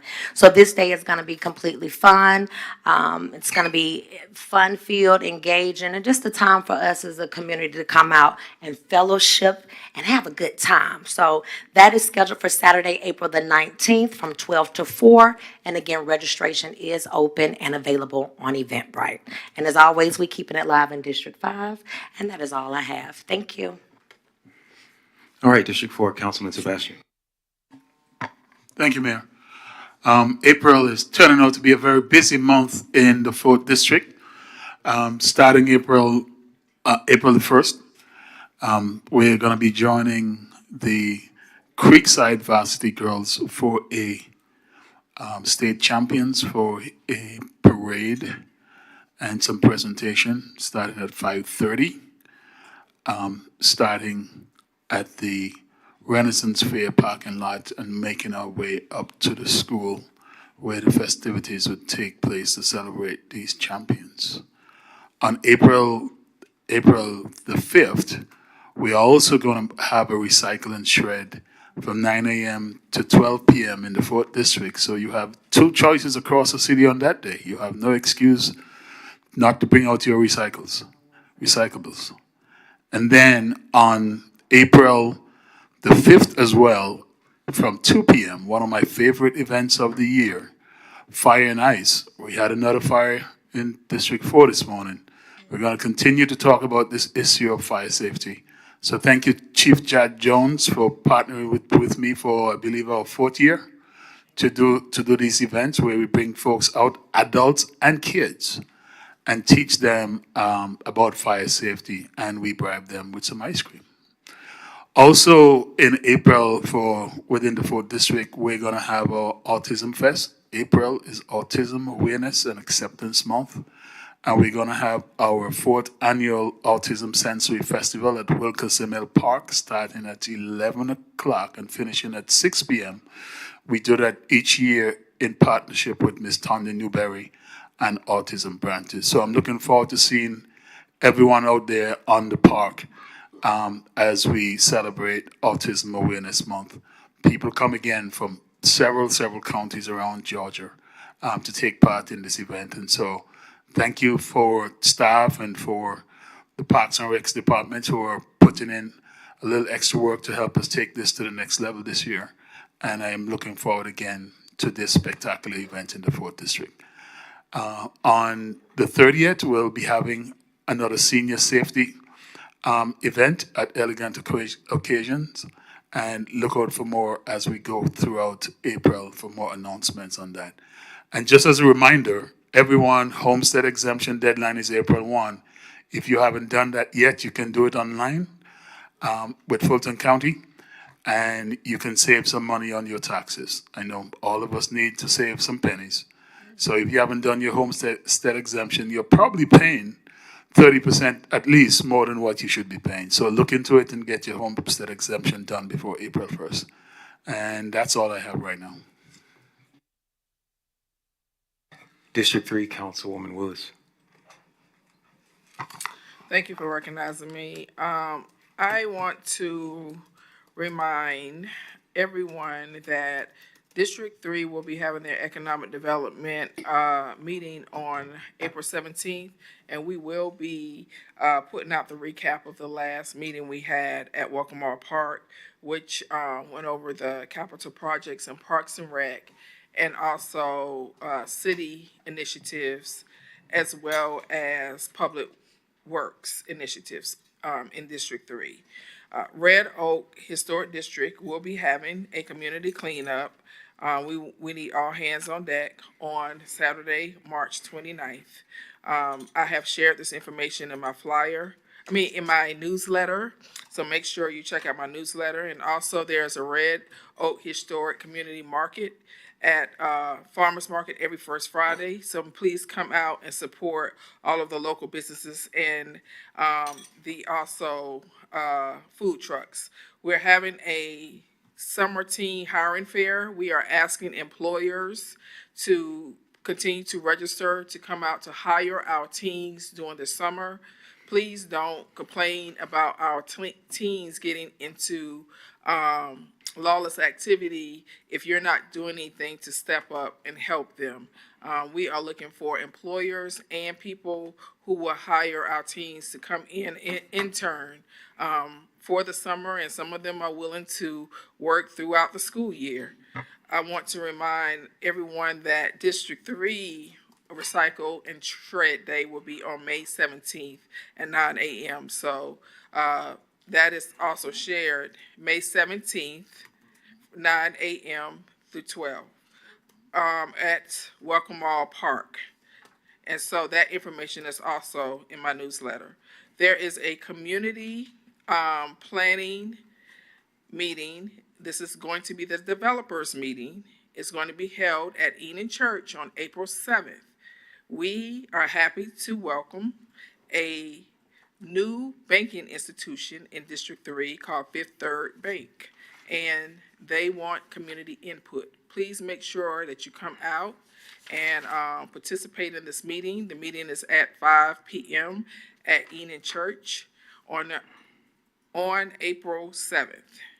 Please make sure that you participate in the Comprehensive Development Plan Community Engagement Meeting on March 31st at Welcome Mall Park. We hear a lot of concerns around development. Well, here's your chance to shape our future and give your feedback and input on what you would like to see as far as development here in the city of South Fulton. Once we have adopted this plan, it's too late to say you don't want things. So, because this will become law. So we need your input now so that we can make sure that we take your consideration. Congratulations to Sasha Sweets. Sasha Sweets has been in business here in the city of South Fulton in the Red Oak Plaza for over 7 years, and she received a $10,000 facade grant, and her sign looks sweet. And she has some amazing treats that you need to check out, cupcakes, cakes. Please go check Sasha Sweets out. Her desserts are amazing. I will yield at this time, but if you're not getting my amazing newsletter that's very informative with citywide information, please subscribe at helen.willis@cityofsouthfulton.ga.gov. And I will add you to the distribution list. If you have any questions or concerns, please call me at 404-803-4291. Thank you and have an amazing day. District 2, Councilwoman Gomes. Thank you. We have a lot going on in District 2. I will start with this weekend. On March the 29th, this coming Saturday from 9 a.m. to 12, we will be having our Recycle and Shred Day at Cliftondale Park at 4650 Butner Road. So please come out. Please know that you cannot bring aerosol cans, grass, yard, and debris, medical waste, engine parts, tires, paint, or compressed gas cylinder. I get a lot of complaints about that. Also, too, we will be having our ribbon cutting for the Cochran Road over the Deep Creek road improvements. I think it was a little bit less than a year ago that we broke ground on that. So we will be there on April the 1st at 10 a.m. To celebrate that ribbon cutting and that road improvement for our city. Also, too, we know that Butner Road and Union Road, it is almost finished. Thank goodness, because I get emails every day about Butner and Union. But just know that there is a temporary road closure, well, a portion of Union Road, and as you probably all have seen, there are some barriers up. So from March the 10th through April the 24th, that road will be temporarily closed. So please drive through, learn how to practice. I've seen some people riding over the nice roundabout, so please take your time. I think we're going to have somebody send out a video, right? Leadership of how to ride it through a roundabout. So hopefully we won't tear it up. And then also, too, on April the 17th, Enon Road sidewalks, we will be having the ribbon cutting for that. And I know everyone's super excited. Just yesterday at the library, I saw so many people taking advantage of the beautiful day and walking on the road. So it's definitely exciting. So that will be on April the 17th at 10 a.m. Also, too, we know that Wolf Creek is starting to get ready for the concerts. There has been one concert that I know has been released with this, which is the Southern Soul concert. So all of y'all trying to learn the boots on the ground, dance, and whatever else, I think the ladies up here on this council have learned that with their fans. So that will be on Saturday, June the 7th, and there are more concerts to come. Also, too, I do want to mention that the Divine Non-Race registration has opened up. That will be on Saturday, June the 14th, at Wolf Creek Amphitheater. And the registration usually sells out pretty fast. So if you are interested in participating, please go and register. Wanted to tell you about some more community events that we're having in District 2 in partnership with the South Fulton Police Department. We will be hosting our gun buyback from 9 a.m. to 12 p.m. in the Butner Road Plaza. We kind of went on a hiatus last year, but we are bringing it back April the 12th, that Saturday from 9 a.m. to 12 p.m. at the Butner Road Plaza precinct. Also, too, on April the 19th, April the 17th, we will be hosting a woman's business mixer at the Fresh for Earth. Is it the Fresh for Earth Herbal Tea Shop? We usually do this during Women's History Month, but we know that every day is Women's History Month. So we will be hosting that on April the 17th from 5 until 8. The theme is baggage claim. So we have a guest speaker coming in. We will be talking about business, entrepreneurship, and then also rebranding yourself in the midst of all turmoil. So looking forward to that on April the 19th as well for Community Earth Day.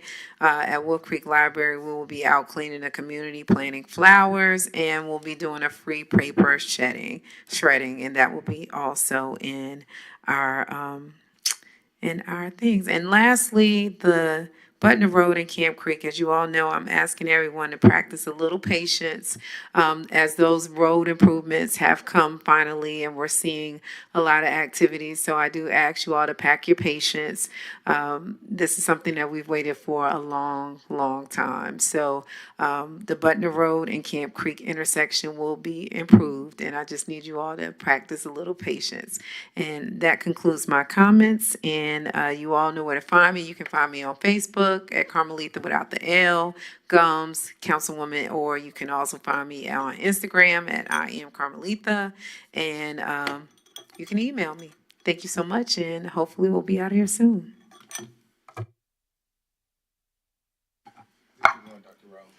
Thank you for recognizing me, Mayor. A couple quick updates. On tomorrow, in partnership with Caring for Others, I'll be holding a workshop, Resources for Caregivers of Persons with Long COVID and Other Chronic Diseases. That's at 11 a.m. at the Sandtown Recreation Center. We also have the ribbon cutting ceremony for Danforth Road sidewalk improvements. That will be on Thursday at 10 a.m. And there are a couple we have a grand opening at Arden's Garden at Cascade Crossing. That will be on April 9th from 11 a.m. to 1 p.m. Stop by and get a free drink. And on April 4th and 5th and April 11th and 13th at the Southwest Arts Center, we have A Different Twist of God's Trombone by James Wilton Johnson. You can get tickets via Eventbrite. That production is being put on by Star Ensemble, which is our it stands for Senior Thespians Are Ready. And so it's for our thespians who are 50 years of age and older. Come out and support them at their upcoming production. So that concludes my comments, and that concludes my comments. All right, thank you. Quickly, I do want to congratulate all of our facade grant recipients. The city of South Fulton gave out over $170,000 in facade grants to all of our businesses. Videos will be coming soon to my Instagram and the city's Instagram as well. I do want to give some birthday shout outs. First to the best code enforcement director in the state, according not to myself, but to the Georgia Awards people, Mr. Paul Muhammad. I think his birthday was last week. And coming next week is the hardest working public works director in Georgia, Mr. Antonio Valenzuela. So let's thank them. And the city manager says there's another one tomorrow. Our Parks Director, Tanar Turner, tomorrow. So happy birthday to all of our staff. Happy Women's Herstory Month. Too often her story is not history, so happy Women's Herstory Month. And as you have heard already, those are your announcements. Please govern yourselves accordingly. Mr. Clerk, please sound the next item. Next item is Roman numeral 7, approval of city council meeting minutes. Approval of the regular meeting minutes, March 19th, 2025. The work session minutes, March 19th, 2025. Alcohol zoning public hearing minutes, March 19th, 2025. And special call meeting minutes, March 4th, 2025. The chair will entertain a motion. I move to approve the minutes as sounded by the clerk. All right, it's been properly moved and seconded. Any discussion? Let's make sure that everyone is in the 7 o'clock meeting. We'll go ahead and take this vote by show of hands just to keep things moving.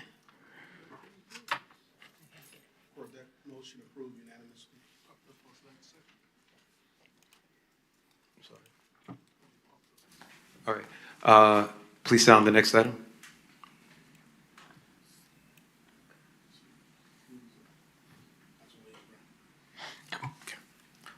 Thank you. That brings us to adoption of tonight's council meeting agenda. We do have a couple of items in District 5. Councilmember Bell wishes to appoint Lawrence Reed Sr. to the Veterans Advisory Board. There's a correction on item A3. It should read, request council approval of a resolution recognizing and proclaiming April 1st through April 30th as National Autism Awareness and Acceptance Month, and that's sponsored by Councilmember Sebastian. And then also, consistent with the zoning public hearing, item B1 would have to be removed from this agenda since it was withdrawn at the 5 o'clock meeting. All right, the chair will entertain a motion to approve the agenda as amended. I move to approve the agenda as amended. It's been properly moved and seconded. Let's take this vote in the queue.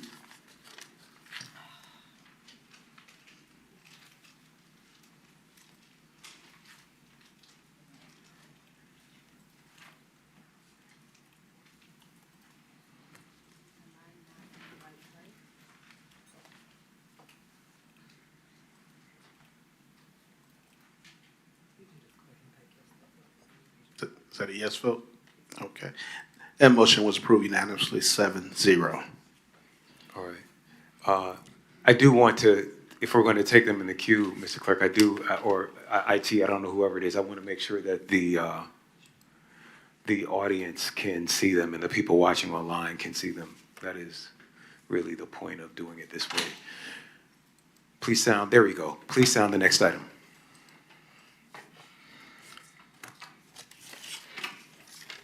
That brings us to alcohol license rezoning, variance and modification cases for motion and vote. The case A, request council approval of a resolution for U 24-019, application by Devon Fitz requesting a special use permit at 4445 Commerce Circle Southwest, Suite B10, to operate a pet crematory in the M2 Heavy Industrial Fulton Industrial Business Overlay District, zoning within a 3,500 square foot suite. It's located in Council District 1. Public hearing was held on March 19, 2025. Staff recommends approval conditional. Planning Commission recommends approval. All right, the chair will entertain a motion. I move to approve with the conditions outlined by staff and their recommendation. It's been properly moved and seconded. Any discussion? Seeing and hearing none, let's take this vote in the queue.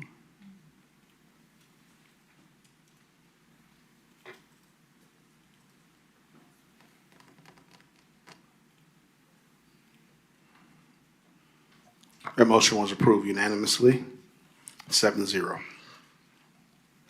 All right, please sound the next item.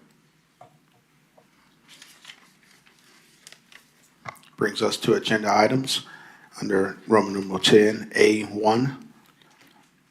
Second reading, request council approval of an ordinance to amend Chapter 5, Business and Occupation Taxes of Title II Taxation of the Code of Ordinances, City of South Fulton, Georgia, to modify provisions affecting the location of tobacco and smoke shop in proximity to other structures and entities. This is sponsored by Councilmember Ryle. All right, the chair will entertain a motion. I move to approve the ordinance to amend Chapter 5, Business and Occupational Tax for proximity to smoke shops and proximity to schools. Second. All right, it's been properly moved and seconded. Let's take this vote in the queue. I'm sorry, is there any discussion? All right, seeing and hearing none, let's take this vote in the queue.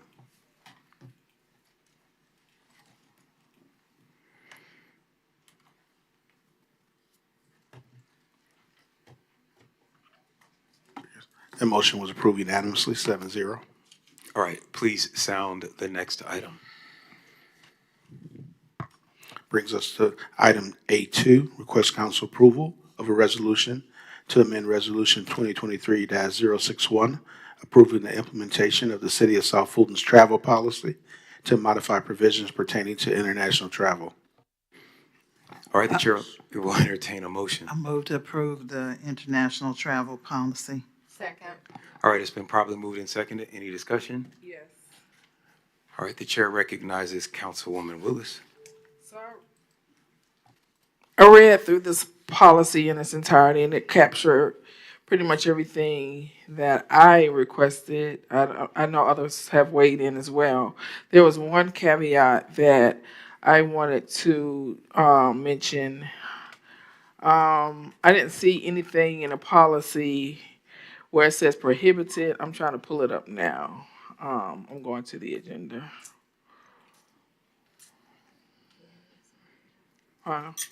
It's on here because he had it. He had to put it on there. Okay, where it says, hold on, pull it up. What item was? I'm trying to pull it up through here. Okay, here it is. Hold on one second.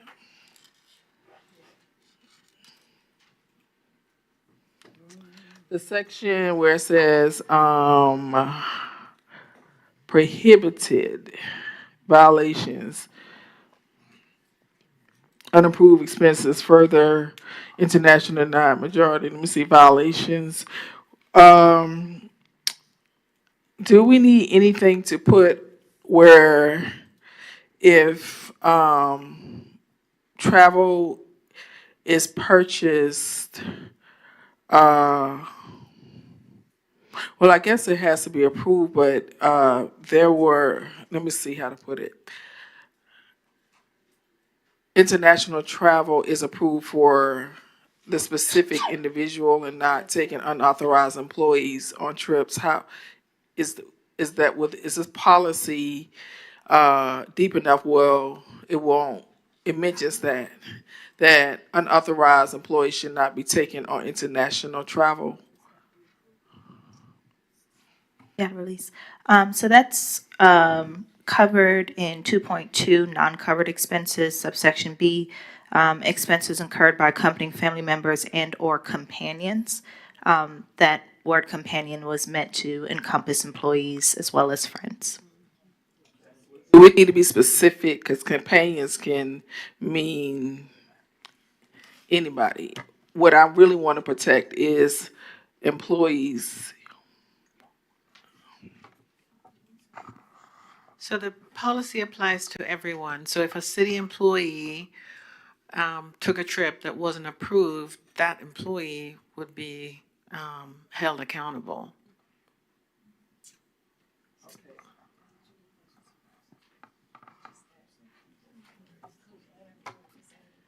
I want the word employee added in that section.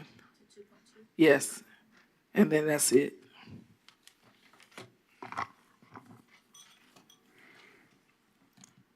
Any other comments or speakers? I don't see anyone in my queue. All right, I'm sorry, Madam Attorney. There were a few matters that I did want to discuss with the council for clarification. Specifically, section 2.1B, where it says lodging, parentheses, mid-range accommodations, luxury accommodations are not permitted. Would there be a caveat for conference recommended hotels or conference hotels? Okay, I wanted to clarify that as well, just for intention purposes. And then the other one, the 5.2B, post-travel reporting.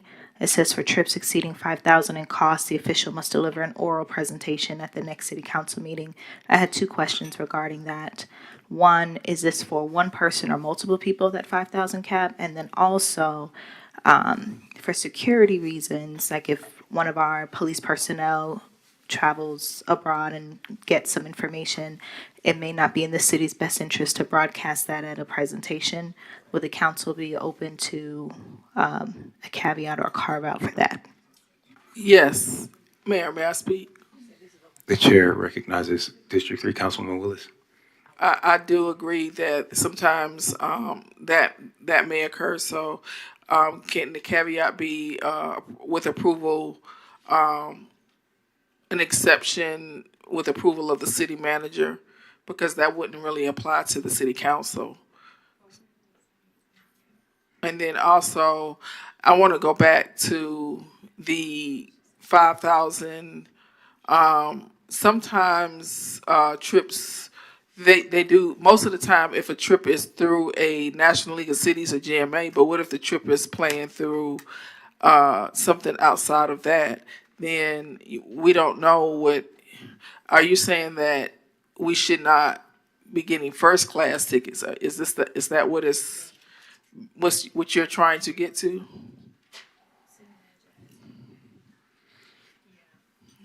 Madam City Manager, go ahead. So I don't think my edits got in here. I apologize. What we wanted to make clear is it would be the equivalent, Delta Comfort or equivalent would be permitted because of the length of travel. And of course, any upgrades over and above that would be, you could do at your own cost. So the language that I had asked for under 2.1A is airfare economy, Delta Comfort Plus or equivalent, and I had struck business class. And then I added personally paid upgrades are permitted. And then under B, I added that if luxury accommodations may be difficult to change if it's in conjunction with a conference or a delegation. So we wouldn't want to restrict people from staying where everyone else in a delegation is staying. Under 2.2, after entertainment, I included gifts as a non-covered expense. And you can buy it with your own money. And I also felt like 5,000 was a low number. I think most international trips are going to exceed 5,000, I'll be honest. By the time you add everything together. No, they all have to be approved, but under 5.2, it says that you will deliver an oral report. I think a written report would suffice. So my recommendation is to strike B. So sorry about this. I didn't put it in the portal. I missed the memo. Do you need to just bring it back? I can. Because these are not Scrivener's errors. Some of them are substantive. So we'll put it back on. My apologies. We're going to put it back on, but do you all want to finish this? Councilman Pritchett, Mayor Pro Tem Pritchett, I'm sorry. So I see here in 1.2, the pre-approval requirements. Letter C says the approval must align with budgetary allocations and the city's strategic and pre-approved economic strategic plan. But then in 1.3, A1, it talks about attending conferences, forums, or summits. That's contradictory because sometimes when you attend a conference, forum, or summit, you're learning something, and there's some, fellowship and camaraderie and some other stuff that is beneficial to council members. So if you lock in letter C in 1.2, then you couldn't do that. You couldn't attend a conference if it doesn't align with letter C. I propose to strike C. Well, yes.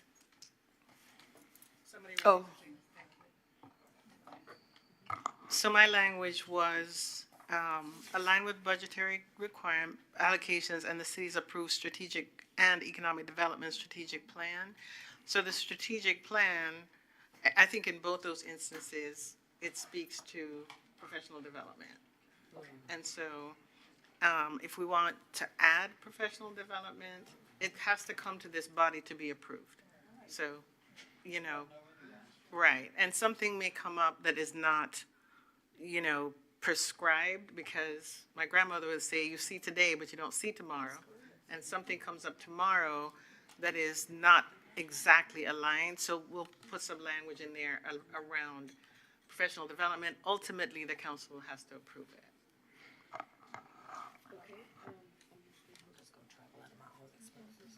You have to release your mic, I'm sorry.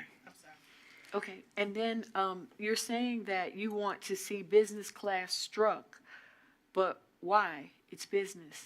I mean, I understand that citizens have heartburn, but, you know, at some point, citizens are going to have to understand that this is business and we're a government.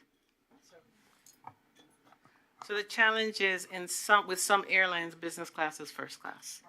And that's why, so my comment was Delta, Comfort Plus, or equivalent. So some of the international airlines use business economy or economy plus. They use different terminology. So it's not first class. It's not, you know, it's not economy class. It's in between. It's enough so that, you know, Councilman Sebastian will be able to fit in the seat. Not first class? You can pay the upgrade. For 15 hours, yes. That answers my questions. I yield. Thank you. All right. I'm sorry, I'm just going to break the queue real quick just to add to that point by Councilman Pritchett. I do think that it is as long as it's clear that business class is included. Well, there was some iteration of our travel policy that said Delta was our preferred airline anyway. But those who have traveled, right, that have passports and have traveled business class know that it covers not just a little extra leg room, but it also pays for your Wi-Fi and your baggage fees, which very often, if you're flying regular class, you'll end up buying a business class price ticket once you pay for those baggage fees and Wi-Fi. So I think that that's just an important thing to note. Councilwoman Williams-Brown.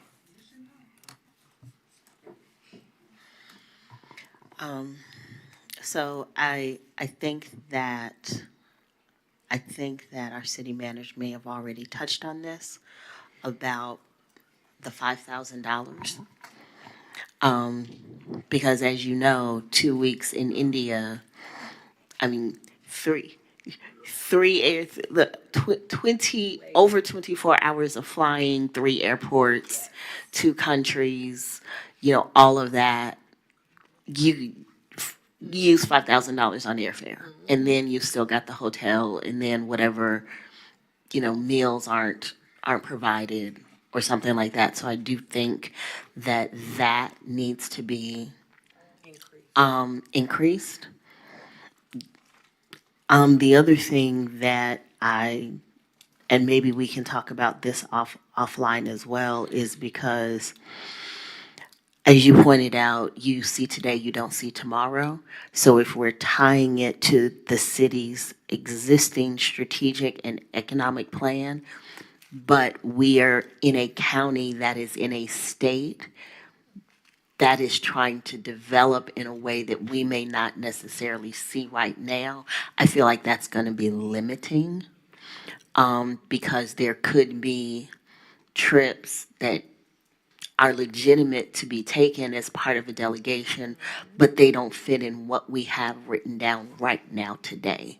So if we could maybe massage that so that we can take those types of situations into account, because, you know, I am quite sure that, you know, if some of my colleagues who have passports to leave the country get invited to go to Argentina, they're going to want to do that, but Argentina may be an emerging market or an emerging partner that has been identified at levels that are higher than this that we've not taken into account.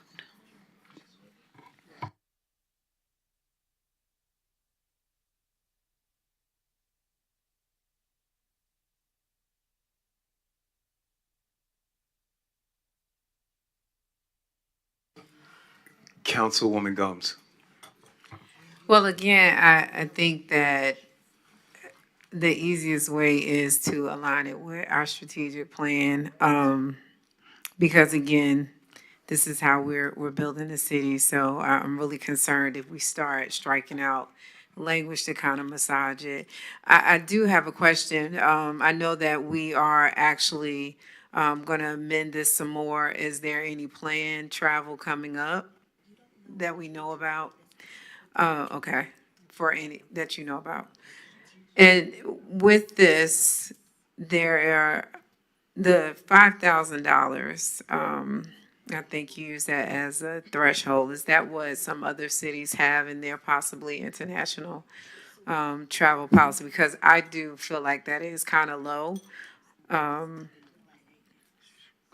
I'm distracted a little bit. Yeah, I'm sorry. Could we just, there is a lot of cross-talking happening. Sorry, Councilwoman Gums. Could we just, we don't have to, for the cross-talking that's happening, we're not voting on this today. So you all have plenty of time to discuss this later. Go ahead, Councilwoman Gums. But also just maybe looking at that a little bit more, I just think that threshold of 5,000 is a little bit low. And are you saying if they're over 5,000, they have to do both? An oral presentation and a written report? Yes, that's what it said. That's not what I interpreted it as. Okay. And then lastly, where you mentioned about public transparency, that I guess we're going to be transparent with the open records request, but if we're going through the process of approvals, I'm assuming we're also going to be putting this on, so you may want to add that in there just in case. I feel comfortable. I think it's a good start. I think there might be a little bit more tweaks that we can make, but this has definitely been a good start to trying to put some safeguards in place. So thank you. All right, we'll clean it up and get it back to everyone. Thank you. Dr. Rao. Thank you. Thank everybody for weighing in. I wanted to make sure, I know me and Councilwoman Bell had started this whole conversation, so I want that to be reflected on here. And I also want to withdraw my initial motion so that we make sure we get everything in that I heard today. And so we'll just bring it back at the April 8th. You have the floor, Dr. Rao. Okay, to April 8th, so whatever feedback to provide it to the attorney. So, thank you. All right. The chair recognizes Councilman Willis. Yeah, I think it should be reflected. It was 3 people because I didn't know she had sent you something and I had sent you something as well. So it should be reflected for all 3 sponsors. Let me say, 4, also Councilmember Gums as well. I would like to say this because I'm only saying this because somebody brought his name up. Mayor Dickens takes trips to Ghana too.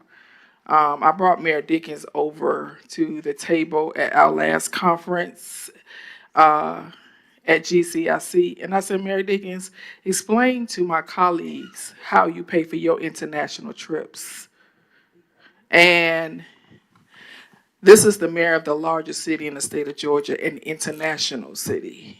And what he said is, I don't make taxpayers pay for my trips. I pay for my international trips with my personal campaign funds. And I take a delegation with me whenever I go on international trips for the city of Atlanta. And it's usually my council members and my economic development director, Invest Atlanta. And I tell them they're not going to use tax dollars to do it as well. He also said that South Fulton is a young city, and we need to position ourselves where people are paying for us to come see them, not us using money to go see them. So when people pay, he mentioned he went to Dakar, and he said that they paid for majority of the trip. So what was paid, he disclosed it on his campaign disclosure because of gratuity clauses. And so when we do these international trips, I have been on here for 8 years and I have turned down many trips because if it's not in alignment, we have adopted a economic development strategic plan and we have adopted a strategic plan. And those are the documents that are supposed to guide us and what we do in this city. And we don't have to go all over Africa or all overseas to bring business here. We have plenty of work to do right here. Now, one day we will be an international city, but we're not an international city now. We can't be an international city if we're the blackest city in America. International cities have large populations, or, excuse me, I have the floor, or large populations of people of other cultures and other nationalities in their cities. One day we will be an international city, but we're not an international city now. And we have so much work to do, so much work to do. And I am looking forward to the city of South Fulton positioning themselves to getting invited abroad where it's not on our taxpayers' back. I think that we should look to other cities and other major cities and ask questions on how they get their international trips. I've been on this council for 8 years, and there's so much work to do. We have so much things we don't have. We're building the infrastructure, and while I don't think international trips is a bad thing, I just think that we need to position ourselves where we're not using our tax dollars to pay. If somebody want us bad enough, they'll pay or help sponsor or help discount trips, so it'll be minimal cost to the tax dollars, to our residents. Let's be responsible and fiscally responsible of our residents' tax dollars because that's what they elected us to do. We adopt these strategic plans. We adopt the economic development plan, and those are the things that should guide us and how we should move in the city.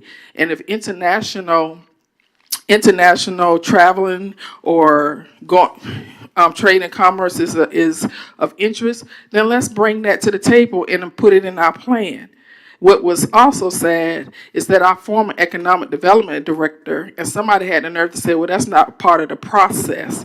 But if you hire somebody to be the economic development director of this city, if you are going overseas to bring back economic development, why haven't you talked to him or her? Why you have not sat down and said, when I go overseas, what am I supposed to do? What am I supposed to say? Not anybody on this council has ever brokered an international deal. I have so much more to say, but I think the residents can read in between the lines. Thank you.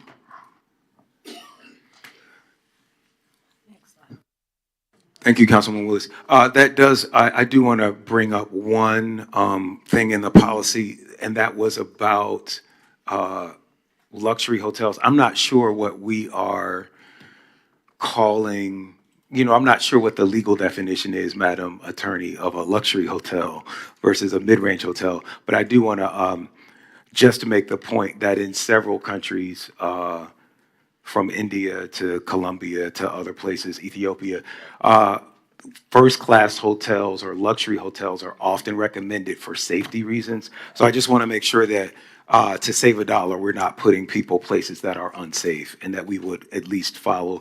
There might be some language about following State Department guidelines around what places are safe and not safe. I think that can be part of the presentation to the council regarding the justification for the accommodation by raising, this is what the State Department suggests, or this is what I've talked to the host country about, and this is where they say is safe. Other accommodations would not be safe. So those are the things I think that can be brought to council for approval. Awesome, thank you so much. Mr. Clerk, please sound the next item. Next item is item A3. Request council approval of a resolution recognizing and proclaiming April 1st through April 30th as National Autism Awareness and Acceptance Month. Councilmember Sebastian. The chair will entertain a motion. I move to approve the item as sounded by the clerk. All right, it's been properly moved and seconded. Is there any further discussion? Seeing and hearing none, let's take this vote in the queue.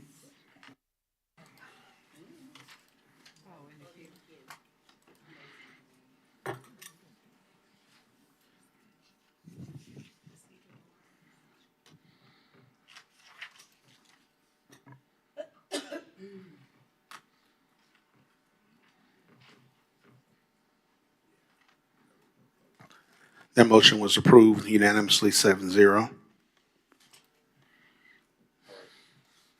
All right, please sound the next item. The chair recognizes Councilwoman Gums for a point of order. We actually missed this step, in reference to the previous item. We voted originally, Councilwoman Rao voted, for this, and then we went into discussion, and we did not go back to vote to repeal it because she's asking for it to be held. Well, she said that she repealed her motion. Yeah, she did. She withdrew her motion. I mean, there was a vote on the table. No, at the point, I'll let the city attorney / parliamentarian explicate a little bit further. But at the point at which the motion is withdrawn, there is no motion on the floor. Is that correct?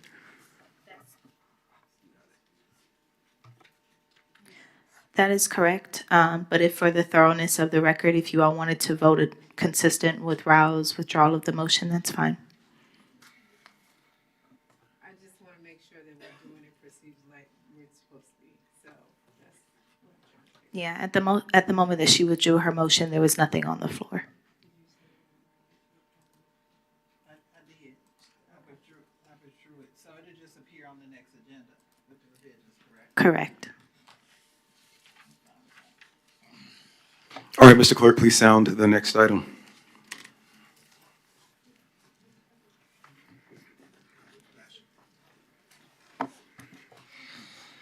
That brings us to item A4. South Fulton Fire Rescue Department requests council approval of 2 fire engines to be purchased from Fouts Brothers Incorporated using the MPP GOV cooperative procurement for a total cost of $1,221,420.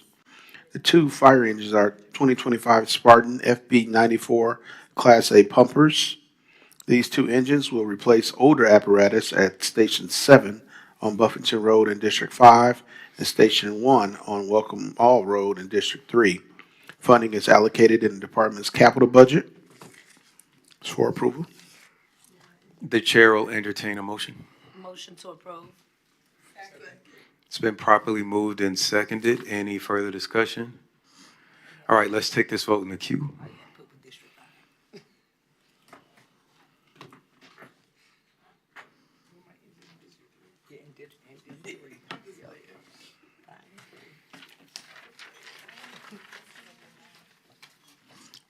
Motion was approved unanimously.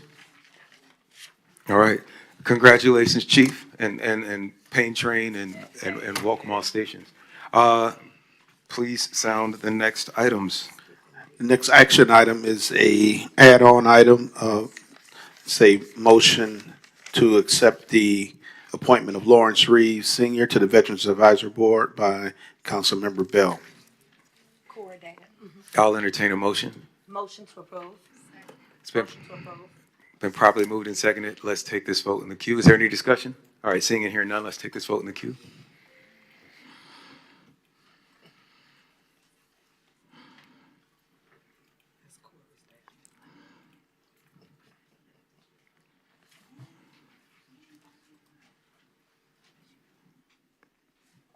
That motion was approved unanimously, 7-0.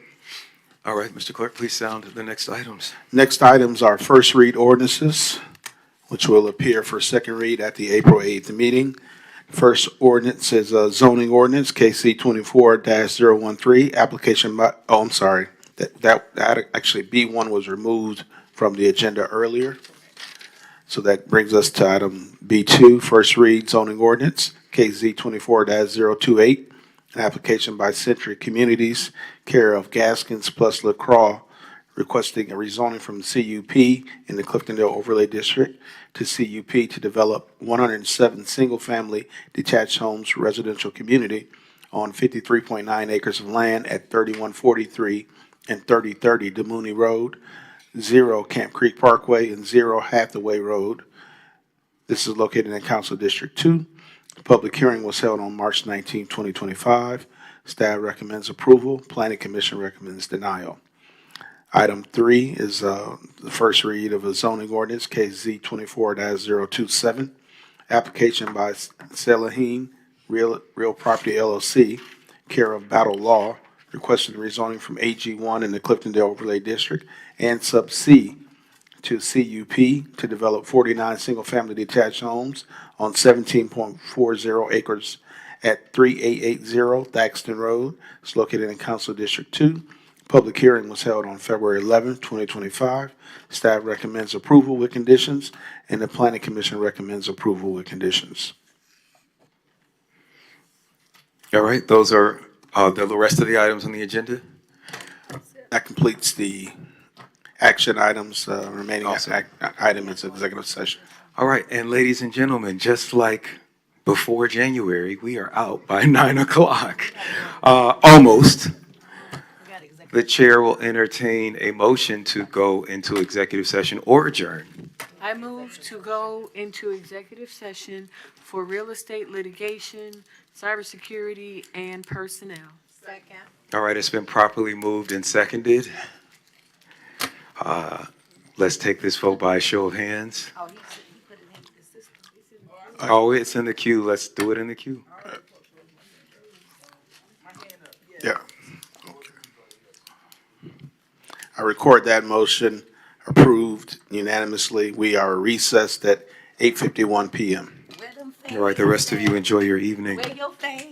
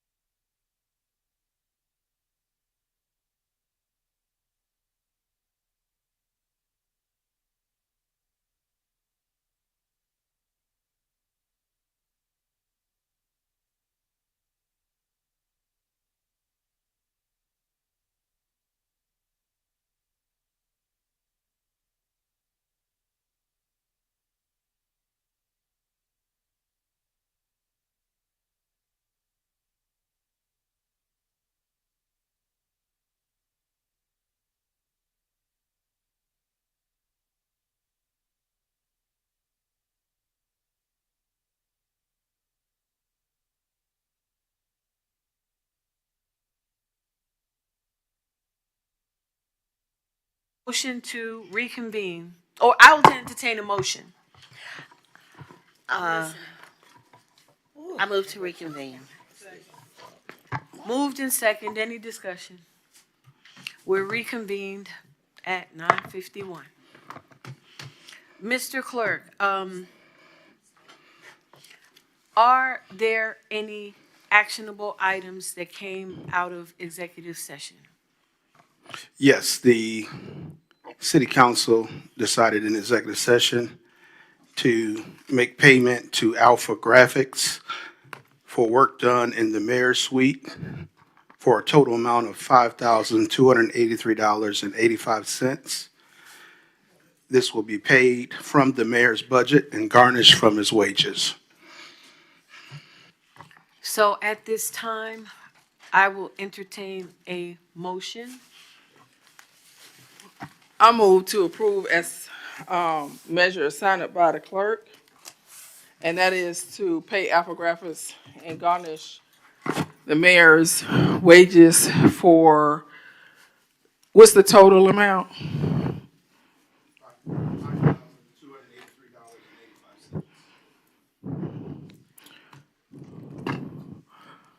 They will have to decide. That's the motion? Is that the amount?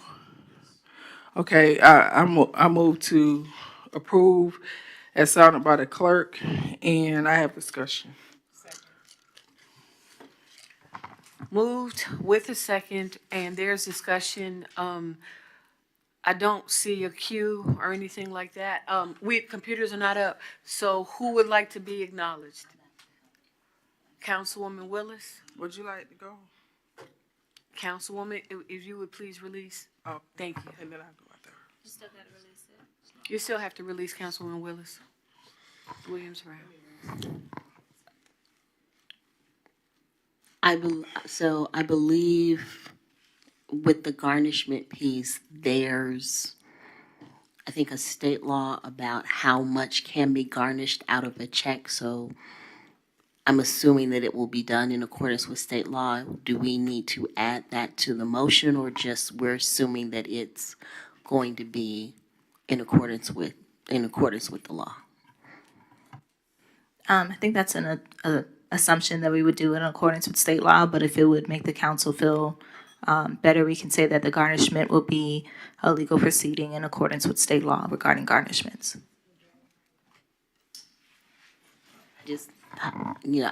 I don't want anybody to think that we're about to take his whole entire check so he can't pay his rent or things like that, that he will still have money to live on.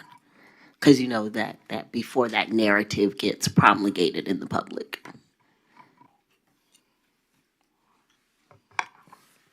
Councilwoman Willis.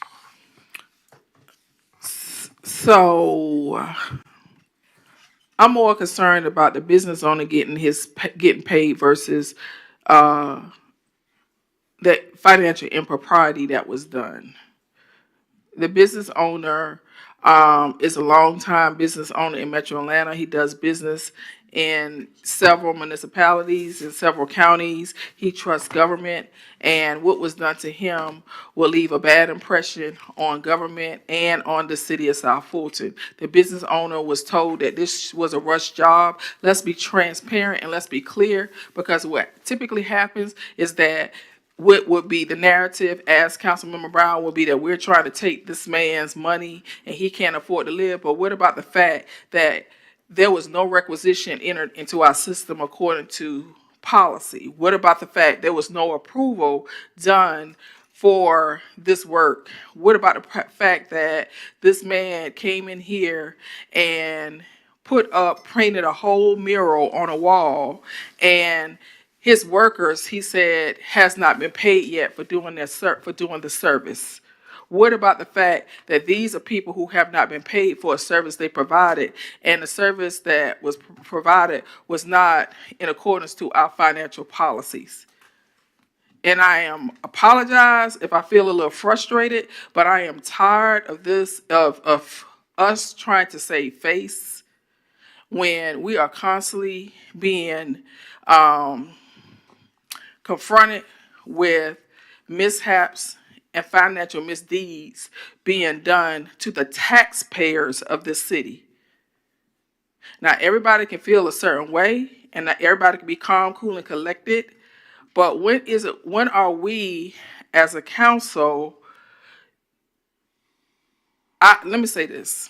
Residents need to stop attacking this council because we're not out here doing the things egregiously that is being done. We're not trying to rip off small business owners. We're not scheming and we're not jiving small business owners. We are trying to follow policies. Not any of us have ever done anything like this. Not any of us have ever gone internationally for 21 days and taken employees we haven't done any of the things, and we're constantly being attacked. Residents need to pay attention and wake up. Now, we sitting here trying to find a nice way to say we don't want to take this man's paycheck and he can't live on it when he done ripped off a small business minority owner and violated financial policies. I would like the money recouped before his term is up. So whatever we got to do, according to state law, we need $5,280 back before his term is up. Because if he is not reelected and he walked out that door, see if you get your money then. Thank you. Councilman Sebastian. Thank you, Madam Mayor Pro Tem. I'm disappointed that, again, we have to be dealing with a violation of our policy, and I want to make sure folks understand that the reluctance that we may feel on this council is because we are forced, as the governing body for this city, to have to deal with this kind of stuff because of people's behavior.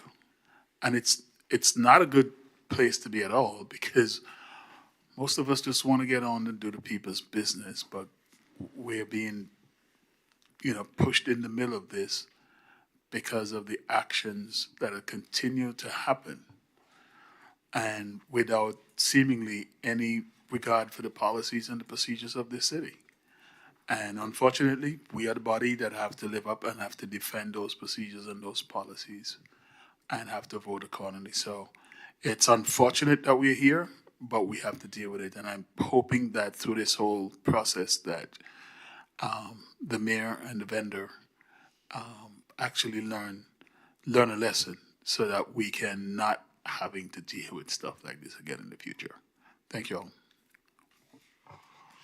Thank you, Councilwoman Rao. Call for the question. Okay.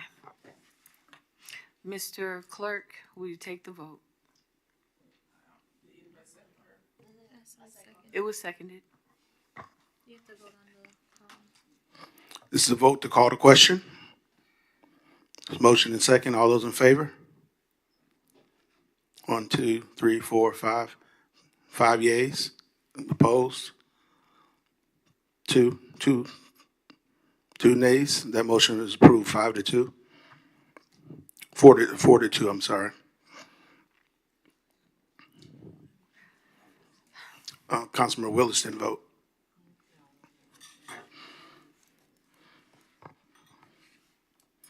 Okay, and So back to the main motion, yes.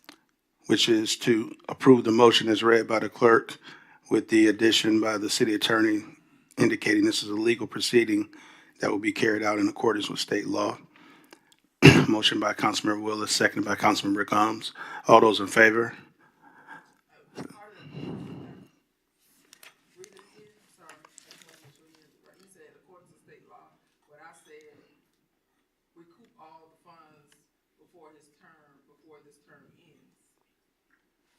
Okay. If it complies with state law.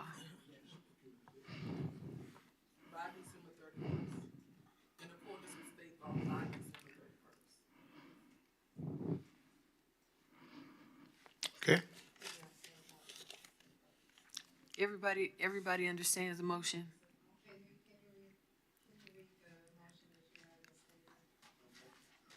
I'll read the whole thing.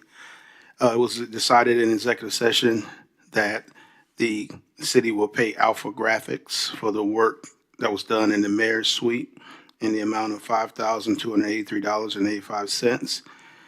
This will be paid from the mayor's budget and garnished from his wages. This is a legal proceeding that will be carried out in accordance with state law by December 31st, 2025.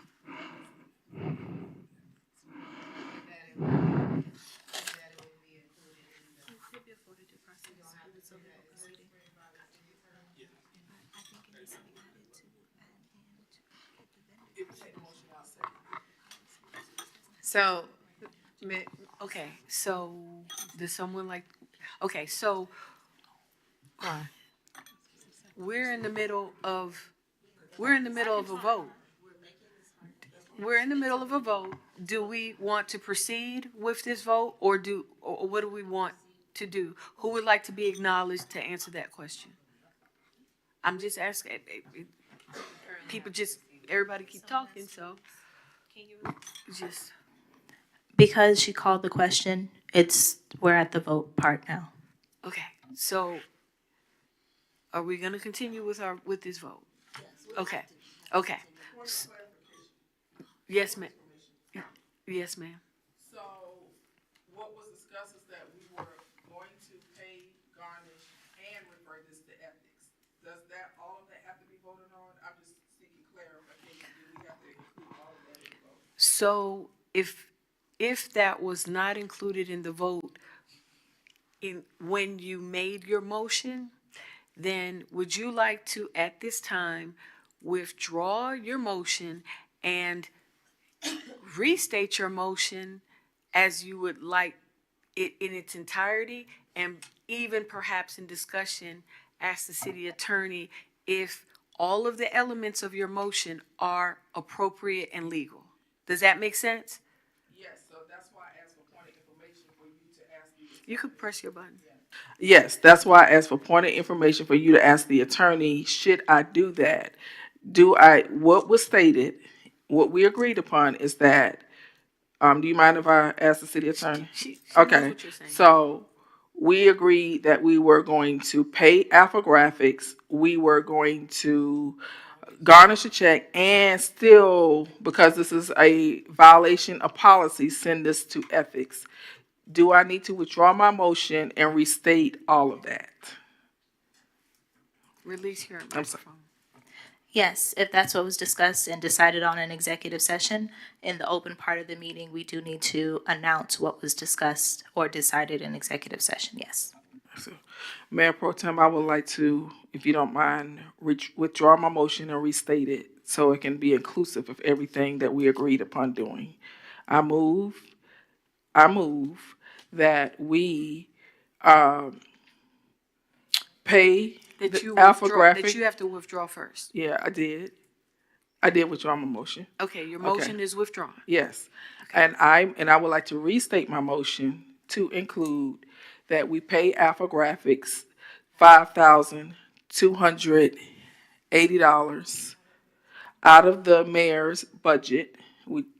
We also garnish the mayor's wages in accordance to state law to recoup the entire $5,280 by December 31st, and also that we refer this transaction to ethics since it violated policy. Properly moved with a second. Is there any discussion? Councilwoman Rao. I did briefly do. Release, please. Your microphone, please. I thought there was discussion, allow the city manager to pay one outstanding vendor pay, it was a requisition in the amount of. So we don't have to address that? Because the budget was frozen. I thought that she specifically said that. You do have to vote to release the budget on that. To release the budget to pay the outstanding payment to the vendor for the pre-authorized expenditure. That would, it would be a second, it would be a sec, amending? A friendly amendment. Okay, and you accept that? Okay. Any other discussion? I did very briefly. I do think that this is an opportunity to educate our vendors on the process, and I think adding to the vendor packet what the requisition process is will actually help them defend themselves against something like this in the future. If you include in the vendor packet, this is the way it's supposed to go, and if anyone asks you to do something that's ultra virus or outside of their policy, then it's a policy that it's a probability that you could end up in this type of situation. But I think arming them with the proper information on the outset when they're filling out a vendor packet will help to make sure that this doesn't happen again, and to also safeguard taxpayer dollars. Would you like to be acknowledged? Your microphone is hot. I appreciate that recommendation. I totally agree. I would give credence to Mayor Pro Tem because when we first found out about this issue, I want to give her credit. She heard about this issue from outside sources, and she did bring it to the attention of staff, but we didn't have concrete proof that this had occurred. But since then it has, and that was one of her recommendations, that we update the vendor packet to have that language that with what you said. So can we please make sure, can you please give that information to our city manager, since we were told that we need to stay in our lanes? Thank you today. Thank you. Thank you. Councilwoman Gums. And I also think it may be important to include workshops on how to do business with the city and this be addressed because we don't want to have this happen again. So if you can also include that in our standard practices going forward, that'll also be helpful. Thank you. Any other comments, questions?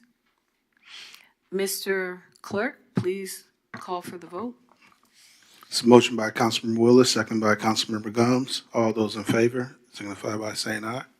Raise your hand. Is anyone opposed? That motion was approved unanimously, 7-0. Moved and properly second by a show of hands. Court, that motion approved unanimously. We are adjourned at 10:08 p.m. Thank you.